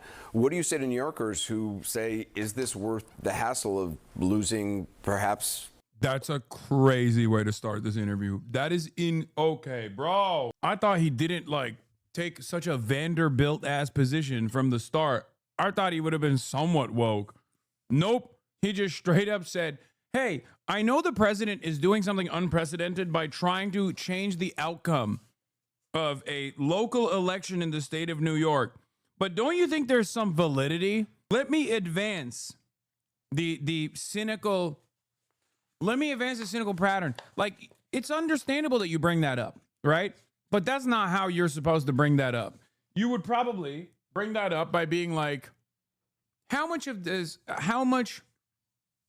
has this like very obvious electioneering impacted your own personal confidence in the race? Something along those lines. You know what I mean? Not like, don't you think New Yorkers should be concerned that if you become president of socialism, then the president of capitalism will come and kill New Yorkers? That's crazy. A lot of money in federal funding if you become the mayor. You know, we're already seeing this as a reality with Eric Adams as the mayor, right? The federal administration took $80 million out of city coffers. They suspended $50 million for our city schools. And then they threatened to withhold $18 billion in infrastructure grants. And the most effective way to push back on his threats is to actually name them for what they are and then use every tool at your disposal to take them on. So what do you do if he decides, I mean, we already saw there was an ICE action on Canal Street. They said they were targeting undocumented immigrants who were, selling counterfeit bags, which on Canal Street is kind of, there's a long history of that, obviously. What do you do? I think this is an example of what is unacceptable in this country. I think the first thing that you do is you close the door that Eric Adams opened to the NYPD doing civil immigration enforcement. He said that on national television. The second thing you do... So you would not allow the New York Police Department to engage or to cooperate with ICE or DHS? Not in civil immigration enforcement. Yup. That's in the law, by the way, Anderson. That's the law. That's not just the state law. That's the city law, too. Just because Eric Adams had his literal freedom dangled in front of him to allow this to happen doesn't mean that anyone else who doesn't have those same circumstances is going to continue it. It's bullshit. Remember, this is so against the grain and so new and unique that Donald Trump and his Department of Justice had to use the existing criminal investigation into Eric Adams and his potential freedom to literally get this done. And Eric Adams has actually been in violation of the law to actually allow the NYPD to work alongside ICE. We have sanctuary city laws where we've made very, very clear that for a set of serious crimes, there is coordination with the federal administration. But anything beyond that, I think 172 crimes that are listed, that is something for the NYPD to focus on purely right here in New York City. Leading Republicans are trying to make you, in some ways, the new face of the Democratic Party. I'm sure you heard what Speaker Mike Johnson said. He essentially blamed you, at least indirectly, for the ongoing government shutdown. I just want to play what he said. They're worried about the radical left base that is rising in the Democrat Party, and some of the leading politicians here, including the two New Yorkers who run both chambers, Hakeem Jeffries and Chuck Schumer, are afraid they're going to get a challenge from By the way, I don't think these guys understand what kind of promotion this does for Zohran Mamdani. Because the liberal wine moms that are watching CNN are thinking, oh my God, Chuck Schumer and Hakeem Jeffries are actually doing something, and I like it, right? And then now you have the leader of the opposition saying they are motivated to do something that you like, if you're a liberal wine mom, a Barbara and a Deborah, because of this fucking brown boy, okay? That is massive national recognition for the Democratic base. And there is some truth to it. I mean, obviously, that's not the entire reason. Liberals have been very pissed off. Liberals have been very pissed off about this situation for a while now. The inaction from the institutional Dems. So Zohran is just another example of what could happen. You know, if there is some ambition. What could happen if you have a little bit of dynamism, right? So like that definitely helps. But the resistance liberals wanted the resistance way before this shit. So when you, leader of the opposition, put the blame on Zohran, that looks really good. Yeah, this is Hakeem Jeffries on CNN. Donald Trump should put on a costume and pretend to act like a president, at least on this day. God, he's so fucking hot. Oh my God, he's so fucking hot, dude. Zoran is stealing your thunder. This man is everywhere, bro. This man is everywhere. He's doing everything. What is this man doing? Oh, I saw this on Unholy Podcast. Friedland asked Hillary Clinton if she'd vote for Zoran Mamdani. Oh, hell yeah. They want Zoran to win. This is what you do, okay? Let's finish this video, but after that, we'll look at Hillary Clinton doing an anti-endorsement, which, by the way, is better than a Hillary Clinton endorsement because we all know Hillary Clinton endorsement is a death sentence for a fucking campaign. No matter how popular you might be, your campaign will fall apart if you get that not so coveted Hillary Clinton endorsement. Let me tell you something, okay? That is exciting stuff. That is exciting stuff. Love to see it, folks. Bill Kristol endorsing Zoran Mamdani. Oh, yeah, no, that makes perfect sense. Bill Kristol has become unimaginably woke. I don't think you guys have been paying attention to Bill Kristol. It's been very strange, and I hate to admit it, but if you look at Bill Kristol's takes, no, not Billy Crystal, no, the war criminal Bill Kristol has outflanked the Democratic Party on like 11 different visible points. I think he said stuff like abolish ICE. Like, he is out of control. No, Bill Kristol has been he's been on a tear. It's weird. I don't talk about it too much because he's like obviously a fucking war criminal, but he's gotten so incredibly woke, it blows my mind, dude. I will keep it $150. If you were to tell me in like 2013 that Matt Taibbi would be against a socialist anti-corruption mayor and Bill Kristol would be for him, I'd be like, you're the dumbest person on the planet. Like, shut the fuck up. I'd be like, what are you talking about? Matt Taibbi? Matt Taibbi. You're telling me Matt fucking Taibbi, who is Mr. Goldman Sachs tentacles, like that Matt Taibbi would be against a socialist mayor in New York. Get the fuck out of here. Telling someone in 2010 that Bill Kristol is to the left of Glenn Greenwald and Matt Taibbi? No. Bill Kristol is not to the left of Glenn Greenwald. That's not true. Glenn Greenwald is insane on some issues, for sure. He has, once again, moderated under the Trump administration as he did last time around, but he is not, Glenn Greenwald is not, or Bill Kristol is not to the left of Glenn Greenwald, bro. Come on. That's a dude who has made it his life's mission to consistently advocate against Israel, okay? There are so many things you can yell at him over. This is true. So many things you can yell at him over. But no, Glenn Greenwald is not. He don't got internet, okay? That's the way you got to look at it. Him or Norm Finkelstein definitely don't got internet. I mean, literally don't got internet. So I don't even want to talk about Norm Finkelstein. I know a lot of you have been like trying to tell me, you know, he did the Candace Owens podcast or some shit. I'm like, it's fine. Just let him. There was a couple days ago, he had a little slur moment too. It's like, let him do it. He's like 95. Okay. It's not for us. You just kind of gotta, it's not appropriate, but you know, you just kind of gotta let certain things slide. You know what I mean? You're just like, he's old. He's just 95. He's 95. He's 90. I need you to understand. He's 95 and he literally only has a landline. He is 95 and only has a landline. Okay. Matt Taibbi did the Collargate thing. Yeah, he's cooked, dude. Norm just says the N-word all the time. He can't be stopped. Wait, I wouldn't say all the time. Did he say it on the Adam Friedland show? Oh my God. He did? What is this guy? This guy got mad. Not you using Bonix. That's crazy. Oh, because I say he don't got internet. It's a Young Thug tweet about James Harden when he was wearing the Blue Lives Matter bandana. Okay, that's just what you say. Hasanabi, I'm sorry, he can't mind his business. I'm joking. I know you're joking. I know. I seen him in person and went to shake his hand. He called me that and walked away. Okay, stop lying, dude. He doesn't just drop it. Oh my God, does he do that? No, stop. I don't know. I've never been around him like that. Norm isn't chill. I mean, he's like 900 years old. Okay, that's all I'm gonna say. I'm gonna keep repeating this. He's a very old man who literally does not have internet. That's not even a joke in the Young Thug referencing James Harden type way. Like, he just literally doesn't have access to the internet. He only has a landline. That is true. That's not a joke. Anyway, all right, let's finish this fucking thing. Goddamn. A Mamdani-like candidate. And so they have to show a fight, and that's what this is about.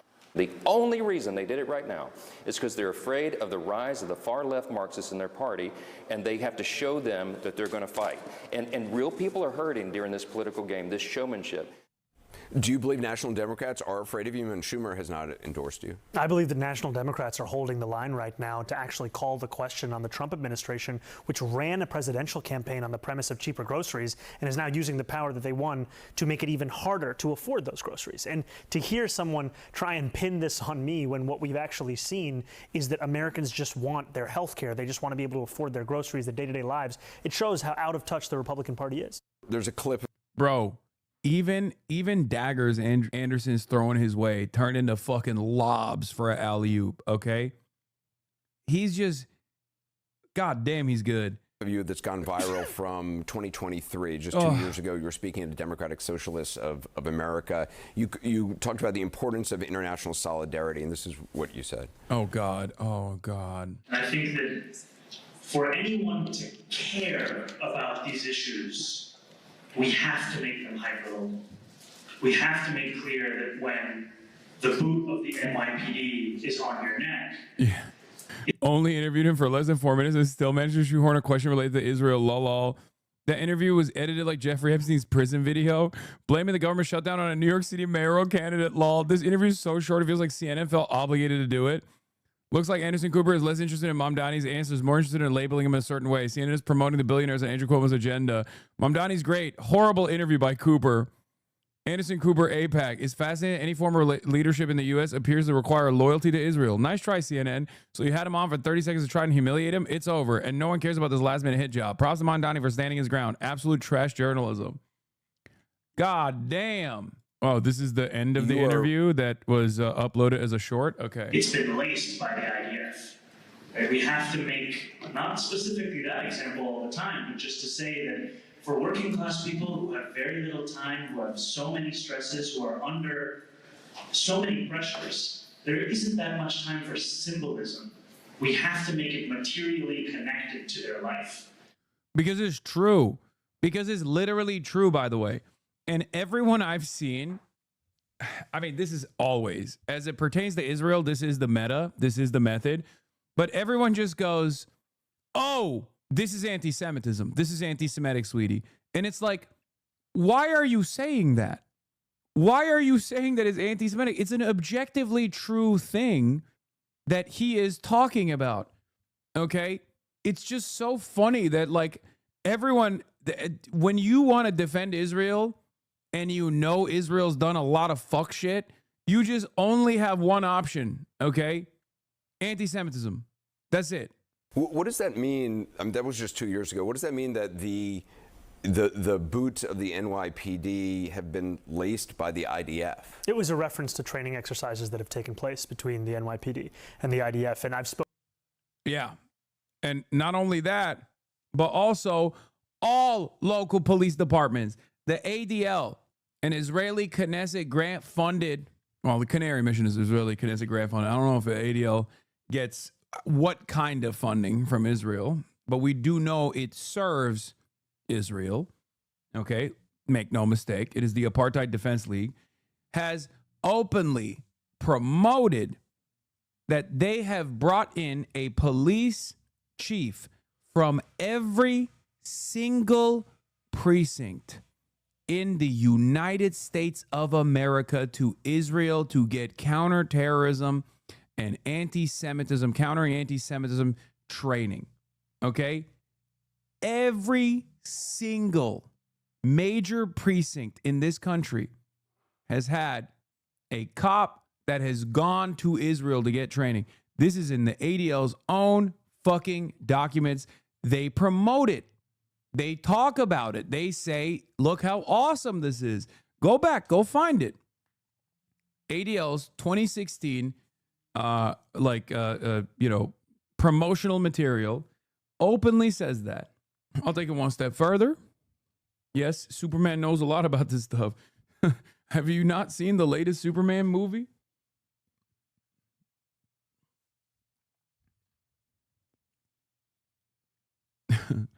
Superman is very, very invested in what's going on in Jarampur and Baravia, okay? The Baravian genocide is top of mind. Anyway, dude, and just like in the movie, I got a bunch of people typing super shit in the chat. Superman is woke. He's lame. He beats crypto's ass, bro. Superman abuses crypto. Why is nobody talking about super shit beating crypto's ass all the time? Where's crypto? Where's crypto, super shit? Super woke? Get the fuck out of here. Yeah. More than 1,000 senior U.S. police officers have visited Israel. Here's what they learned from Israel's police force and why it's controversial. So do you still believe that the NYPD is basically working in hand in glove with the IDF? No, what I've made very clear is those are training exercises that were of concern to me, and what my focus is on working with the NYPD to actually deliver public safety for New Yorkers across the 5 boroughs. And I've made the decision to retain Police Commissioner Jessica Tisch because of her record in being able to deliver that safety, reducing crime across the 5 boroughs. That's new. Previously you wouldn't say that you wanted to retain her. Dude, Anderson Cooper. What the fuck? Bro, what the fuck is this? Dude, this is so contentious, brother. This is crazy, brother. Zoil knows ball. What is this? Oh, shit. That's fire. That's fire. Bish, be quiet. This sleigh is too loud. Oh, my God. What a fucking perfect, and I mean perfect cosplay for him. God damn. You were saying point blank. I mean, she's helpful. She's done a remarkable job, it seems, lowering crime rates. What I've said throughout the course of the campaign, I think since April, was that I would consider it because I think these decisions are very important. They're ones that you have to actually take your time with. I appreciate you being here. Thank you. Real pleasure. Do you have a positive or negative stance with Jessica Tisch? Very negative. Very, very negative. Young. She is the daughter of incredibly wealthy New York financiers, and also super fucking pro-Israel, like unimaginably pro-Israel, and also just bad. She's bad at her job. I don't like her. I don't like her at all. I think that is probably, like, her family has given millions of dollars to the Andrew Cuomo super PAC Fix the City. Her family. Yeah, the NYU's Tisch, the Tisch name is such an important fucking name in New York. The NYU School of Arts is named after them. But also, listen. Her family has given Andrew Cuomo millions of dollars to pump anti-Zoran ads, which include your boy and Zoran dabbing each other up with the fucking title Google Hassan Piker 9/11. That's the fucking super PAC that her family funded.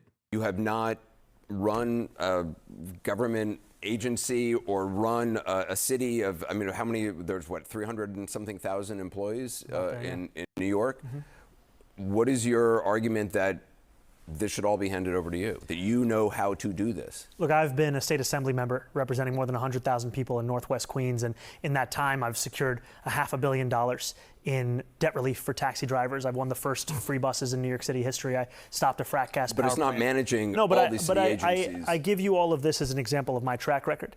And what I've built over the course of this campaign is a team that now oversees more than 90,000 volunteers. And the way in which you build a team is you hire the best and the brightest, and you ensure you don't just inspire people, you can absorb that inspiration into an infrastructure. I've heard a lot of people running for office say that running the campaign, it's sort of similar to governing. And okay, I don't want to watch this shit. Fuck. This is crazy. This sucks. No one will ever replace my husband. Okay, raw. Erica Kirk says JD Vance is amazing like Charlie Kirk. This clip is so crazy to me. Okay, there was some sus ass shit that took place at the Turning Point USA conference. We got to play it. I have to piss though. God damn it, I have to piss so bad, and it's gonna take a long ass fucking time because. Here, watch this Zoran Mamdani video instead. Zoran Mamdani, a man before who I we have to get confess, to that. just a few months ago I had never heard of. Well, he's 33 years old. He's his prior job was as a state assemblyman in Albany. He's a Democratic socialist.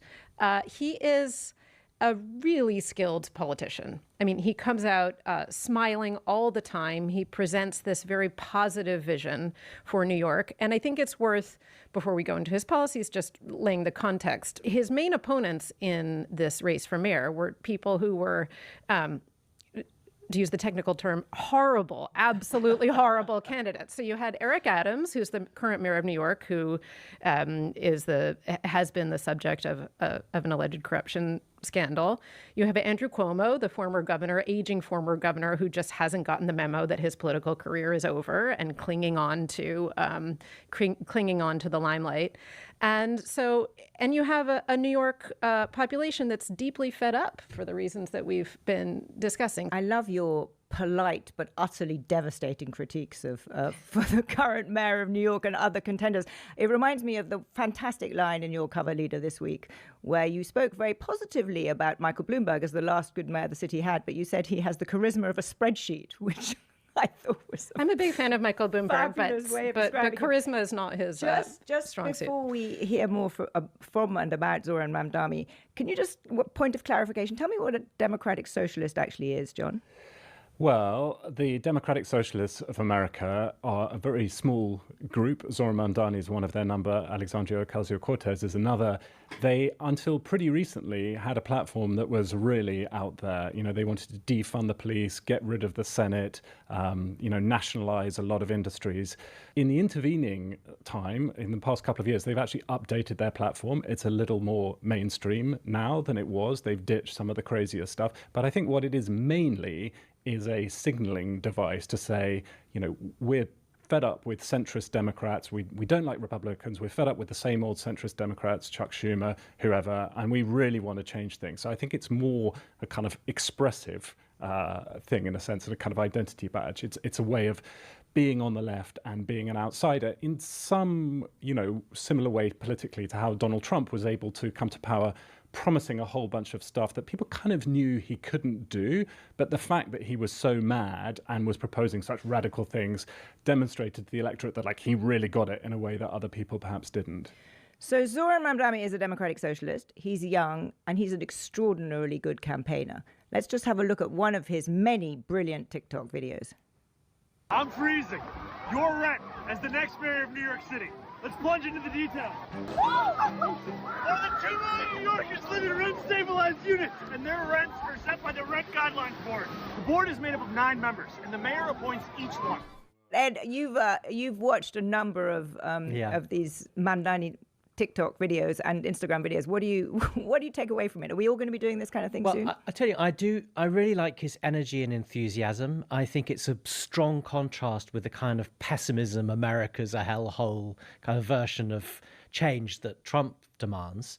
I love the fact that his mum directed Salam Bombay, which is a fantastically good film.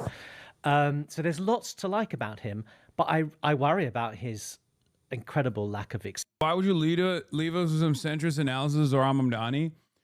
The reason why I did that is because I had to piss. Okay, there's no other reason really, because I had to go pee and I had to take this whole fucking thing off to go pee, and I knew it was going to take around 4 minutes, give or take. Normally when I take a piss, it takes around 1 minute, but because I have to do all of this stuff, some clips on topic. Does anybody else think that? Oh yeah. We'll do the JD Vance thing, but the other reason why I wanted to show you guys a bunch of centrist Brits was because, and this video is unavailable for some reason, it's not showing. The reason why I wanted to show you guys a bunch of centrist Brits is because, well, guess what? There's also a not so centrist Brit that your boy got interviewed by. Okay? Did you wash your hands? Yes, I did.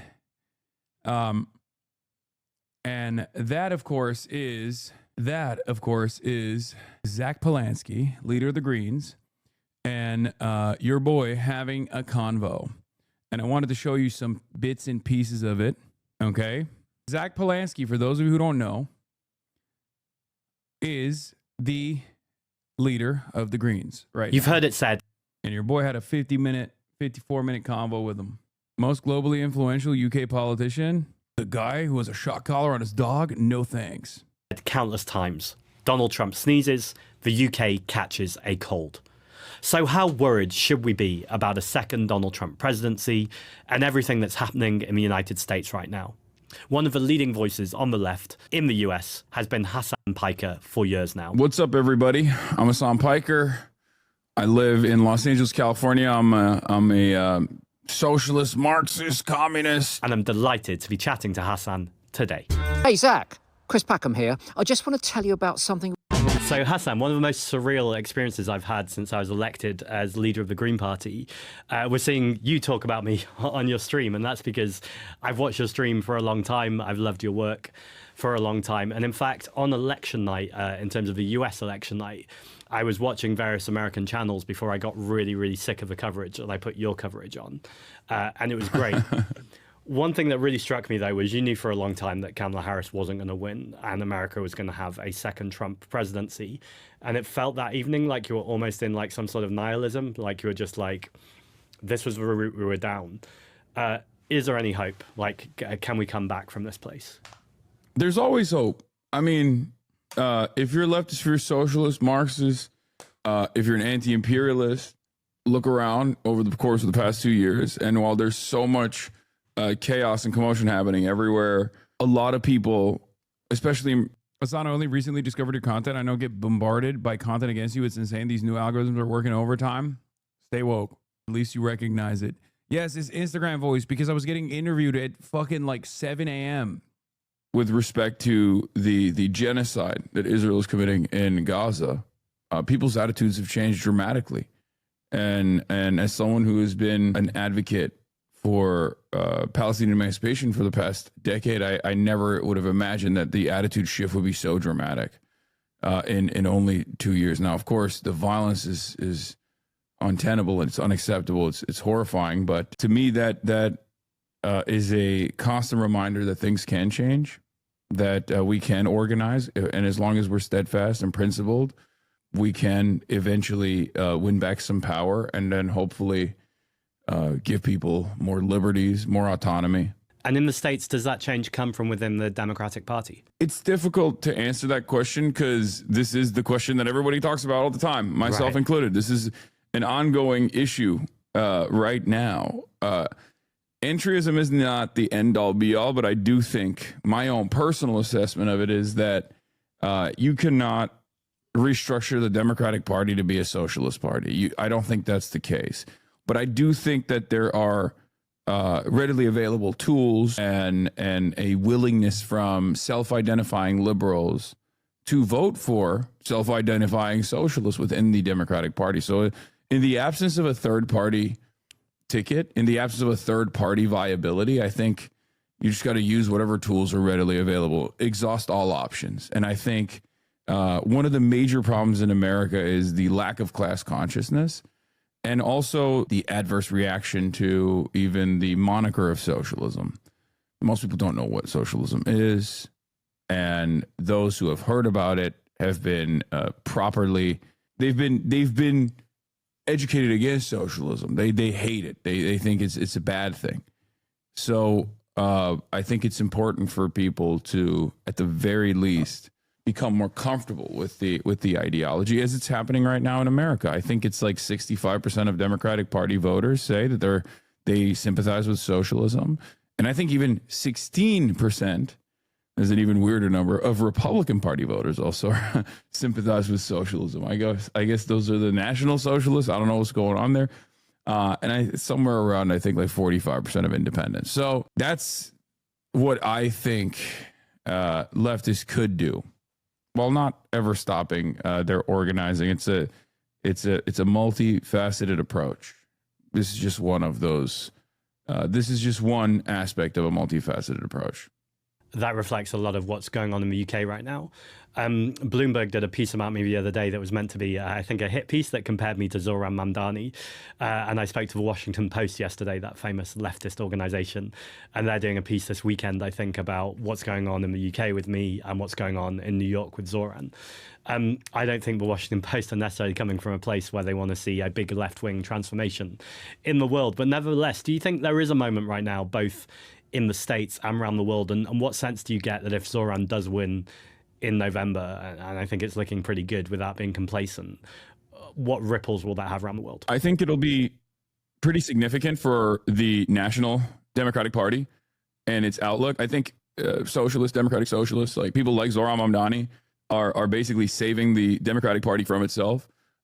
It shows me that liberals, by and large, which is as it stands, unfortunately, the most mass political movement that we have, people who just simply self-identify as liberals, or people who are liberals without realizing it, people who might have sympathetic values to Marxists and socialists, but just think that they're liberals. The people that think that liberals are the left, right?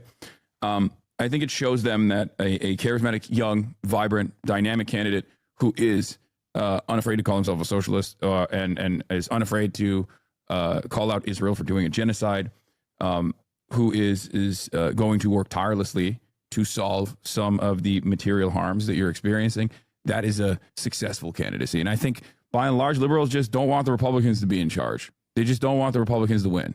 They are understandably disturbed with what the Trump administration is doing. And they're also pretty frustrated with the lack of response from the Democratic Party, from the establishment Democrats. So I think this would spell the beginning of a tide shift, hopefully in a much larger way than we saw with the Justice Democrats in the 2018 midterms. I was interviewed last night by Mehdi Hassan on Zateo, and I know he interviewed Zoran a couple of weeks ago. And something he asked him about was Donald Trump has already said that if Zoran wins, Trump will do everything he can to disrupt unless he, quote unquote, behaves himself. How much of that is a credible threat? I'm not aware too much of a centralization in American politics of how much Trump can tie the hands of a New York mayor. Oh, it's it's not just tying the hands of the New York mayor. Trump is unprecedented in the way that he's behaving, for sure. I mean, he is the logical conclusion to a multi-decade long project called the unitary executive theory that Republicans have been trying to establish in America for quite a while. It's just a way to consolidate power in the hands of the executive, basically turn the White House into a monarchy. And Donald Trump happens to be the perfect guy to do it, or at least all of the people that are surrounding him do have that deliberate and direct interest in conducting this centralization of power. Trump is just the guy who's crazy enough to not even realize that he's doing it, or it just suits his narcissistic tendencies. But yes, he absolutely will do everything in his power to hurt New York and New Yorkers. But I think New Yorkers are not fearful of that. They understand that this is the finance capital of America, is where Wall Street is. It's a fairly powerful constituency, fairly powerful people live there. And there are interests outside of like simple class interests of like destroying the city that I think people might react negatively to. What I mean by that is a lot of people that live there love New York. They care about it quite a bit. You got a lot of journalists there. There's going to be a lot of resentment from people, not directed towards Zoran, but instead directed towards the administration. And I think people will put up a strong fight, and that's probably a better alternative than Andrew Cuomo, who is already a right winger, but also has a DOJ case hanging over his head that would make him just as compromised as Eric Adams is. Gosh, it's quite a mess there. Trump, in the last kind of 48 hours, has finally put on, I say finally, he's put on sanctions on President Putin. We've seen kind of his relationship with Putin and Zelensky, kind of he's just flip-flopping all over the place and doesn't seem to have taken a clear stance. I was asked about this last night, and I basically said that I think Donald Trump cares about one thing only, and that's Donald Trump. Do you get a more sense of a nuanced position on what Trump actually feels about Russia and Ukraine, and also whether he cares what the American public think about that, or if he's playing another game? Yeah, I think Donald Trump just cares about Donald Trump. Like there was no interest, like even with the Gaza peace plan, the so-called Gaza peace plan. There's no like real interest. There's no real humanitarian interest from the Trump side. He just wanted to, I think, set up business deals with Gulf states, and also thought that like Israel was losing too much. This is for all your British and British adjacent friends and family members. Okay, remember when I do a podcast, I conduct myself probably much better than I am on stream because it's not like a incredibly dynamic environment. Okay. The reason why I'm spamming it is because I want you guys to go show love to the pod and also show, yes, your British and British adjacent or British fancying friends. But yeah, I'm gonna move on from it. But I wanted to show you like give you a little taste of it, in the beginning. It's a wonderful conversation, and it gets like a lot longer. We dive into it. I had a double take when I saw Zach and his son on the same thumbnail. I followed his son for 3 years, and Zach for the last month or so. Okay, go and show us some love, interact with it, like it, retweet it. This is the guy Felix said he leaned into the Corbyn anti-Semitism thing. I think he might have been one of the dudes. I didn't even know that, but I don't think he is committed to that kind of thing. Some Greens aren't happy with Zach for you doing this. They think you're a grifter. Yeah, I know. But luckily, Zach is a Hasanabi head, so he don't give a shit. Superman, I'm attempting to push for my workers' union to publicly get behind Palestine as a cause, as I've been for the last few years. I'm attempting to use public consensus for more pressure, but the union lacks the militancy. Do you have any ideas or suggestions on it? I unfortunately do not. But it's good that you're trying to push for it. That's a good thing. Felix said he regrets it now. Yeah, I don't think he still stands by that, right? I don't think any of the guys who stayed on the left actually stand by that decision. Zach has talked about how he used to be pro-Israel and changed his POV in the last few years. So if he was part of that campaign, I doubt he agrees with it anymore. Yeah. The reason why I say that is because I mean, look, I'm not gonna hold people's past positions against them. Like I says the millionaire. What? That's not, brother. I need you to understand something. Hillbilly Einstein. That's not a diss. Okay? Because you're not you're not a socialist at all. Like, you're not a socialist at all. So if you think that if you are trying to undermine my advocacy by saying I'm rich, you have already failed basic comprehension. You should know your place in society. This is what you want, right? Hush now. A rich person is speaking. Know your place. What are we doing? You want to be servile to the millionaires and the billionaires. Then why is your father a billionaire? He's not. But if he was, shouldn't you be servile to him as well? Hush, peasant. A rich man is speaking. Isn't that what you want? That's your advocacy, you know? He is. Damn, he's been holding back from me then this whole time. It's crazy because I take care of him financially. So I must be a trillionaire. I like that random hillbilly Einstein is like, nah, I know, dude. Your father is a billionaire, actually. But again, if you are pro-capitalism and yet you are devoid of capital, maybe it's time to just... Is that why Jane created you? He's going through all of them. He's going through all the lines. Once again,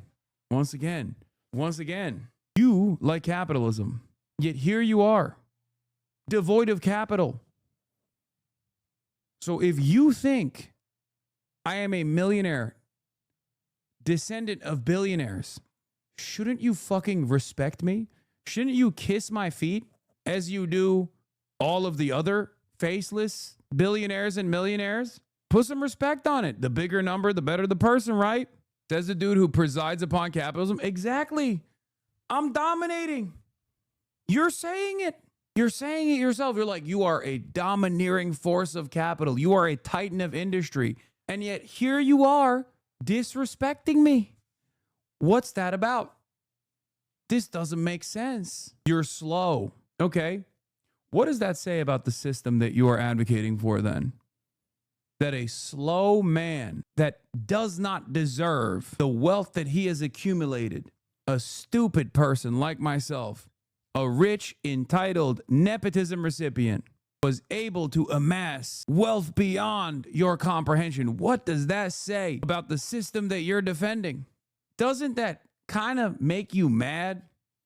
Doesn't that make you feel at least a little bit angry? Doesn't that feel like this system is a little broken? Because you got a guy that you're watching and you're like, he doesn't deserve this money. Why the fuck does he have it? Oh, it must be because his dad's a billionaire. And here he is lying about his dad being a billionaire. Okay, let's say it's true. Let's say I am the descendants of billionaires and I myself have amassed I have amassed this fortune and I get to live in the Hollywood Hills. Isn't that fucked up? Isn't that fucked up? Don't you feel like this system is a little busted then? You're brilliant. You have tremendous potential. And yet you haven't been able to unlock it because you're wasting away on Twitch, going into the chats of people who you despise. Why is it that rich kids advocate for socialism? I don't know many rich kids that advocate for socialism. I haven't met them. Unless you're talking about me. That's the point, genius. Wait, what? The point is that rich kids don't advocate for socialism? I thought I was the rich kid. advocating for socialism. What's the point that you're making? I think we just hit him with a hard reset.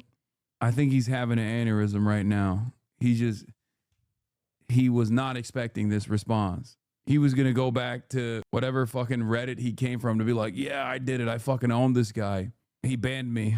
Oh, straight men DEI time. Have you seen these Sydney Sweeney pictures? Yes. I'm not going to open them on stream. Yes, I have. I already sent every single angle to Will Neff. Literally every single angle. There's photos of her sitting down, photos of her standing up, photos from, I went and I scouted out the different, Getty picture, the different news outlets that scoped it out from different POVs. All of them were immediately sent to Will Neff. It made me forget that she's dating Scooter Braun for a second. You want to know what the funniest thing is? Hillbilly Einstein? I'm going to leave you with this parting take. You know who was an out and about, open, straightforward socialist? Albert Einstein, you fucking idiot.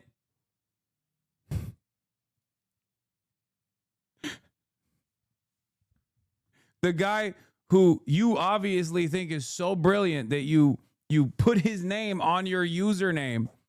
Yeah. Oh, they're PFP. They're just a Nazi. I mean, I could tell from how stupid they are. Let's see. Hillbilly Einstein, 1 follower. Let me see. Open image in new tab. What is this? What?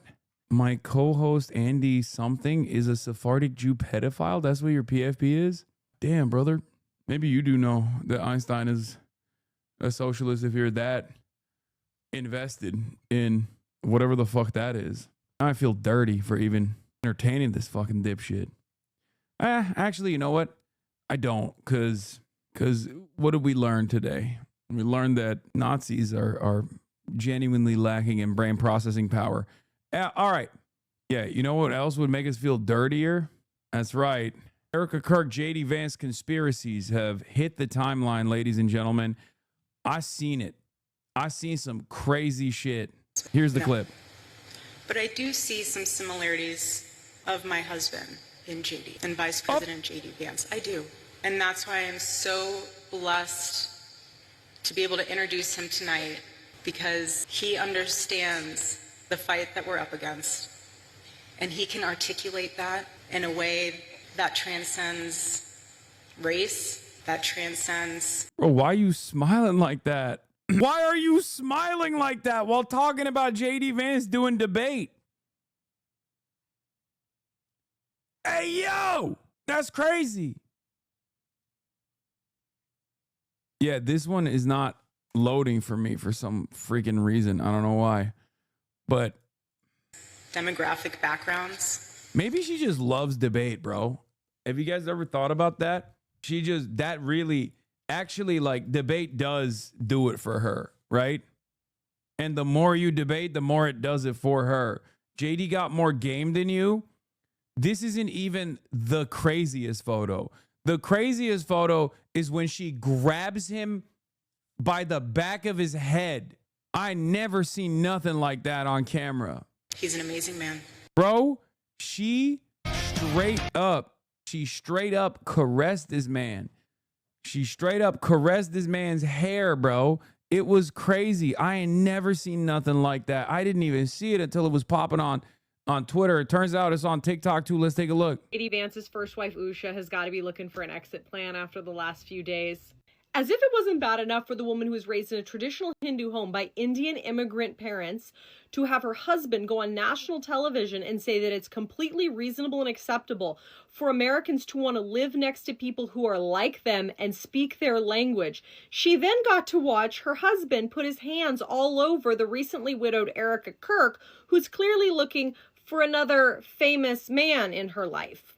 And then he goes on stage and religiously shames his wife for not being Christian and tells the whole world that he hopes that she'll convert to Christianity and find the right path. And then at the same event, he ties immigration to assimilation. If you don't understand how that relates to the former statement about Usha Vance's traditional Indian and Hindu upbringing, I'm just curious. I don't know many women who would be okay with their husband going on stage and talking about them like that and then hugging another recently widowed woman the way that he did. Does anybody else think? It gets even crazier. He doubles down on hating Usha. What a disgusting comment. And it's hardly been the only one along these lines. First off, the question was from a person seemingly to my left about my interfaith marriage. I'm a public figure, and people are curious, and I wasn't going to avoid the question. Second, my Christian faith tells me the gospel is true and is good for human beings. My wife, as I said at the Turning Point USA event, is the most amazing blessing I have in my life. She herself encouraged me to re-engage with my faith many years ago. She is not a Christian and has no plans to convert, but like many people in an interfaith marriage or any interfaith relationship, I hope she may one day see things as I do. Regardless, I'll continue to love and support her, even though she's a lesser being, because not only is she Indian, but also she's Hindu. Oh my God. Like, literally, that's read between the lines. When a Christian person says that, that's what they mean, okay?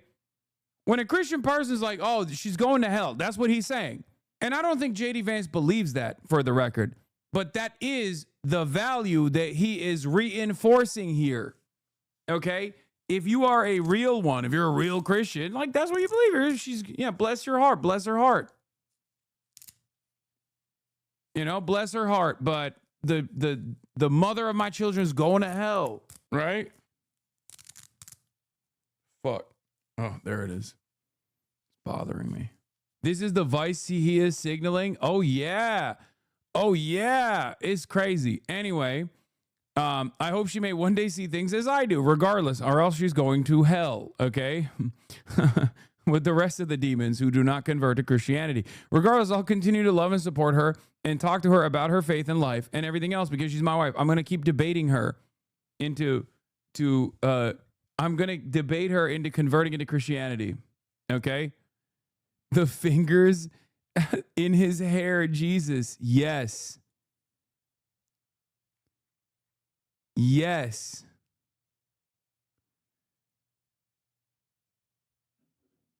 Brother, that shit don't look right. Am I reading too much into it?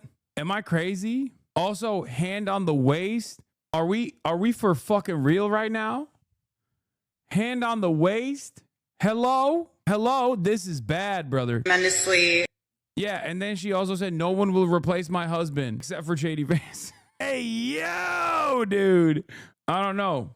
Nah, my girl would have words for me if I let another girl do that shit. Yeah, I mean, that's crazy. That's crazy.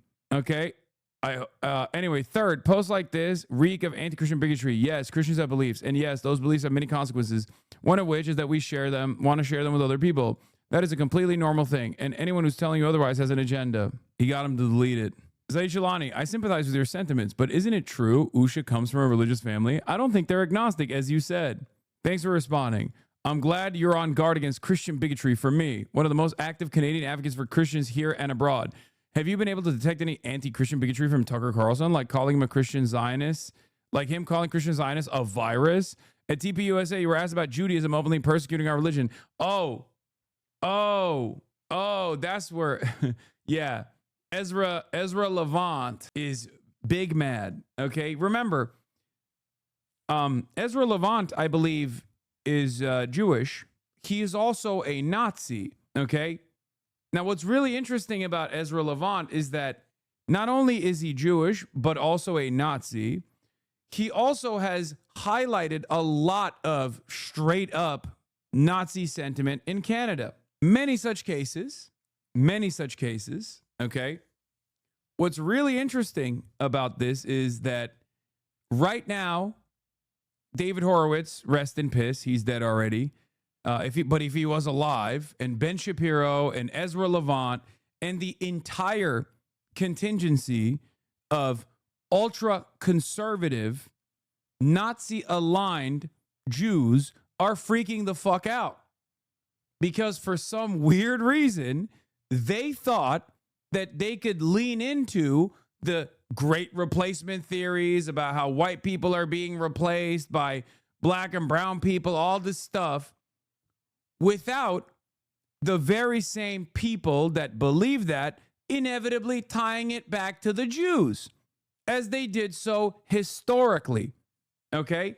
Because that's what it is at the end of the day. So all of these guys who have created robust networks of propaganda thinking that there was an unlimited alliance with the fascists that would never turn on them on the basis of Judaism, are currently facing the repercussions. They're currently experiencing something that they thought never would happen. That if you touch a hot stove, your hand is going to fucking burn. And these guys didn't just touch the hot stove. They lit it on fire. They turned the heat up. They danced around it, you know? Because remember, one of the most prominent anti-Semitic, anti-Israel voices right now in the United States of America is a woman by the name of Candace Owens. Candace Owens is anti-black, anti-brown, and also anti-Semitic. All of these things are things that Candace Owens was saying. Candace Owens is the invention of David Horowitz, another Islamophobic, ultra-conservative Jewish person, and also Ben Shapiro and Charlie Kirk too, but definitely Ben Shapiro. Ben Shapiro hired Candace Owens when he knew that she was anti-Semitic. Ben Shapiro had to fire Candace Owens because not only was she anti-Semitic, but she was also anti-Israel. And these guys thought that they could just, you know, have people say a fuck ton of anti-Semitic shit, even as long as they were pro-Israel. And now the true metric of being a real based right-wing groyper is to both be anti-Semitic and also anti-Israel. So they're cooked. This is where we're at now. Something that I have said for fucking years, by the way. John Podhoretz, another great example of this, responding to Kevin Roberts' take from yesterday. I covered this yesterday, but it bears repeating. This is a real chickens come home to roost moment. John Podhoretz says, my mother was a Heritage Board member for 40 years. You have befouled her, you rancid wretch of an amoeba. Matthew Petty responds, what did you guys think was going to happen? Yeah, John Podhoretz's earlier tweet saying, Trump bombed Iran. He can say Shylock 100 times a day forever as far as I'm concerned. Ooh, Jonathan Greenblatt. Ooh, he finally came out. He got a statement. He got some choice words, man. This is far from the first time, Jonathan Greenblatt of the ADL says. Tucker Carlson and Nick Fuentes both have been spewing hatred explicitly or subtly spreading it for years. None of it is acceptable. Jonathan, they were doing it for the past 2 years, bitch. Jonathan, who were you focusing on? Jonathan, why did you burn all of the social and political capital that you had? Why did you drop the notion that you were a civil rights organization, that were presiding over a civil rights organization, Jonathan? What happened? Wake up. You went after the one fucking guy that is a prominent media figure that isn't Jewish, that is anti-Zionist, but is also pro-Jew. That's what you spent the last 2 years on, Jonathan. And I don't think these guys are going to change, by the way. I don't think he's going to change this at all. But it's so fucking crazy. When I noticed that, it blew my mind. Jonathan Greenblatt did not talk about Nick Fuentes one fucking time post October 7. He literally spent every fucking waking moment that he had plotting out ways to deplatform me, motherfucker, knowing full well that I am not an anti-Semite, by the way. However, credit to Kevin Roberts for stepping forward today and issuing a clear, cogent takedown of the toxic anti-Semitism and venomous racism expressed by Fuentes. It was clarifying and crucial to hear firsthand that Heritage has zero tolerance for this kind of poison. Ha, ha, okay, yeah, sure. Jonathan Greenblatt spent the last 2 years of Israel's genocide actively trying to find new ways to torment anti-Zionists who were not anti-Semitic, including but not limited to literal Jewish anti-Zionist students and Jewish-led anti-Zionist organizations like the Jewish Voice for Peace.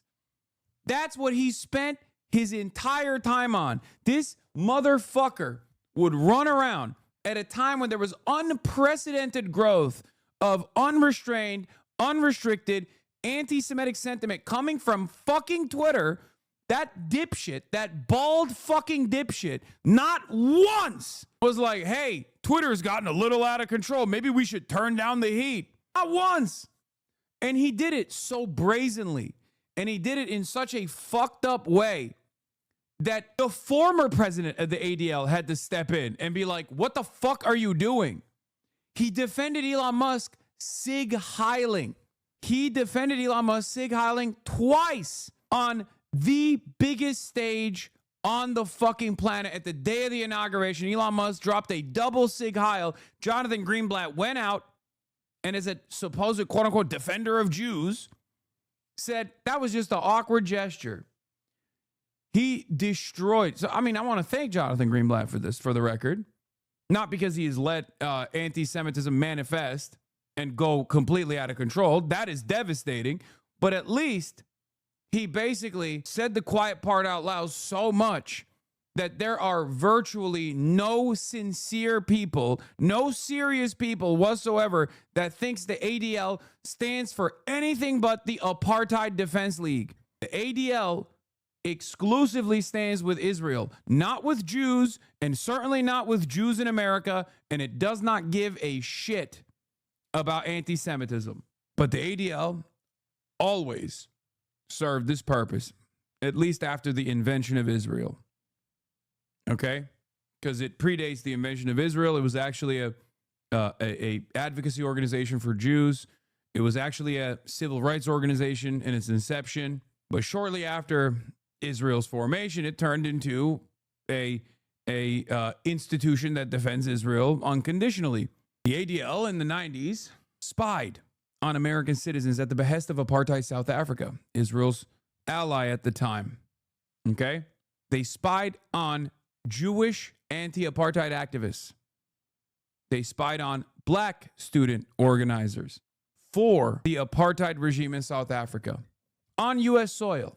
So make no mistake, it was always a corrupt institution, even though it had a decent glossary of anti-Semitic extremism, you know, which they deleted, by the way, after the FBI yelled at them because they found out that Yale had not such nice things to say about Charlie Kirk in the past. And now the chickens are coming home to fucking roost, Jonathan.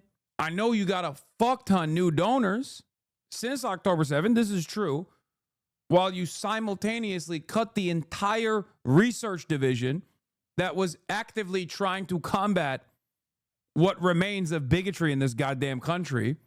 That's the other side of it. And the only reason why, obviously, the ADL was doing that, unbeknownst to many of the fucking, the bigotry researchers, the extremism researchers were tasked with doing this because this is their job. This is something that they care about. But the reason why the ADL was doing it is so that they have some semblance of legitimacy as a civil rights organization. They've dropped that. They got more funding from big donors, and they just fucking cut their entire research team. Now it is just a straightforward pro-Israel organization and nothing else. Okay? Yeah. They made fucking threads over and over again. They got policy changes made on Twitch. In time of dangerously escalating anti-Semitism, we commend Twitch for changing their policy regarding the use of Zionism as a slur and proxy for hate against Jews. That's what they were busy with. And of course, while that was going on, that was what the ADL was busy with, Nick Fuentes was cooking. He was in the sidelines going, hey, this is my opportunity to fucking shine. When one of the largest streamers on Twitch, Hassan Piker, spends the hours after the Amsterdam pogrom. Remember the Amsterdam pogrom, chat? Fucking idiots. I can't believe it. Yeah, Hamasterdam pogrom. Greenblatt completely destroyed the remaining good reputation the ADL had with the libs over the Musk tweet. Look at how many likes this has. Yeah. ADL is deeply concerned about the decision of a number of countries to prematurely recognize a Palestinian state. It's like, bro, why? Like, what do you mean? You're an American advocacy group, an American civil rights organization. Why the fuck is this a statement that you're releasing? And now you got the Heritage Foundation defending Nick Fuentes and Tucker Carlson. Now, obviously, Kevin Roberts probably got yelled at by a lot of big donors. So we had to turn around and be like, oh, my bad. Let's see what he had to say. Yesterday, I said that I abhorred views expressed by Nick Fuentes, and that's the best way to fight anti-Semitic ideas was to challenge them head on. Fuentes replied on X by saying, I don't know exactly what you abhor about my views. Allow me to elaborate because there's plenty to condemn. oh, he got the footnotes. He got the talking points. Let's see. First, the Heritage Foundation and I denounce and stand against this vicious anti-Semitic ideology, his Holocaust denial, and his relentless conspiracy theories that echo the darkest chapters of history. We are disgusted by his musings about rape, women, child marriage, and abusing his potential wife. Fuentes made, these are all real, by the way. Oh God, it's awesome. Watching right-wing infighting happen like this. Oh God, that's so good. Oh, hell yeah. Oh my God. Oh, hell yeah. Fuentes made grotesque analogies to try to cast doubt on the murder of 6 million Jews during the Holocaust and has said, I think the Holocaust is exaggerated. I don't hate Hitler. He did do that. Fuentes called for the death penalty for perfidious Jews and other non-Christians, stating that when we take power, they need to be given the death penalty. Fuentes praised Hitler and in the Tucker interview said he is a Stalin admirer. Brother, how are you going to add that? That's crazy. Like I feel like these two things are on different wavelengths a little bit. That's crazy. He did say that. He said he admires Stalin. He did. I saw it. Fuentes stated, but I do think it's funny that he's like, Nick Fuentes is a Holocaust denier. Also said he admires Stalin. Stalin and Hitler were BFFs before Hitler betrayed Stalin. No, that is fucking liberal nonsense, okay? That's like saying there's more evidence that Stalin and Churchill had the exact same worldview, or not Stalin and Churchill, sorry. Hitler and Churchill had the exact same worldview and were BFFs. Guys, the people, the Nazis, both neo-Nazis and historic Nazis, have always despised communism, socialism, Joseph Stalin, Vladimir Lenin, Trotsky, all forms of socialism, communism, Marxism. Don't be fucking stupid. Do not get duped by silly ass liberal takes, okay? Just as the West did appeasement. No, they like Trotsky now. That's totally different. We're talking about historically, okay? They liked Trotsky after Trotsky ran away. They did not like him when he was the Jewish guy that, by the statements of neo-Nazis, killed 80 to 90 million goyim or whatever the fuck they think. Okay? They like Trotsky now because he played a formative role in a lot of anti-communist and anti-USSR sentiment that circulated in the Western world. But that's what the claim is. Neo-Nazis now, and even fascists back then, saw the Bolsheviks as a bunch of revolutionary Jews that were just anti-white, okay? Or what whiteness is in that time frame. Churchill was actually a bigger fan of Mussolini. He once said, if I had been born in Italy, I would have been a follower of his from the beginning. I mean, makes sense. Churchill also has some fucking wild-ass racialized views, too. Yeah. Churchill was a European ethno-supremacist just like Hitler was ideologically, Churchill admitted in an address. Anyway, Fuentes stated that his goal is total Aryan victory and claimed that black people should be in prison for the most part. This is but a sampling of his vile daily rhetoric. Okay. So what's the difference between the Heritage Foundation other than, being anti-Israel, honestly? Like, down to the Holocaust denial, what really is the difference between, like, the average Heritage Foundation researcher that just graduated college and Nick Fuentes? There is no difference, by the way. That's what they know. They recognize that. That's why they're trying to fucking deal with it. Okay? Yeah, the difference between Nick Fuentes and like the average Heritage Foundation guy is one says the quiet part out loud. One is more honest about his disgusting worldview, his repulsive worldview. The other is just trying to, keep things as quiet as possible until they achieve total domination. Or, in Fuentes' words, total Aryan victory, even though Nick Fuentes is, in his own words, Mexican. Anyway, racism and anti-Semitism are not relics of the past. They have blossomed on the left, on university campuses, and grown on the right through figures like Fuentes. Yeah. Racism and anti-Semitism has blossomed on the left, on university campuses. Brother, every other piece that your think tank produces talks about how woke and gay the libtarded college campuses are. Now you're saying racism is manifesting on college campuses because of the left? How is this? This doesn't. You got hit with the woke ray. It feels like. He's just. This seems like a different guy. This is not my heritage foundation, let me tell you. Nick Fuentes' anti-Semitism is not complicated, ironic, or misunderstood. It is explicit, dangerous, and demands our unified opposition as conservatives. Fuentes knows exactly what he's doing. He is fomenting Jew hatred, and his incitements are not only immoral and unchristian, they risk violence. Our task is to confront and challenge those poisonous ideas at every turn to prevent them from taking America to a very dark place. Join us, not to cancel, but to guide, challenge, and strengthen the conversation, and be confident, as I am, that our best ideas at the heart of Western civilization will prevail. For those, especially young men, who are enticed by Fuentes and his acolytes online, there is a better way. I look forward to talking about this more in the days to come. Ooh, he got the boss call. Brother, every single Nick Fuentes acolyte is going to read this thing and go, oh, Jews got to you. I'm just letting you know. I'm sure you know as well that they're going to say that. And you tried to do this delicate tightrope situation. You know, very, very, very tough times for institutional Republicans. You know what I mean? Richard Hanania, the white supremacist turned woke, not woke, but turned libtard. Richard Hanania says, yeah, being anti-Nick and pro-Tucker isn't going to work. They believe basically the same thing about the Jews, and you either embrace or reject both. This dude is still trying to milk fascism. Press tell people don't let Nazis take power. Don't ever listen to the press. The press is the enemy of the people. These international organizations like the UN and the WEF, those are also enemies of the people. They exist purely to subvert your goals, to destroy your country, and to advance their own globalist agenda. They don't care.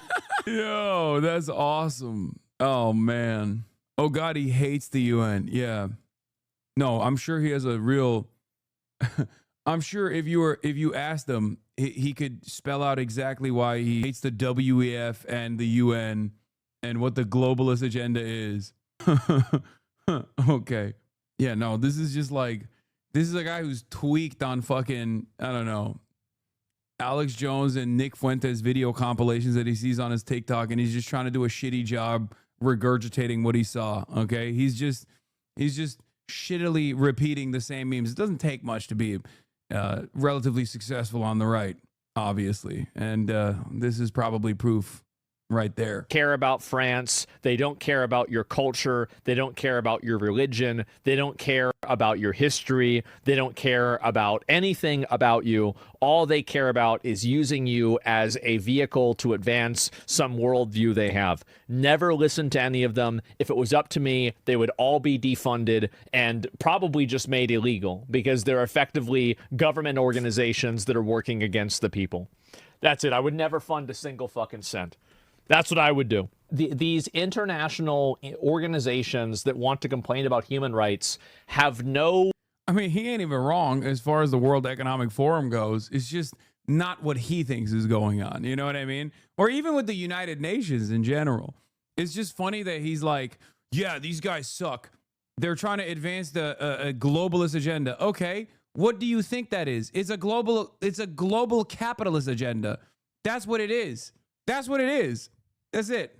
Is he saying NGOs are government organizations? Oh, you're right. No, I think he's talking about like UN and stuff. I don't think he means like Amnesty International or whatever. I don't think he's reached that chapter yet of the memes. Yeah. The agenda of the World Economic Forum is not implementing global socialism. It's continuation of neoliberal domination, and extraction of natural resources from the global south. In many instances, it's kind of funny that these like otherwise liberal people turn fascist, because it's like the current neoliberal order has unironically benefited them. They just don't like the inequality that they experience at the domestic level. It frustrates them. But like low key on a global scale, that has been tremendously beneficial for them. But you know, don't worry about it. We don't need to let them in on that reality, you know? They have no loyalty to anything other than their ideology. They have no loyalty to any group of people. They have no loyalty. What's their ideology? What's their ideology, man? What is the ideology of the World Economic Forum? Brother copes so hard about being significantly less intelligent than somebody known as Roach King. You're saying, okay. This is one of those things where you're like, you should probably be embarrassed to say that. I'm not necessarily a very intelligent person. I say it all the time. But like in a lineup of like normal people, if you were to bring both of us up and be like, this is the fucking brilliant guy, you got to listen to this guy. I don't know. Chatter is the coworker that you guys basically avoid at the lunch break because he constantly is wanting to show you all the different memes that he sees on the internet. Look at him coping, dude, in real time. It's gaming o'clock. You're a little late, bro. I didn't realize we're at 7 hours. What do you think the World Economic Forum's ideology is? OS paradox. Since you've luckily learned all of the real news from the Roach King, surely you can completely dominate me in real time. I, after all, am a stupid socialist. Well, I'm pretty centrist being Canadian. That's not what I asked. Oh, God, you're Canadian. Conservative. In air quotes, conservative. That's not what I said. Come on, brother. You can at least Google it. Come on. I've given you enough time. That's so fucking stupid. Now do you feel like you're in the spotlight? Are the lights too bright? You having a hard time? Clock's fucking ticking. Come on. Come on, centrist conservative Canadian or centrist Canadian. It's so funny because like, I already gave him the answer, but he was too busy fucking hornily typing this out. So he didn't hear me. You asked me what my political alignment was, and I told you, no, I didn't. I said, can you explain to me what the global agenda is of the World Economic Forum, or what the ideology is that Asmongold is pointing to with the World Economic Forum? I don't give a fuck about what your personal political alignment is. Listen, God. Canada is a Anglophone country for the most part. No, I know there's some Francophones there, but I'm pretty sure you're capable of understanding the English language, especially when you're encountering a person whose second language is English. You should be a little bit smarter than this, no? Go ahead, ask ChatGPT. Come back and copy paste it. Imagine coping and seething this hard. Oh, brother. All right, brother. I'm not even going to ban you. You're not even fucking worthy of a ban. To any country. They have no loyalty to any culture. All they do is sit around and complain. Human rights? Get the fuck out of here. Oh, yeah. Dude, Canada's so redneck. They're lucky they have Quebec. I asked a very simple question. Let's dig deep. Let's dive a little bit into this supposed ideology of the World Economic Forum. Imagine if I find out as my coworker Monday, if this is how you find out. You probably saw the signs, you know? Also, centrism is not a political alignment, you fucking dipshit. Address the Bulgarian butt lift allegations, please. I will never. U.S. Senator Mitch McConnell's assistant or staffer wrote this because Mitch McConnell can't type, let alone walk. The intellectual backbone of the conservative movement is only as strongly as the values it defends. Last I checked, conservatives should feel no obligation to carry water for anti-Semites and apologists for America-hating autocrats. But maybe I just don't know what time it is. Well, you don't. And you also can't draw a clock because you're demented. You have dementia. Hey, Cruz had that line too. He blasts Tucker Carlson's defense. Now is the time for choosing. Now is the time for courage. If you sit there and nod adoringly. I mean, dude. He's at the 40th Republican Jewish Coalition. It's just, there's never been a better moment for anti-Semites. I swear to God. If you are an anti-Semitic right-winger, oh my Lord, dude, look at this. You could just be like, see? That's it. All you need to do is point. It's not even wrong. Like, what Ted Cruz and all these other dipshits are saying is not even wrong. Nick Fuentes is anti-Semitic. It's just that I fear a lot of Americans are also on that same wavelength, especially on the right, and definitely even on the left too, nowadays. But what's so funny about this entire process is Tucker Carlson is the spiritual successor of the right-wing movement. Oh, an acolyte of Asmold that we had watched before. Yeah, that's true. Andy Pants. Remember that one guy that we watched before and we were like, is this guy fucking memeing because no one is this stupid? Yeah, there's an update on his story. I forgot to mention this. It's one of the most insane things I've ever heard. He lost the custody of his kids, says Ackman. Stop Noticing the War on Men is the title of the video from Andy Pants Gaming. If you guys recall, I've watched some of his videos. He's one of the most insane right-wingers I've ever seen because it's like so childish. Like, his arguments are so childish. Asmongold watches him all the time, or used to watch him all the time. I don't know if he still does. I don't know if he still actually makes content. Let me see if I can show you one of his, like, best moments. Hold on. Andy Pants Gaming, Hasanabi. Yeah. The name of the title of the video was, I can't tell. Wait, what the fuck? Why is this a podcast? Why is this? I Googled it and that's the first thing that came up is a podcast. What the fuck? This is gay. Soy and health. And, okay? Everyone has to do TRT. One gender and one gender only. Okay, this is one of the bot channels. The fucking, god damn it, the editors are so, the AI edits are so bad on these fucking stupid ass bot channels. Anyway, my point is, I've watched his videos before, and it turns out, and I can't believe this, but according to the Act Man, the replies to this from people saying he's right is so funny because they don't even know he used his daughter to produce AI CSAM material for a video game he made, and that's why he lost the custody of his child. This is the maximum divorce dad.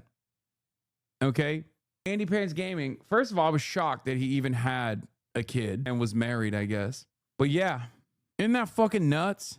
TikToker that got canceled for saying the N-word and started grifting is doing blackface live stream for 80K people on Twitter. I don't want to see that. I don't want to fucking see that. Give me some more info on this. I need to see more on this. Okay? Give me some more.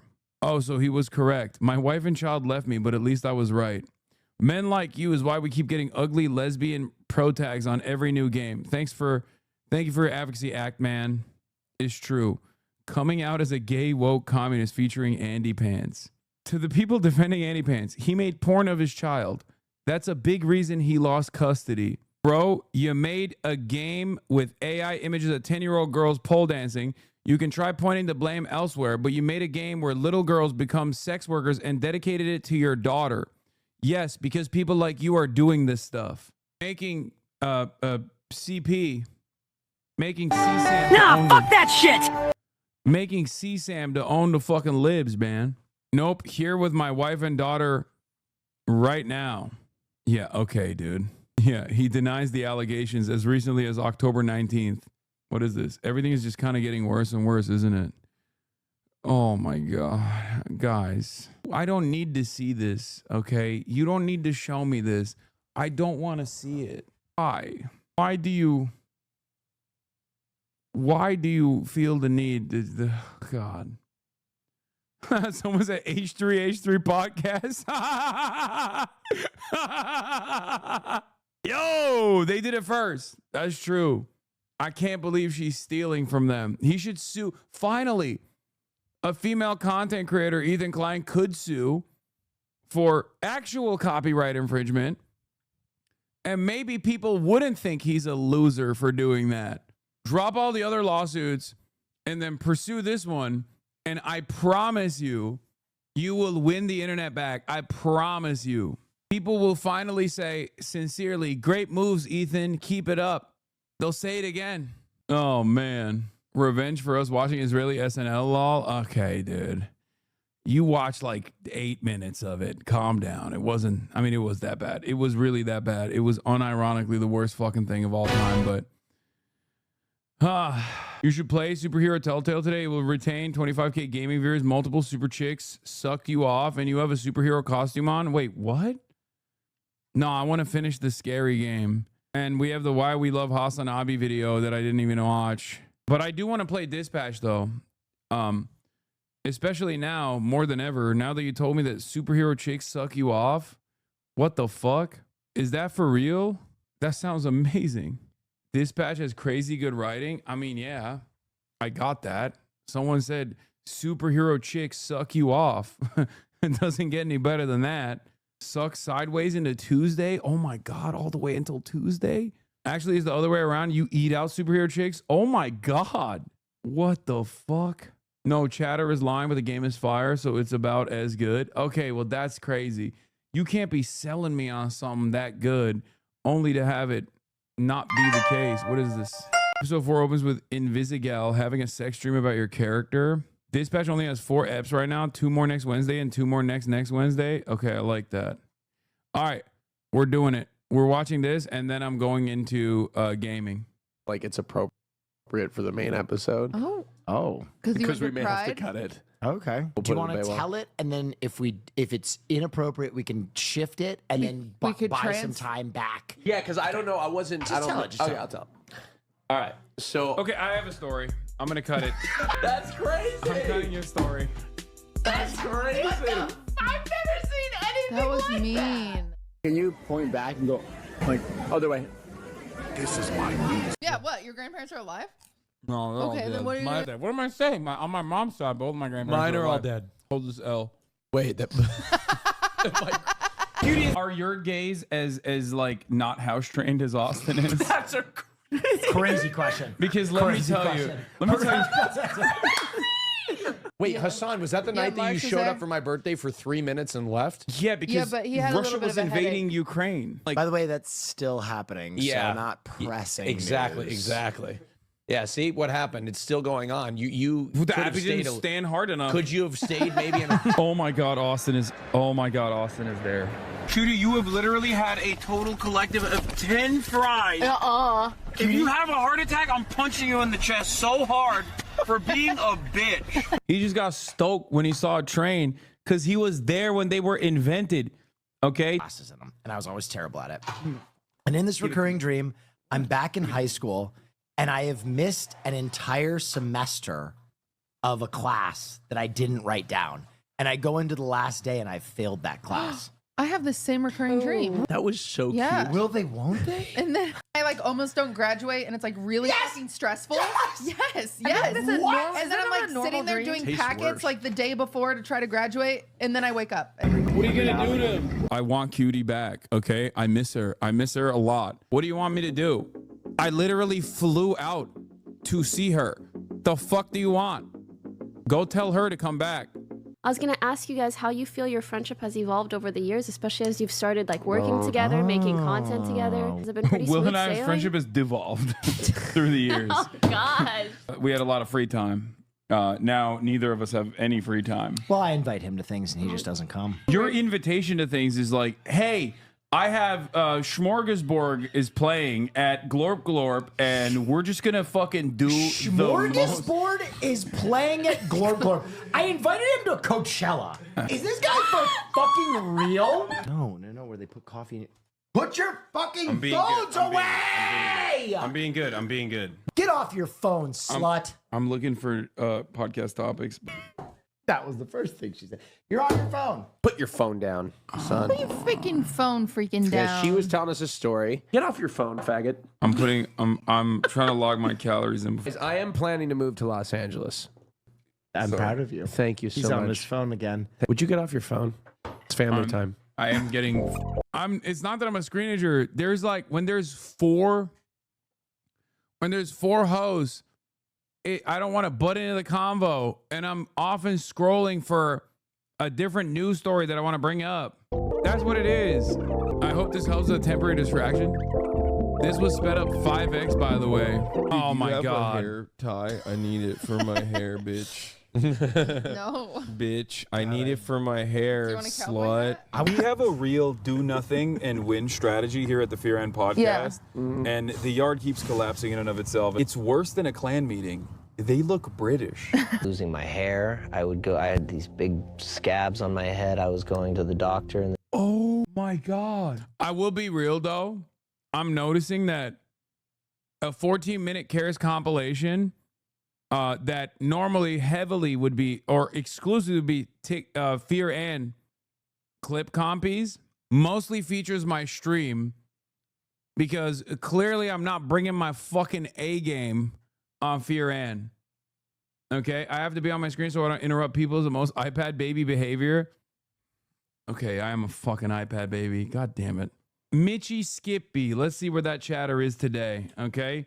This is not from that long ago, but I want to see. This is I think this was pre-October 7. Superman chatters, Lamau. Mitchy Skippy still here. I think it's time we start speaking other languages. Oh, that's smart. To open Thank up you. our audience. I'll do Japanese. Mizu Korosai. Yeah. Of course. Bonjour, mon amis. Hassan, do a language.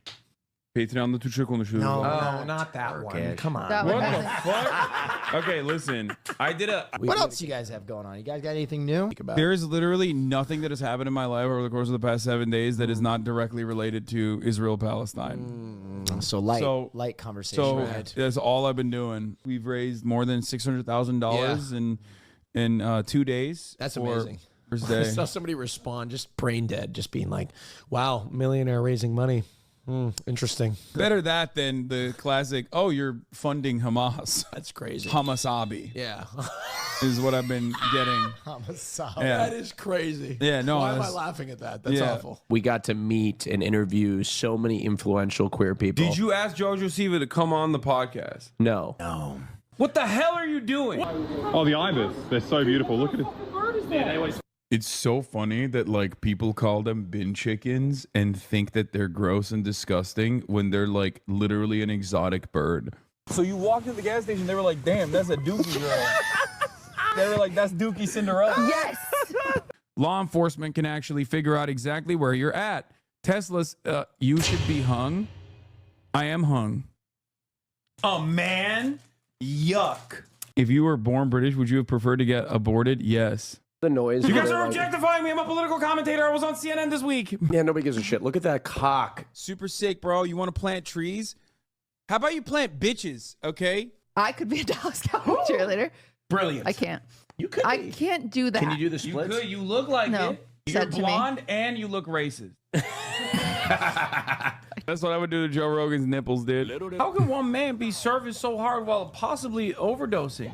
He's ODing on cunt. Yeah. Don't they have Baba Doobie Dabo, whatever she's playing too? Biba Dabo. Biba Doo. Fuck. Dude, I'm not gonna lie. RFK might be right about autistic people. What the fuck? Baby Doobie. Baby Doobie. Baby Doobie. You sounded like you were trying to scat. I'm 33 years old.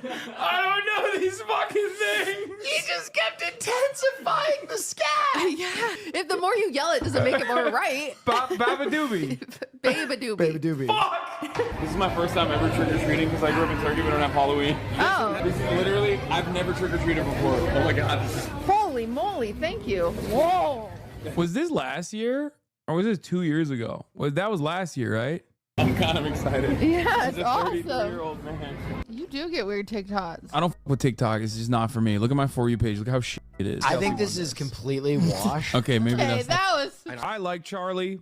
I think he's a nice person. Sometimes I feel like he just leans in a little bit too much to the centrist stuff.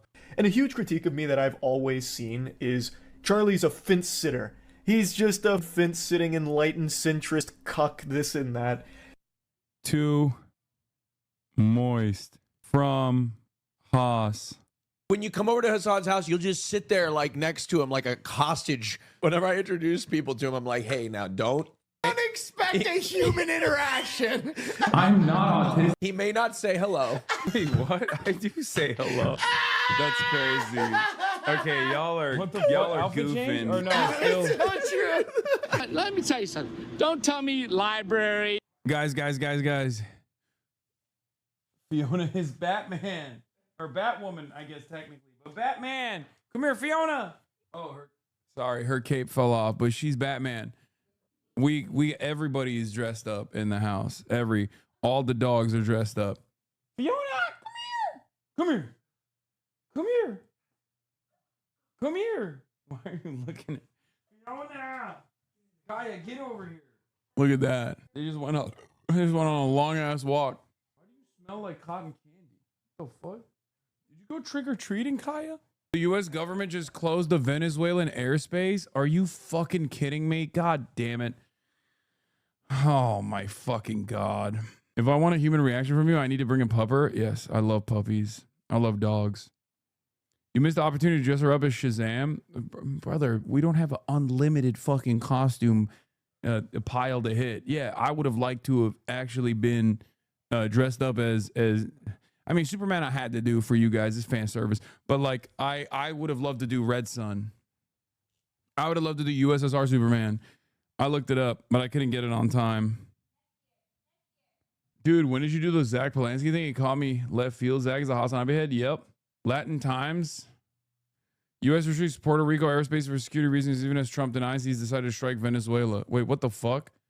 Puerto Rican airspace from November 1st through March 31st, What? Oh, no.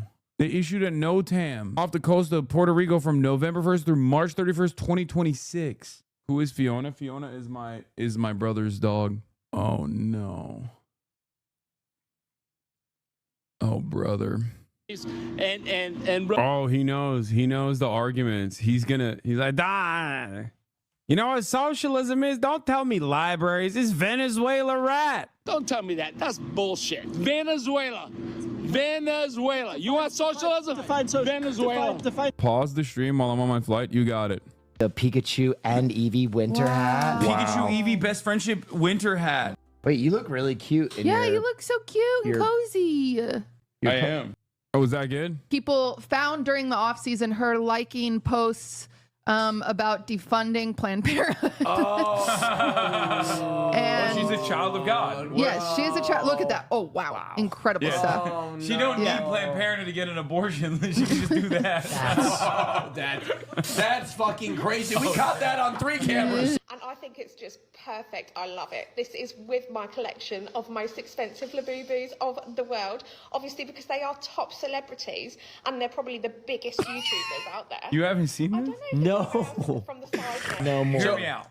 No. She worked really hard on that. Come on. Incredibly. Boo. She worked really hard on that incredibly racist doll. Oh, brother. And I was there. Like, I know this motherfucker's Gen Z, but why is he giving Faillennial? Trauma response? Why the fuck would trauma response make you sound like Tobuscus? Using a random object, demonstrate how to give a blowjob or finish your shirt. You gotta cover the camera, else he's gonna get banned. Suck the cock! I do have your jacket. You have my jacket? Please let Will wear it sometimes. Yeah, at I will. least. It's okay. I will. That's insane. I do have a couple of guy friends that want to wear Will's it. long hair is so much better. Like, it's crazy. I mean, he still looks good with the short hair, but long hair is doing something. I just realized. No, Austin. I'm going to give you a nice countdown from 10, and then we're going to rip it, okay? Did I forget something? Oh, yeah! Why would you do that? I have a name. Kaya. Kaya? Yeah, it means rock. It's Turkish. Her name is Kaya, which is ironic because on this podcast I said I want my firstborn son to be named Kaya, and then chat saw that and literally were like, you should name your dog that, and then they voted for it. Celine. This is Kaya. Oh my goodness. Kaya Piker. No, I need her. Kidding. She smells so good. Hi, little baby. She's a menace, dude. What a menace this girl is. Oh, don't tell him. Don't tell him. What the? You're so good for climbing out of the cage. Kaya, that's enough. I'm put you on timeout. Hear me? Wow, that was very good. You hear me, Kaya? She listened to you. Look Knock at it that. off. No, I don't want to hear. Hey, I'm going to take your privileges away. Okay, you need to stop responding to her barking because she just wants attention. You're doing way worse now. Oh, God. All right, I'm sorry. This motherfucker came in the span of like 15 minutes, has broken a fundamental training rule. For the first time in a long time, I was like, damn, I have something to live for. Oh, how big she is. Starting to develop a personality, by the way. How big she is. Little lady. Kaya. Kaya, come here. Puppies. Oh my God,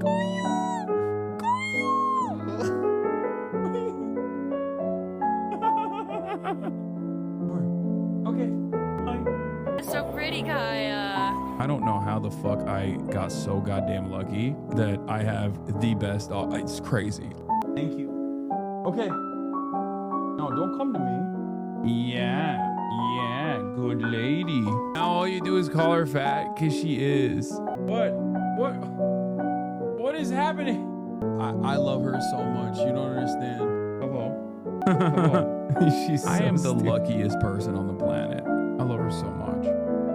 But you're the real princess here. Let's be real. She is the number one. Look at her face. Oh, God. I got teary-eyed a little bit. Oh, my God. Come here. Hey. Come here. Come here. Come here. Come here. Okay. All right. There we go. Okay, there we go. There we go. There we go. Okay. Oh, wait. Oh, no. You're pushing me. She's just a lap dog, little baby. I cannot believe how much bigger she's gotten. Good thing you didn't go with the P flap. Can't believe I watched the reason of raising this dog just for that 15-second clip to send the internet into a frenzy. I know. The fucking vice president, dude. The vice president. Ay. Gaming, please. Okay, everybody calm down. I'm gonna do gaming. I'm gonna do gaming. Okay.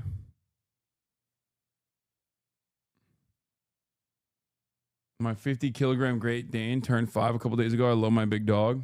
That's the thing. The thing is, like, none of the fucking haters will ever see that video. You know what I mean?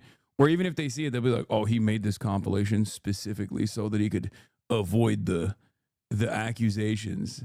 That's it. It's just, they don't give a shit. And so you have to remember that. Most people on the internet don't give a shit. Not only do they not give a shit about the truth, but they also don't give a shit about, like, they don't give a shit about anything. Damn, this guy's good.